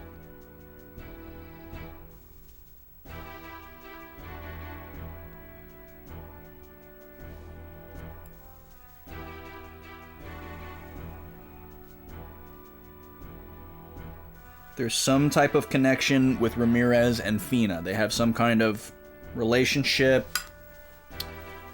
You heard the Admiral. Get up!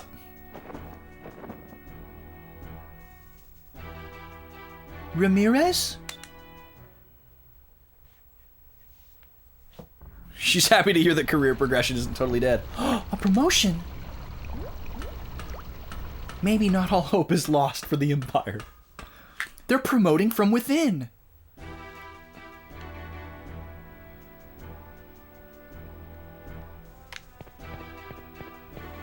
Okay, so now we're in Upper City. Look at this lady. This is Valua's Upper City. Only those of wealthy stature born of noble blood live here, of course.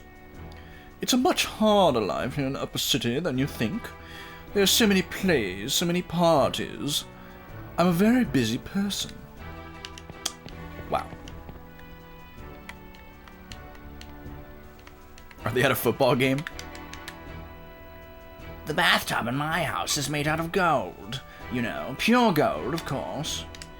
But something is still missing. I know, I'll have toilet made of pure silver. This is what rich people are like. My mommy told me that the people in Lower City rarely get to eat white bread. But that's stupid. If they can't eat bread, why don't they just eat cake? Wow. Are you a nobleman? You'll have to excuse me, but which family are you from? A poor but noble family. Nice. Okay, do we lie and we say we're from the Alfonso family?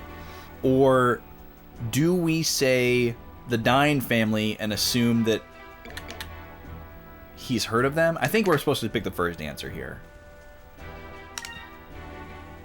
I'm a relative of Admiral Alfonso of the Imperial Armada. What? I'm very sorry for my insolence. I did not realize you have such import. Now that you mention it, you do have a very noble and elegant features. Splendid.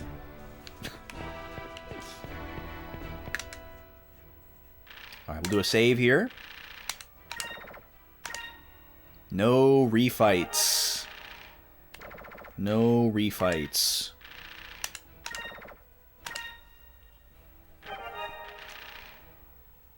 A young Marie Antoinette back there. Yeah, Dine family sounds nice. But I wonder if I can talk to him again and try the other options. Oh, we are. Okay, cool. Let's see what he says. Me? I'm one of the members of the Dine family. The Dine family, you say? I don't seem to recall any noble families of such a name. Well, just looking at you, I can tell that you come from a noble military family. I shall try to remember that name. Okay, so what we said there didn't matter. That's actually the first time our conversation action has been repeated and hasn't mattered. This area reminds me of one of the towns in Rogue Galaxy, actually. It's the town that Digo is from. I can't remember the name of it, but it has a similar color palette. It's kind of like a washed out green. It's like a nighttime colonial thing. Oh, let them eat cake. Right, gotcha. Is that just a loading zone? No, this is a cutscene. Wow. Vice, that huge vehicle over there must be the rail car. I think you're right, Aika. It looks like it can only ride on those rails. I guess it would be hard to steal. Let me get a closer look.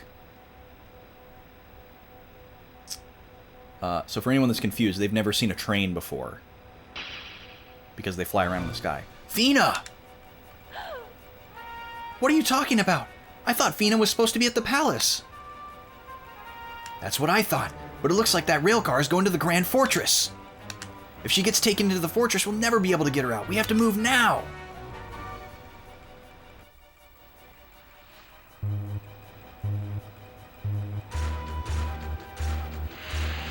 The upper area thing at VGMCon? Oh, the third floor mezzanine stuff? The hallway to nowhere with seating area in the middle. Yeah. We're gonna try to utilize more of those third floor rooms this year, but we're not sure for what. We're also gonna have more signage that indicates that things are up there, so that'll be nice. But yeah, people did kind of gravitate towards that little floor 2.5, which was cool. It's kind of like a late night cool down area. I like that spot too. It sounds like the engines are starting. We'll never get down there in time. Vice, what should we do? We're gonna have to grind.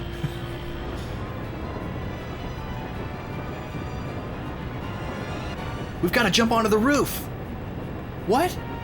Isn't there a plan B? Come on, Aika. This shouldn't be too tough.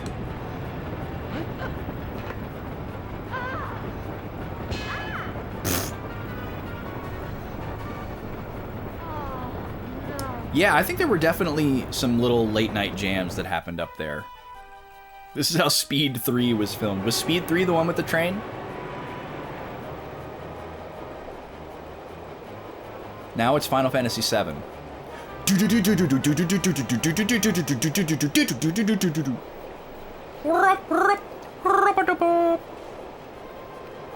Fina should be at the front of the rail car. Let's go!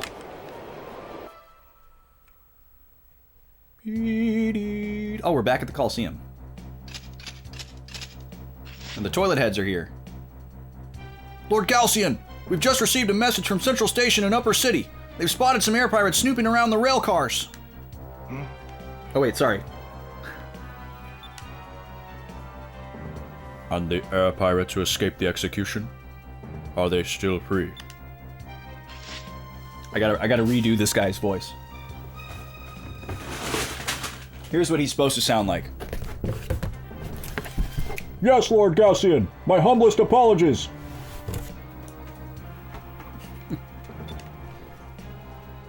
It matters not. I'll summon the city guards and sweep all the rail cars. We'll find them. Oh yeah, we love our little bites around here. That won't be necessary. We know where they are heading. They are going to try to rescue the girl. That made my hair all staticky. What's the status of the Grand Fortress gates? They're currently open, sire. They aren't scheduled to close for a while.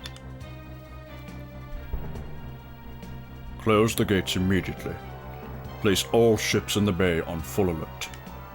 Dispatch the Imperial railcar immediately. I shall deal with these pirates myself. Yes, Lord Galcian.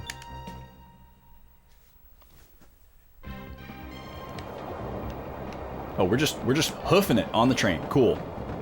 This would not work, by the way. From a Moen into a Kohler.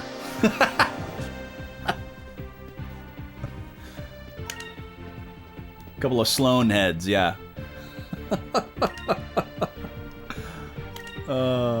That's good. That's really good.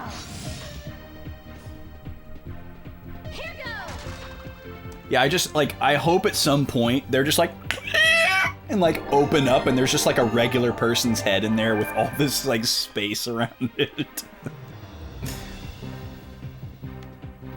We don't like these helmets, but we didn't want to protest because, you know, they just whip us.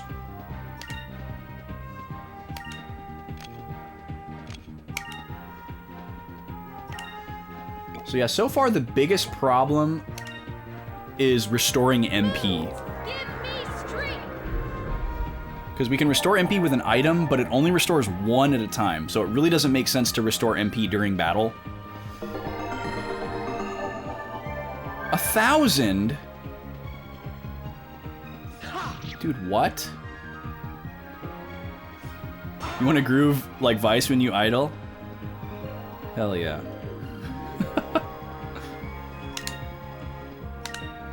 Alright, hopefully we can take this guy out before he heals. But yeah, we need a better way to restore MP outside of battle. Or I guess in battle. The bonk sound effect? Yeah.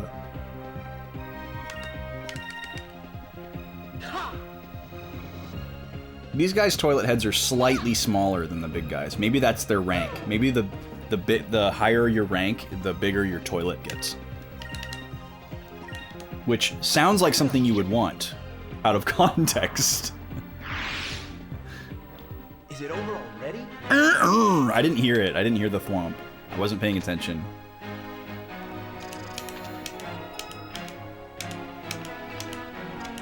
The conditions are so bad in the Empire of Valua that your higher ranked soldiers are awarded with better, more spacious bedpans, but they're forced to wear them around their heads when not in use. So they're actually wearing like a portable toilet on their head.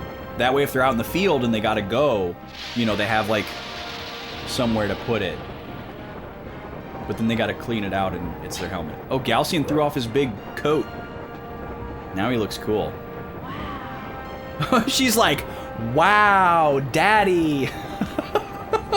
That was awesome. Who's that? Vice, there's something about this guy. I'm not sure what it is, but I don't think we can take him.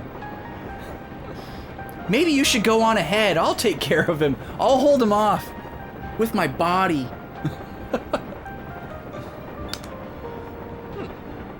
Yeah, he looks really mad too. Aika, here's the plan. Run! We've got to get to Fina before he catches us. Yeah! I love the little interjections. He's doing the Pepe Le Pew. He's just walking.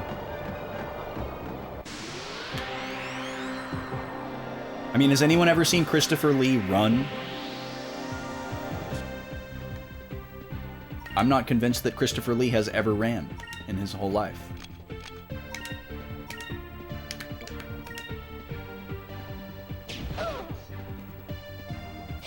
He didn't need to. Because he was Christopher effing Lee. Give me strength.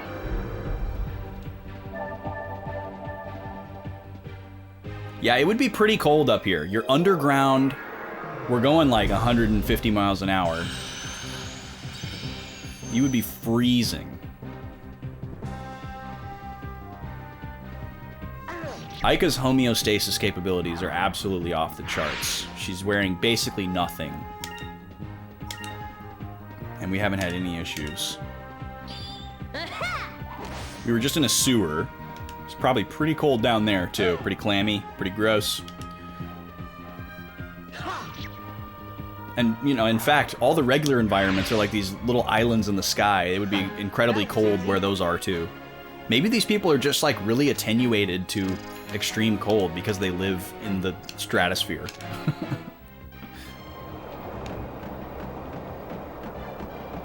Tonight on Rationalizing JRPG Science, how scantily clad characters deal with extreme temperatures.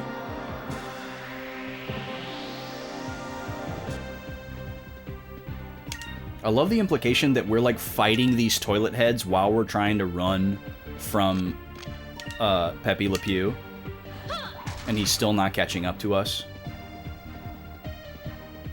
Also, how did he get here?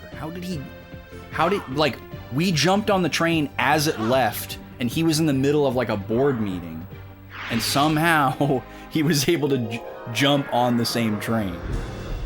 Was that not like a parallel edit? Whatever. Oh, thank you. This is a Sony A6400. I bought it in 2020 with one of my stimulus checks. I love it dearly. The secret is the lens. the kit lens that came with it, I remember, this was, when I first got the camera, I didn't know anything about cameras. I was just like, I'm just gonna learn. I wanna up my video quality. I don't wanna use a webcam anymore. And I remember I got it. Comes with a kit. The kit lens is just the lens that it comes with. That's what they call it, a kit lens. Comes with a lens. I remember plugging it in and turning it on and like previewing it, and I was like, this doesn't look any better than my web camera. This looks the same. It's like grainy, also doesn't work in low light. What's the point? And then I took this cheap prime lens that I bought. It was like a Chinese knockoff prime lens for like $79. Plugged that in, and I was like, wow, now it looks like a professional camera. And that was what I used for a really long time, but it didn't have autofocus. That's why it was so cheap. So I saved up and I bought this Sigma autofocus lens that I'm using right now, and that's what makes it look so good. Vice? Who are you? Oh, these ones have little pointy noses on their toilets.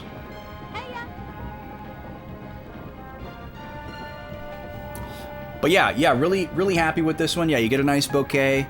I have a Sony a6000 up here as well, and it has a Sigma lens from the same family, but that one's a wide angle and this one's a portrait lens. But yeah, if you're curious on the specs of any of it, I could let you know. But I do have two soft boxes up here, and obviously lighting makes a bad lens look better and a good lens look better.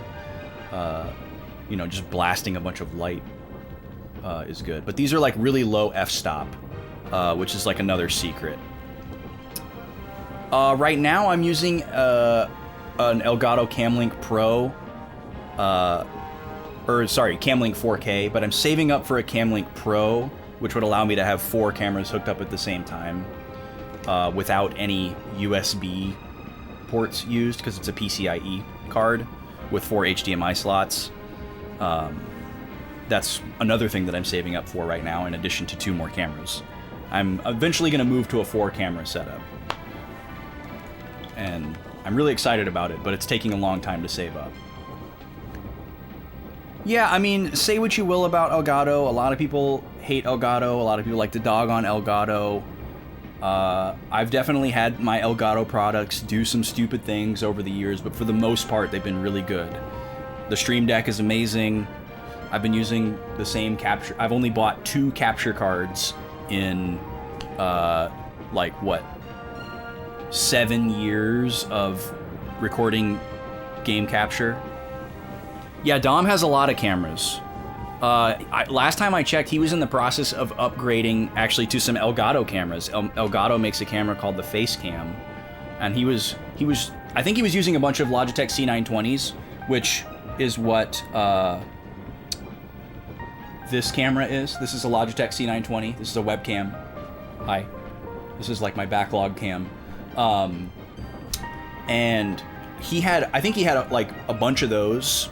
And honestly, I don't know how he would have done that, because if you try to use 2 identical webcams with a PC and OBS, it doesn't really know what to do. Like, it's usually not able to detect multiples of the same one, or it won't display them at the same time. So I was never able to figure that out, which is part of the reason why I went down the DSLR road, or mirrorless. It's not really a DSLR, whatever. But yeah, he was in the process of converting all of his what I think were C920s to Elgato face cams.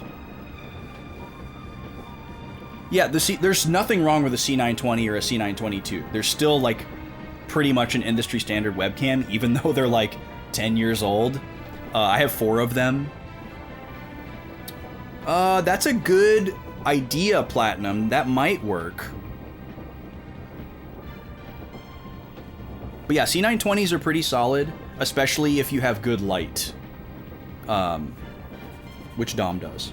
He's got some lights going. But yeah, when I started streaming, I was using a C920. And I still have 4 of them. But I want to move away from them. Because eventually this camera, the Backlog camera here, that's going to be replaced with the wide angle lens, which is way over here, and you'd actually be able to see the whole room, which would be awesome. You'd be able to see my cool art that's on the wall right here. You'd be able to see the window, and you'd be able to see all the art that's next to the bookshelf on this side. You'd be able to see like there's two floating shelves right here. This one with the wheel on it, and then there's a whole shelf full of Zelda stuff above there that you can't see at all. And then you'd also be able to see the doorway, which is where I do the pull-ups when we land on the pull-ups square. And you'd be able to see the floor over there and the floor over here. So like puppy time, I could actually do tricks instead of just like holding the dog right here. And I'd be able to do push-ups and you'd be able to see me. So really excited to be able to use the wide-angle lens. I think what I'm going to do is, once I have enough for the cam link, I'll probably just get the cam link and start using it for just the 2 cameras, you know, and then continue to save up for the 3rd and the 4th camera and lens, rather than wait until I have 4 cameras and then get the HDMI mixer. Could you buy my C920s at a discount? Yeah, I'd be open to letting them go. There's one of them that doesn't work properly, and I need to figure out which one it is before I sell them to somebody. Sorry we took so long, Fina. We're here to get you out. Insolent pests! You'll have to get past us first! Bring it on. Interesting how it arbitrarily chose colors for their weapons in that cutscene there.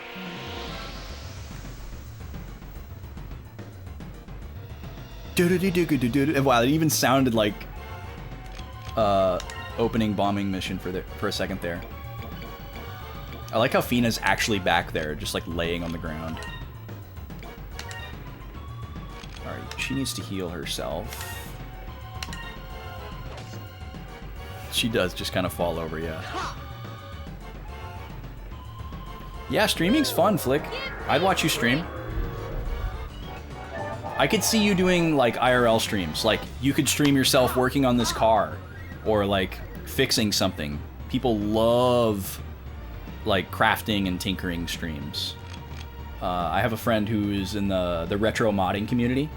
She actually works for retro modding, and she'll do streams. She does mostly gaming streams, but she'll do streams of just, you know, soldering, you know, overhead cam, soldering some, you know, modded PCB to a GameCube that's all gutted, playing some chill music, talking every once in a while. People love those kinds of streams. It's really fun to just chill in like a modding stream. So I could see you doing that. Like, hey, I got 10 of these cameras and I'm gonna clean them all, or, you know, wipe their memory or something. People would watch you do that, I swear to God. Let me try my special here, because they're grouped together. Yeah, you could solder all day, exactly.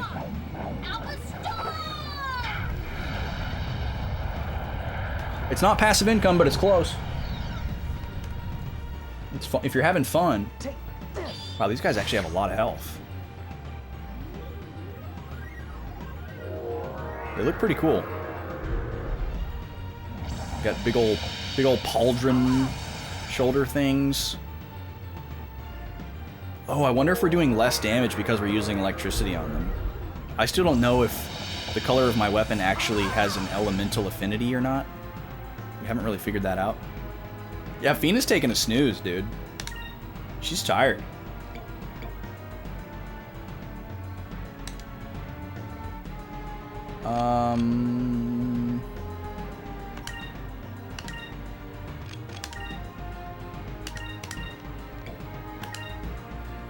Let's try this.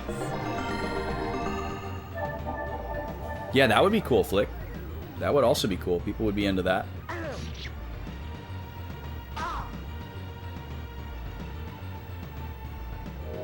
Oh, they can heal too? Man.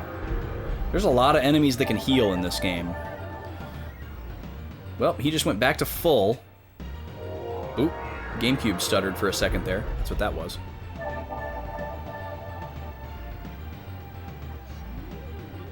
Now they're both at full health again? Oh no, this guy's not at full health. Wow, that sucked. Okay, what do we do about this? I guess we have to like build up our attack and try to beat him in one turn. Let me put Ankrum on Vise. Moons, give me strength. Hidden Heroes.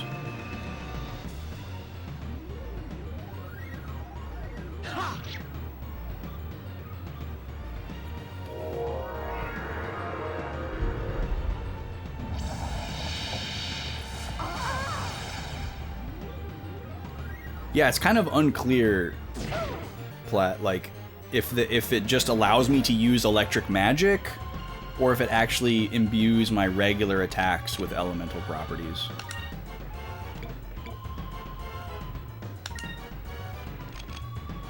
Okay, you need to heal yourself. Let's try this. We've been away from a town for quite a while, so hopefully we can hit a town soon. So we can stock up on some stuff and kind of get caught up. Well, he's just gonna undo all my work here. Dang, okay, so we're obviously missing something here. We need to tap into some kind of gimmick.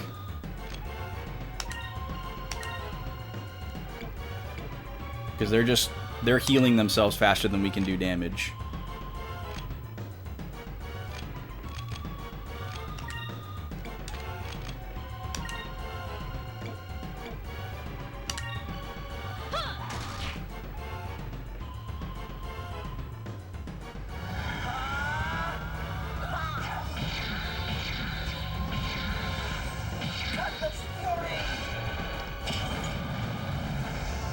I guess we gotta just, like, kill them really fast before they can heal themselves. It's also weird that he has, like, a gun. Okay, I thought he was about to heal again. I was gonna freak out. Nice counterattack.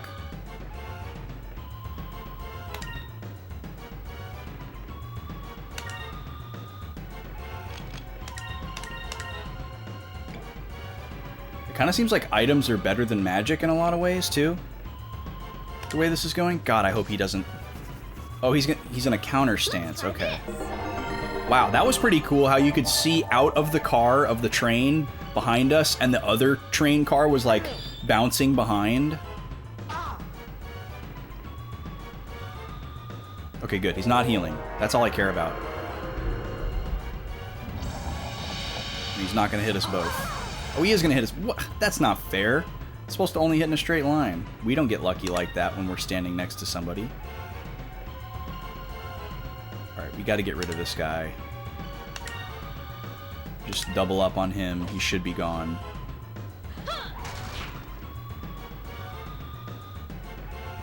Alright, get out of here. Okay. Okay, this will be way easier now.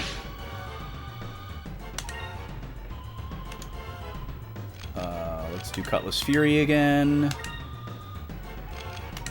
He needs another heal.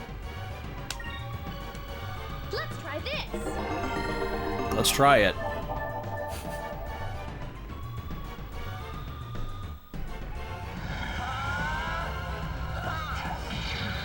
Yeah, maybe I'm not supposed to be using yellow against these guys. But we haven't been told about any type of, like, elemental relationships in this game. So if that's going to be a thing, it hasn't really been introduced. And I feel like it would be introduced, like, if it was like, oh, well, blue enemies are weak against yellow. Like, we would have learned about that when we talked to, like, the tutorial guy. Tutorial guys at the beginning. Let's try this.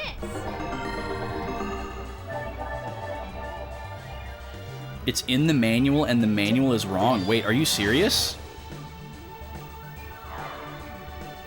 It's very common for guides to have misinformation, but a manual? That's egregious. It's written by the developers.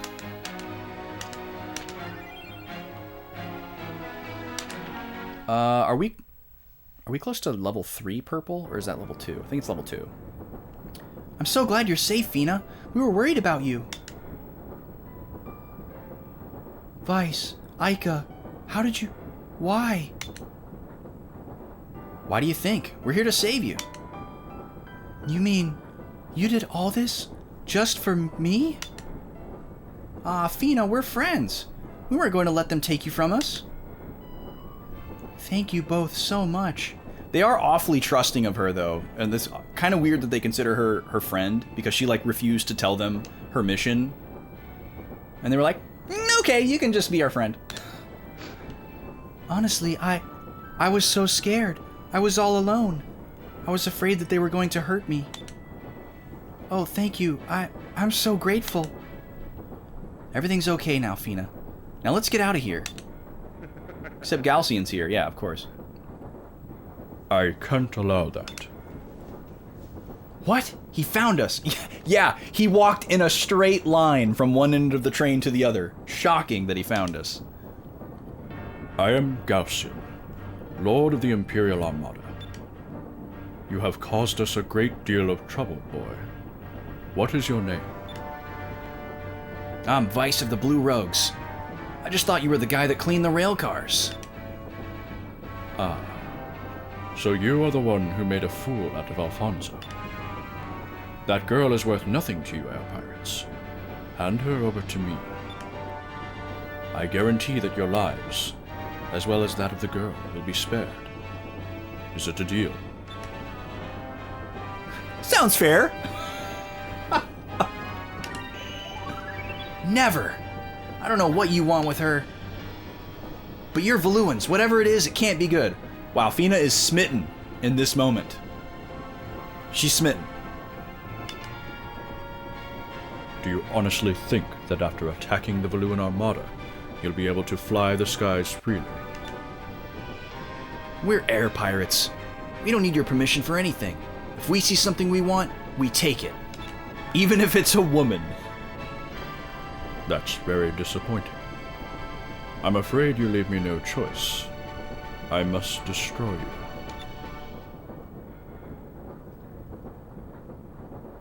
Is this another boss fight? The Little Jack! Yes, get us out of here. Please. Just firing cannons into the train car that we're in. Nice. He's a dead shot with the cannon. Perfect Titanic split. Yay! Like she just won a Mario Party minigame. Drachma! Let's go! Anime.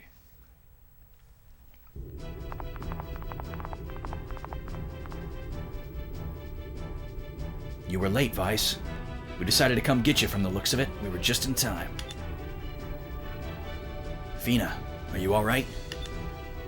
Yes. Thank you very much. I'm very grateful that you've gone through so much trouble to rescue me. Relax, Fina. We're all okay right now. Save the mushy stuff for later. She is right. We can all be thankful after we've gotten out of Valua.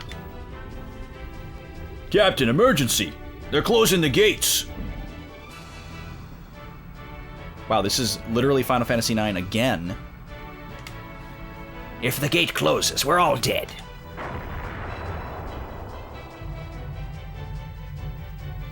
Also that. We're under attack! Valuan ship's dead ahead! They're blocking the entrance! We've got to act fast. We need to take out the blockade. Looks like I'm going to be able to test out the harpoon cannon earlier than I thought. All hands to battle stations. Drachma has joined the party.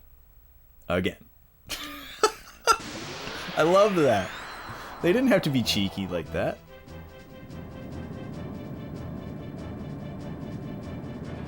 This doesn't seem like acting fast enough. We got a warning about you air pirates from the Colosseum guards. You're not getting through here. Because you got a warning? Okay, I still don't fully understand how this works. But let's see here. We'll have Vice attack with the standard cannon right here. We're gonna have Ica focus, and then we're gonna have Drachma guard. Hopefully this goes how I think it's gonna go. The problem is my brain is still stuck in like Wild Arms 3 ship battles. And this does not work the same way. That was the RPG we played before this, for anyone who wasn't around for that. We spent a very long time on it. It was a great game. Loved it. Really, really cool. But it took a long time. It's a very long game. This game should not be nearly as long as Wild Arms 3. In fact, I think it's probably going to be about half as long.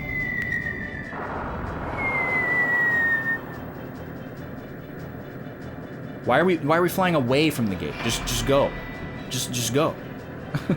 Just leave.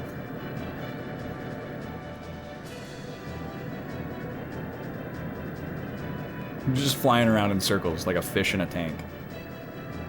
Boy, the harpoon cannon takes a lot of spirit points to fire.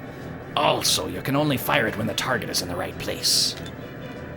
So, attack the enemy with your normal cannons, and build up your spirit. And when the time is right, unleash the harpoon cannon. Okay. Where is the harpoon cannon exactly? Oh, S cannon. 15 spirit. Okay, got it. So, once again, we're going to have Vice shoot. We'll try a main cannon this time. I really don't know what the difference is. We will have Ica focus again. And we will have Drachma guard again.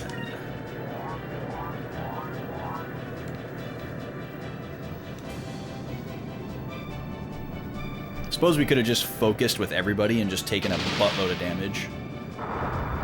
But it's all good. Probably better to mitigate some of it. Yeah, I'll let you know, Platt. Are you saying that because you haven't figured it out either, or because you're anxious for me to figure it out because you know, and you want to tell me but you can't?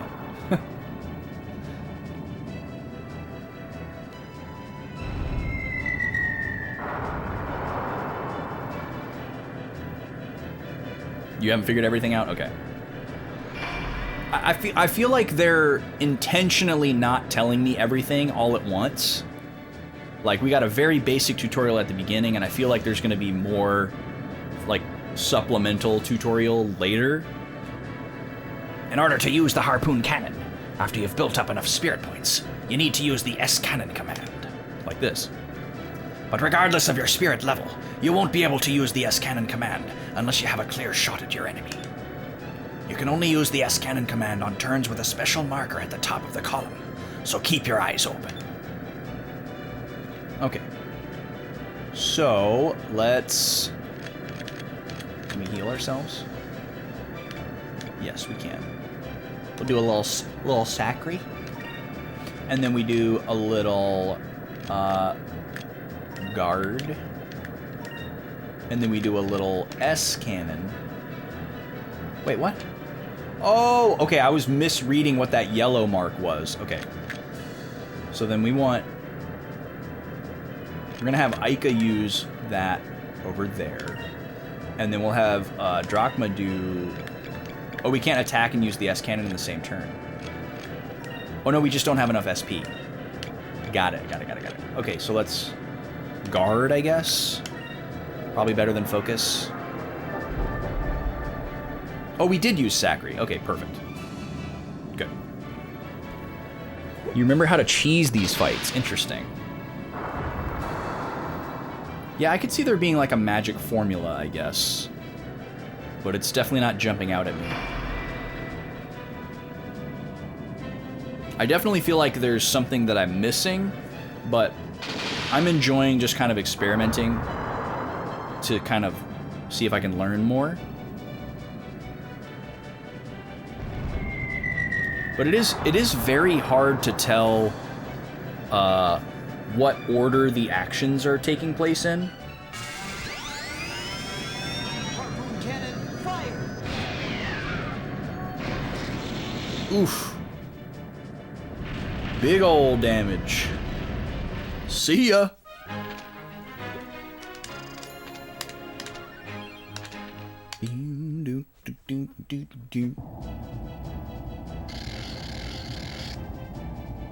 Looks like that was the last of them.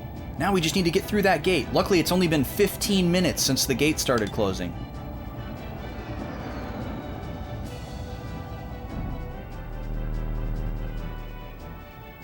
Vice, it's closing. Hurry! Come on, little Jack.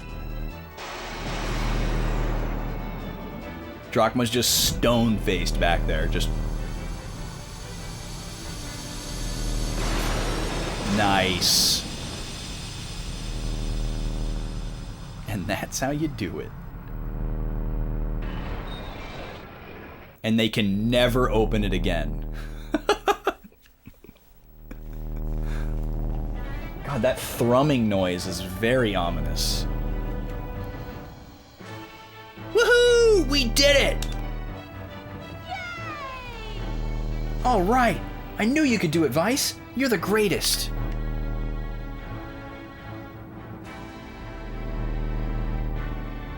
You got us through there by the skin of your teeth. You had me worried for a second there. We can finally say goodbye to Valua.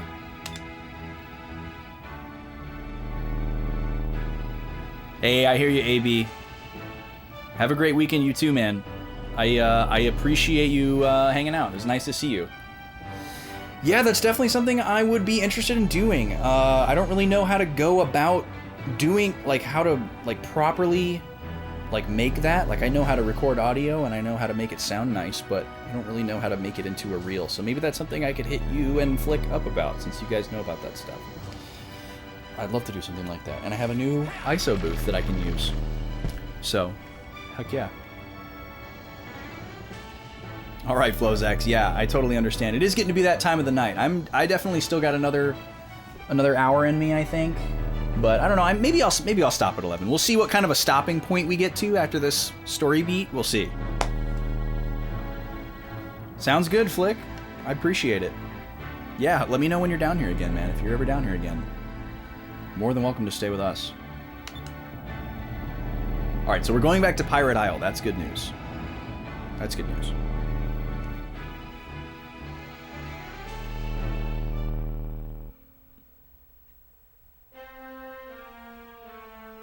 Galcian's not happy.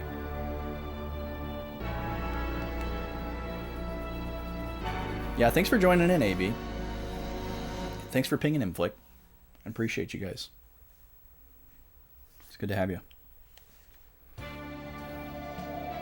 Vice, Ica, Captain Drachma. I just wanted to tell you how much Don't worry about it. The Valuans went through a lot of trouble to capture you. We just like making them mad. Vice is just kidding, Fina.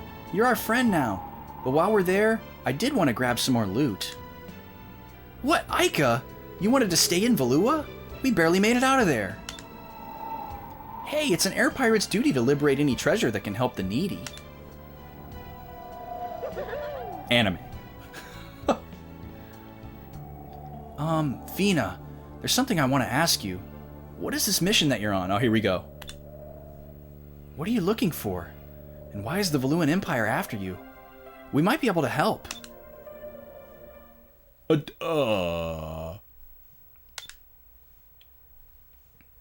All right, I'll tell you.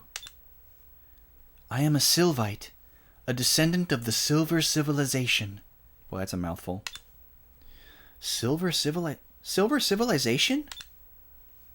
Hundreds of generations ago, the world's population was divided into 6 civilizations. Oh, time to take notes.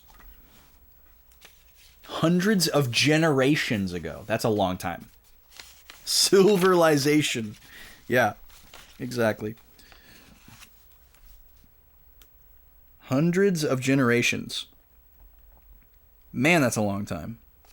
Sorry there's no audio here, guys. Hundreds of generations ago.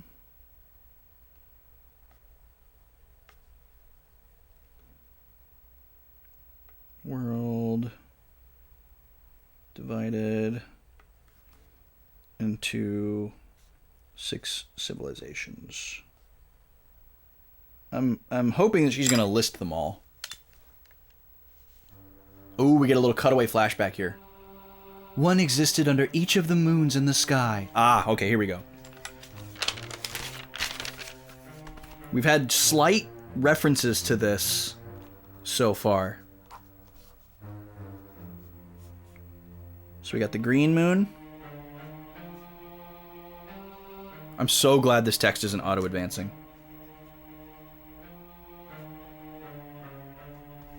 So Nasser, I think, is connected with the red moon. We heard that earlier tonight. The blue moon. So because she's from the silver civilization, the silver moon must be special amongst the others.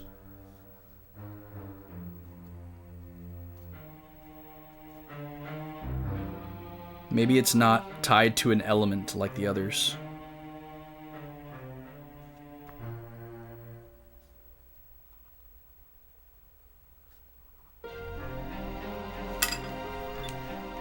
Each civilization harnessed the power of its moon by learning how to use moonstones as a source of energy.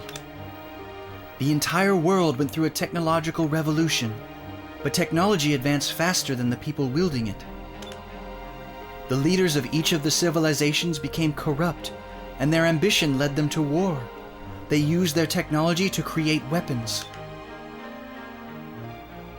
Whoa. These weapons were called gigas. They were gigantic living weapons that were capable of destroying whole islands. Okay, I'm gonna write down something here too.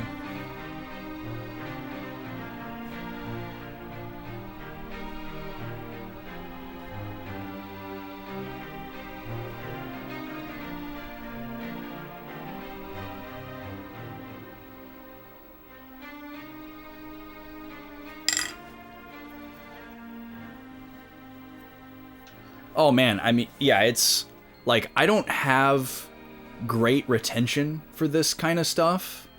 And since I only played the game once a week, like it's amazing how much you can forget in a week when like you have all these other things. Like even if I was playing every day, I would still take notes cuz it helps. But like it's a habit that I got into from playing like really old games. Because if you're playing like Zelda 1 or Zelda 2 or like old Dragon Quest games, like old RPGs, there's no way you could not take notes. Like, you have to. There's just no way you could remember everything because the game doesn't have any kind of system to like remember it for you. So yeah, and I was also inspired by other streamers that take notes, especially Carcala. She takes much more exhaustive notes than I do, but yeah. I've heard about these gigas before. There's a giant and a dragon. But I thought those were all tales parents told to their children. I never thought that they were real. Oh, Aika, they are very real. When the ancient civilizations went to war, they unleashed the gigas on each other. So many people died. Did they play themselves off as willfully forgetful? Yeah, that's kind of an interesting angle to go with. I don't know why you would...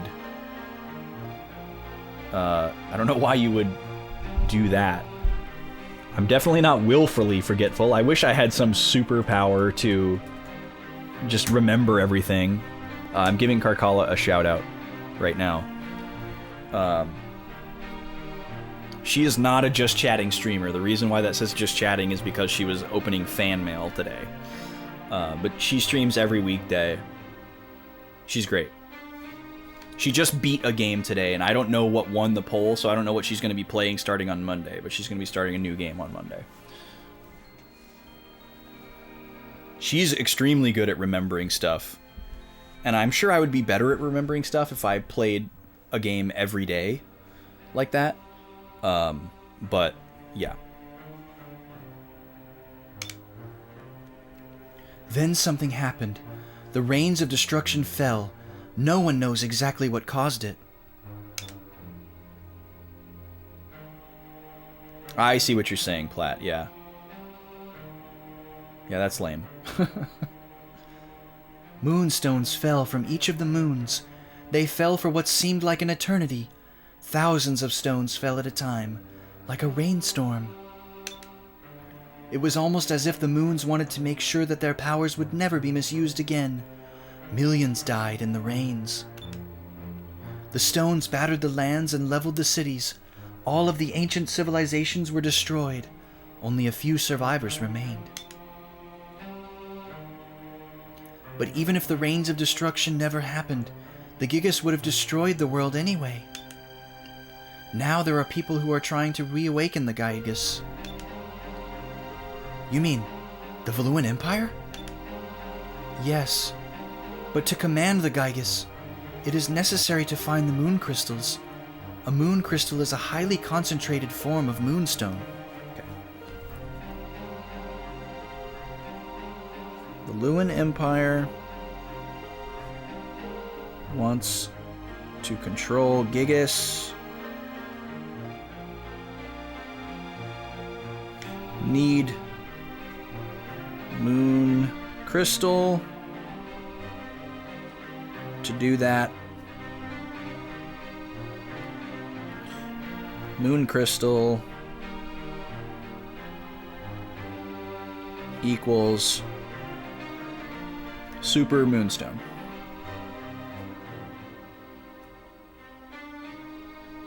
Yeah, I did a good job in Wild Arms 3 of taking notes of like where somebody told us to go next so that we wouldn't get lost. But I'm trying to get better at taking notes about the storyline, because sometimes I find myself coming back to the game, I look at my notes and I'm like, okay, I know where we need to go next.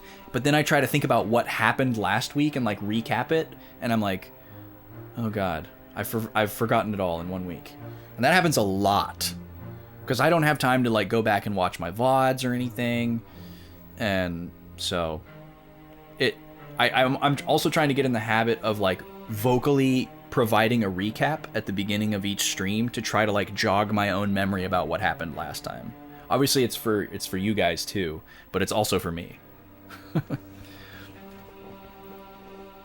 Yeah, the act of writing it down also helps me remember, which is good for me.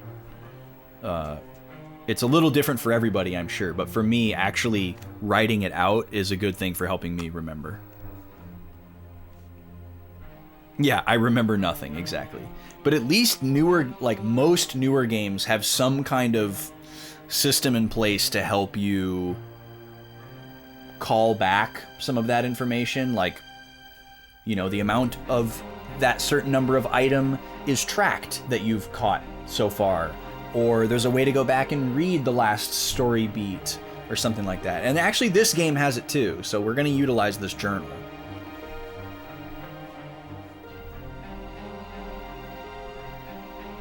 Oh yeah, I would think that taking notes would be really useful for something like Ace Attorney.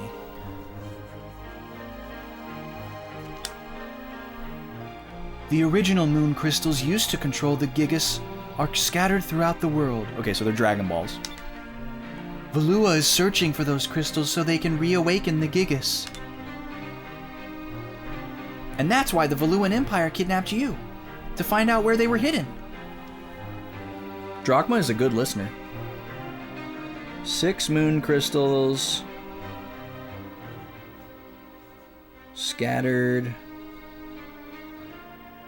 across the world.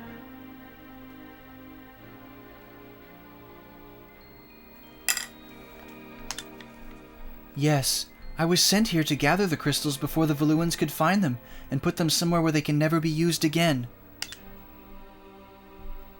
Yeah, we're gonna search for the Dragon Ball so that we can awaken Weapon. Exactly. Weiss, Aika, I know I have caused you enough trouble, but I have another favor to ask of you. I would like you to go with me. Help me travel the world in search of the crystals. She's like, I'm not joining your party. You're joining my party. Yeah, maybe he is sleeping standing up. He only has to keep one eye open. He can close the one behind the eye patch. Please, without my ship, I can't do it. And if Valua gets the crystals, I don't even want to think about what would happen.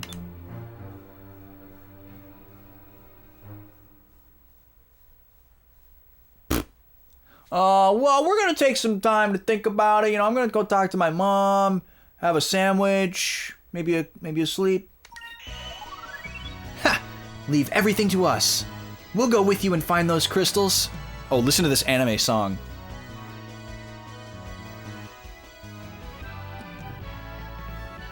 Taking it to the streets.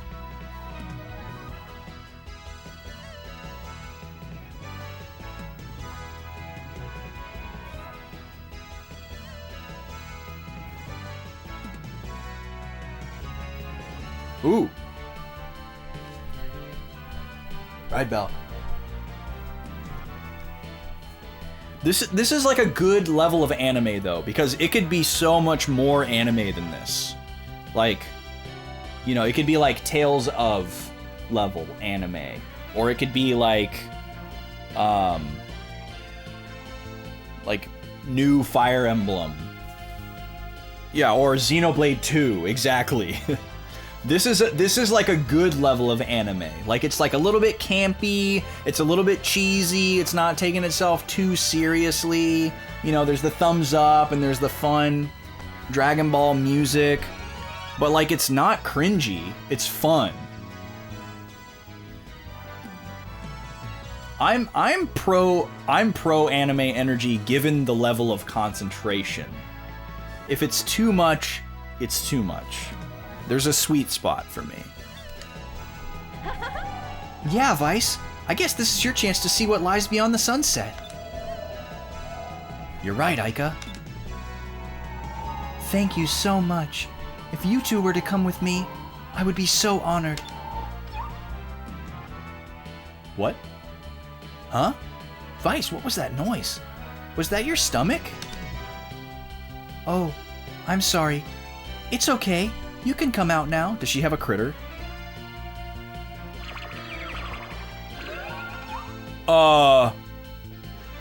What that?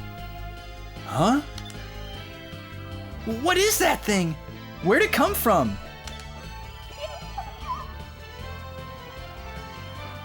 Wow. It's a blob. It's been with me ever since I was a baby.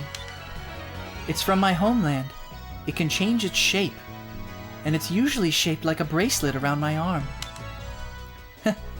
Actually, the thing is kind of cute. Oh, sorry, that's Aika. Actually, the thing's kind of cute. What's its name? Its name is Cupel. Come, Cupel. Say hello to everyone. Cupel. It's so cute. I'm very pleased to meet you, Cupel. Well, Fina, we've got a long journey ahead of us. We'll do our best to help you get to the crystals. Thank you. I'm so glad that you're helping me. Now the only problem left is Captain Dine. I wonder if he'll let us go. What are you worried about? Even if he does say no, we'll just go anyway. Yes. All right. Once we're finished getting everything ready, we'll leave from the underground port. Wait, whose ship do we have? Silver Moonstone! We have all 6! Let's go, dude. Is everybody gonna be able to learn silver magic? Oh, there's a moonfish.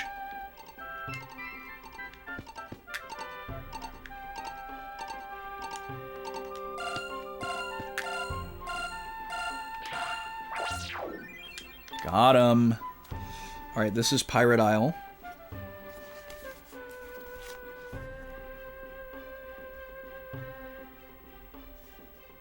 So I'm doing this in such a way where if I revisit areas later and find more moonfish, I'll have room to add them in the previous areas of my notes, based on the area.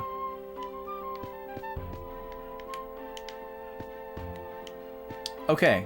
Yeah, I think this is going to be a good stopping point for me tonight.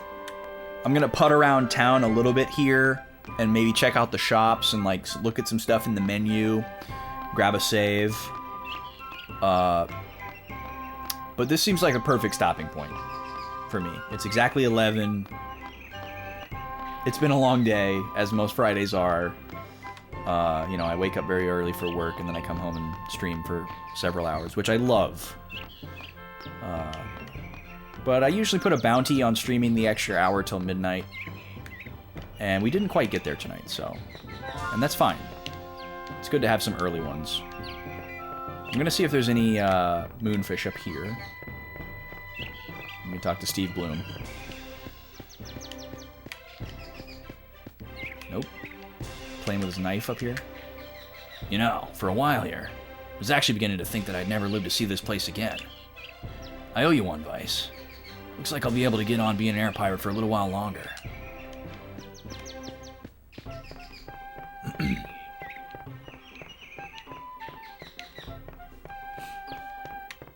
Also, they rebuilt this town pretty quickly. This town was in shambles when we left. They did a great job. Yo, Rim, how's it going, dude? I'm definitely having a great time. This game is really... This might seem like a weird first choice of word, but this game is extremely digestible. Like, the pacing is really good. In like all aspects, like the pacing of like the tutorial, like how close each tutorial is to each other, how often we get to kind of like take a chill versus like story stuff. I like the tone of it a lot. Like it's, you know, there's stuff that could be considered dark, but it's also pretty lighthearted and anime, but it's not really too much in either direction. Yeah, I'm really digging it. I'm unfortunately reaching my stopping point for the night, so I won't be making any more progress. But we just picked up Fina, and we now finally have a full party, and we also have a full arsenal of moonstones. Oh, her weapon is Cupel? Interesting. That is very interesting. Oh, she's at level 1. That's also interesting. Okay, so she's going to play a little catch-up. What else can we learn? I want to look at our stones. I keep pressing the wrong buttons here. How are you doing tonight, Rem? Let's see. Cure one ally of all adverse effects, except for unconscious. 50% chance of reviving an unconscious ally. Finally, we can bring people back to life. Okay, so it's looking like Silver is mostly going to be support magic. Not a surprise at all. But that's great. We should probably teach her a silver move, or a super move. Blesses each party member with regeneration. Costs 12 SP, though. Wow. That's really good, though. That'd be a good thing to throw out at the beginning of a boss battle. Damage and possibly stone a single enemy. That's the first we've heard of stone status, so that's a thing. Cool. Yeah, 50% chance to revive. That's a Dragon Quest thing as well. I'm dealing with that same problem in Dragon Quest III right now. You have two different revive spells. There's Vivify and then Revive. Vivify is like a percent chance to revive. It might even be less than 50. So you could use it like 6 times and it just doesn't work. But Revive revives every time. But you have to be a much higher level to learn Revive.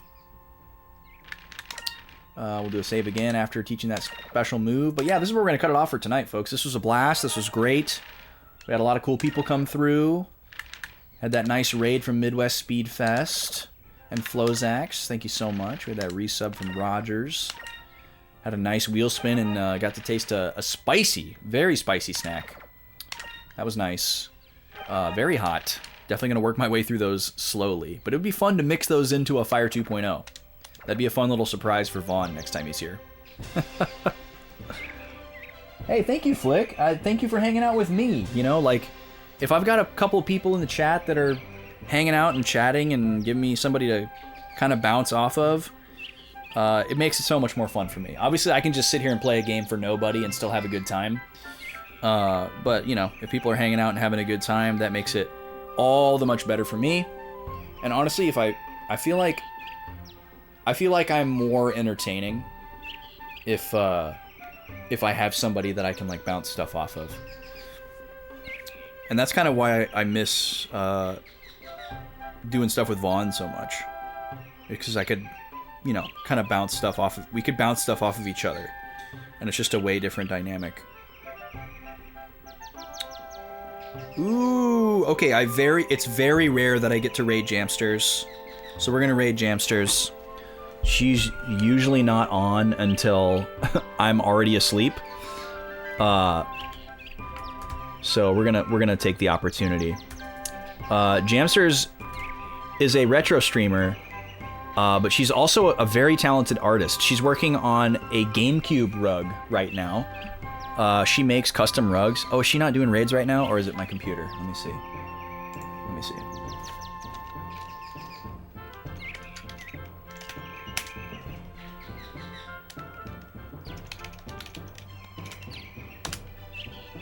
There we go. It's just my computer.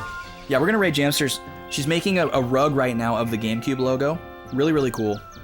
She does retro gaming streams. She does like VHS streams. She's really cool, really chill. Almost always like a late night or like early morning night owl type stuff as far as time frame.